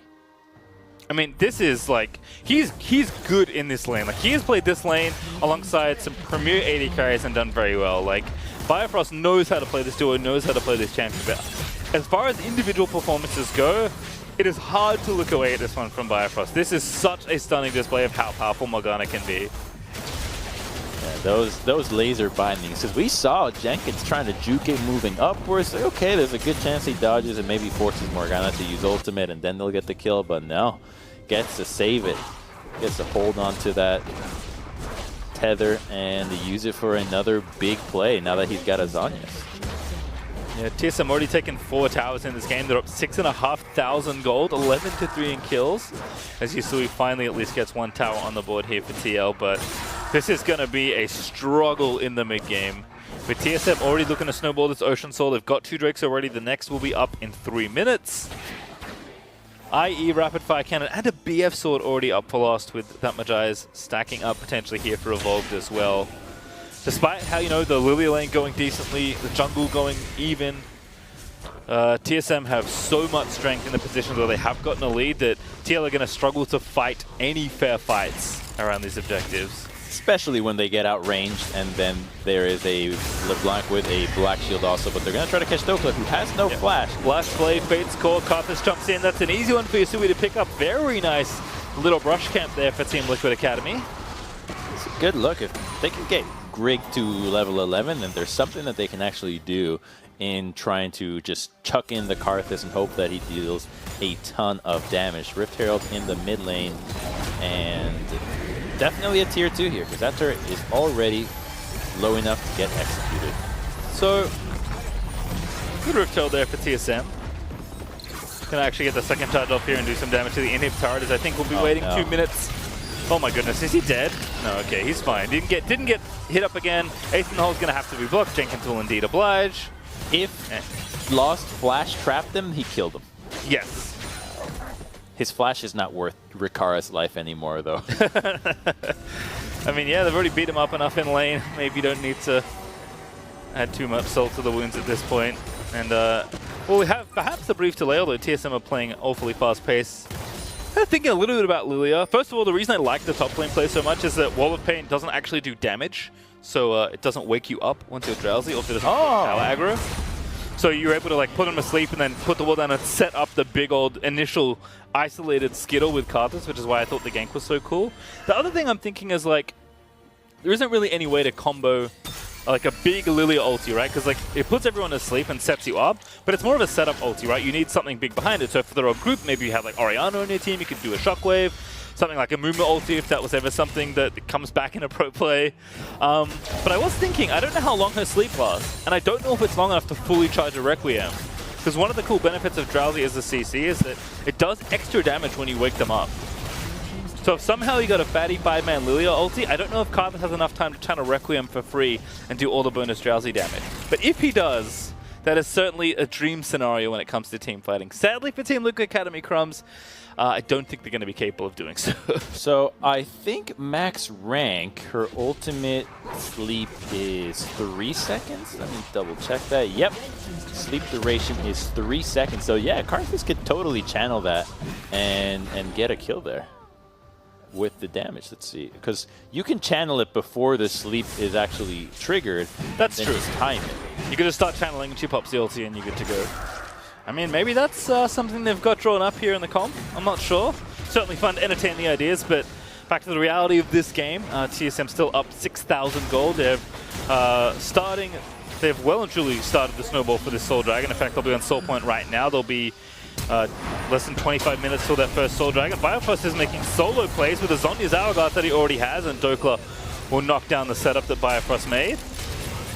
TSM are looking to end in absolutely second place here, proving that they are still a top team here in Academy. As Evolve trying to make a solo play of his own here. He hasn't added a new page to the book in a while. Grig, what is that play?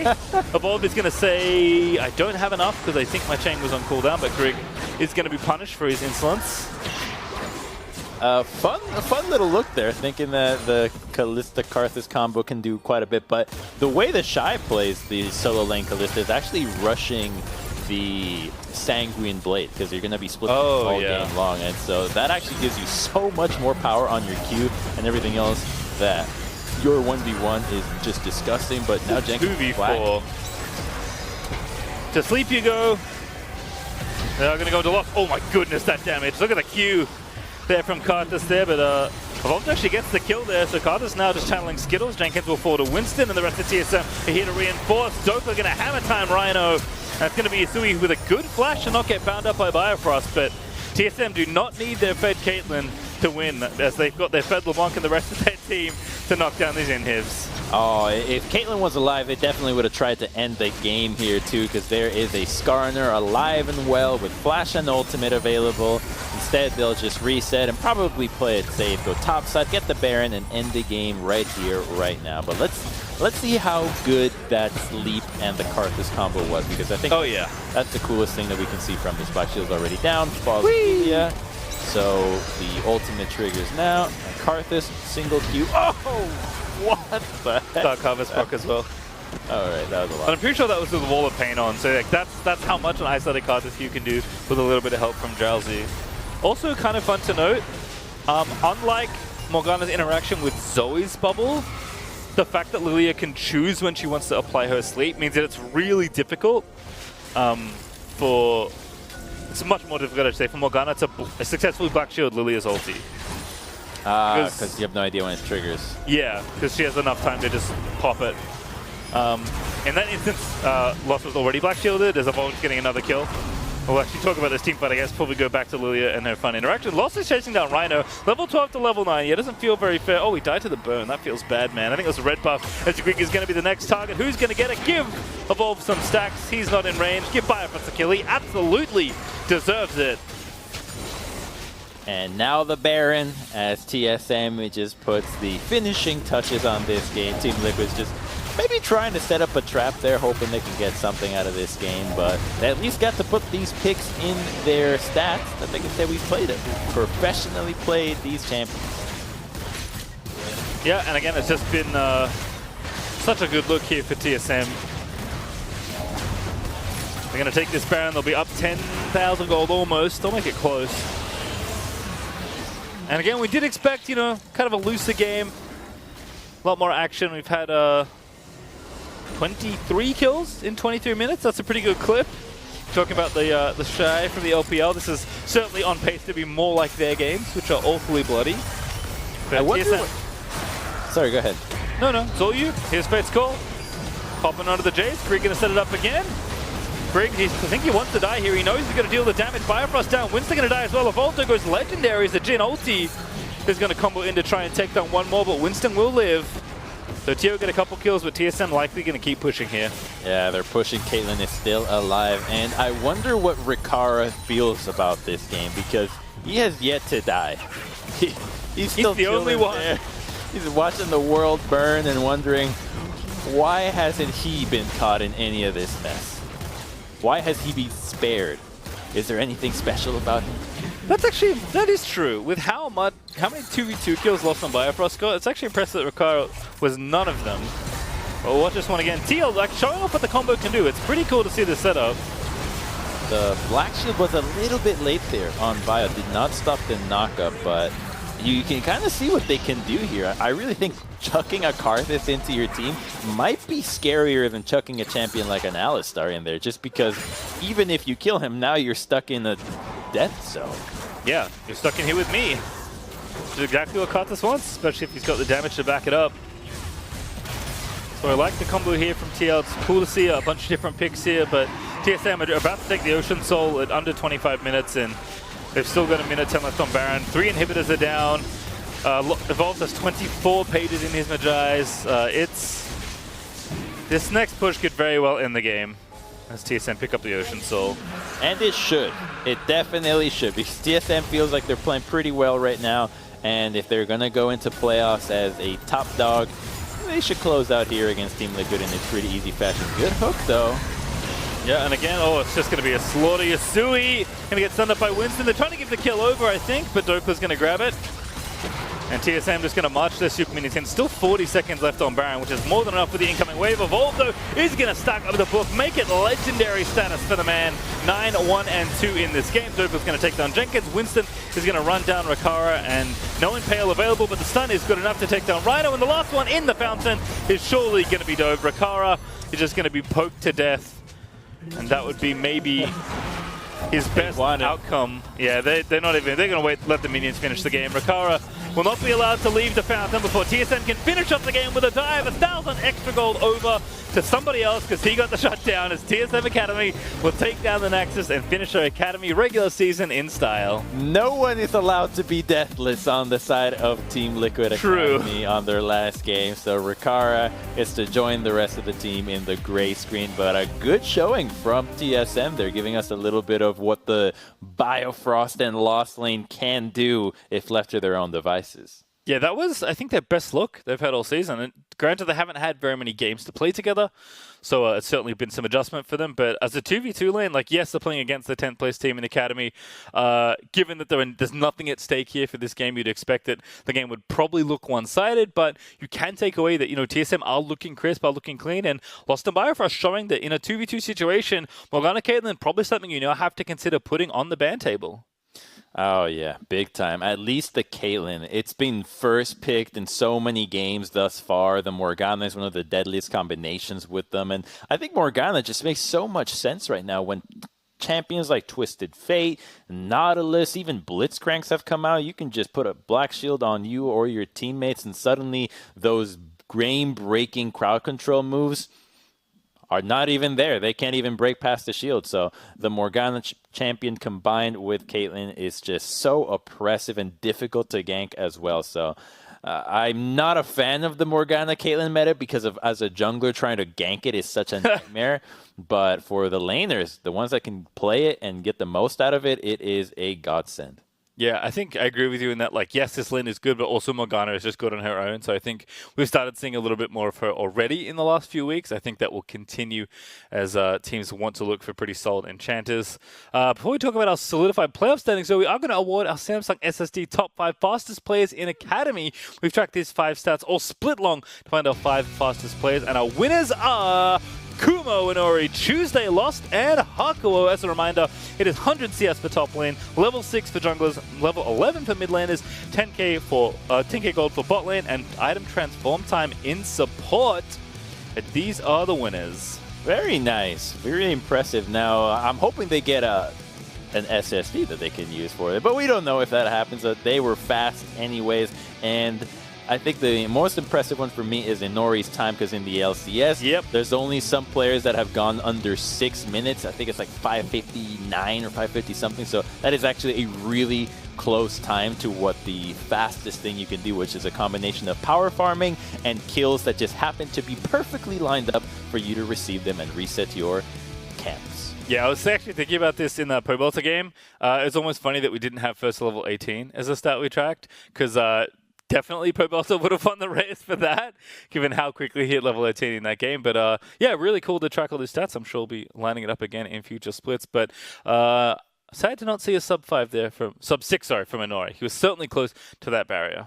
2 seconds. Yeah, he'll have to shave off that very embarrassing 6:02 time and give us a better showing. The LCS bar is under 6 minutes, Inori, so 5:59, and you'll get up there. All right, well, we'll take a look at the standings now. With the last game of the regular season over, our final standings are locked. C9 have taken first place, with TSM looking in second. And despite bringing in a brand new jungle, 100 Thieves land themselves in third place, with Golden Guardians looking in fourth, and CLG and Evil Geniuses Academy rounding out our playoff teams, with Dig, Immortals, FlyQuest, and Team Liquid all missing playoffs this split. It's crazy what you said with 100 Thieves. We're bringing in a new jungler. How many times have they brought in new players to the Academy roster, and still they remain at a really close proximity to Cloud9 and TSM that were so dominant for most of this split. It is just a really wild run out of them. And them and Golden Guardians are, I think, my wild horses here for the playoff race. Third and fourth always being really dangerous, since they're also the only 2 double-digit teams outside of C9 and TSM, those 2 powerhouses. Well, those standings set, our bracket begins. So let's take a look at the playoff picture now for Academy. Golden Guardians will face off against CLG on Thursday, followed by 100 Thieves versus Evil Genius Academy on Friday. And those games will follow the LCS best of 5s on both those days. So stick around after the LCS if you want to see how the Academy matches do pan out. But a lot of fun there here. I mean, Cloud9 TSM awaiting their opponents. Very curious to see who they pick, actually, because it's not clear necessarily, especially if the teams are informed, who's going to make it out of those first round matches. And they have all the scrims that they have against all these teams to really make their decision off, because oftentimes what we think is a good matchup for them, they might have played 100 games with one of these teams over the split and maybe won 80 out of 100, and so they're thinking, we might have had a hard time against it, so maybe even somebody like CLG today, but say, no, this is the team that we actually want to be facing because we know that our style matches best. Or if they feel like, hey, this team is pretty weak around top lane, we can just win an entire series playing around top lane, something that they struggle with, might be another avenue that C9 looks towards picking an opponent. Somebody like, say, Evil Geniuses, maybe if they win their matchup against 100 Thieves, well, EG doesn't really play around top lane too much. That could be a point where C9 could find an advantage. Yeah, for sure. And that's Academy for us until playoffs. But our Friday Night League does return tomorrow, starting up with Dignitas taking on C9 to keep their playoff run alive before finishing up a night with TSM versus Golden Guardians. The LCF playoffs also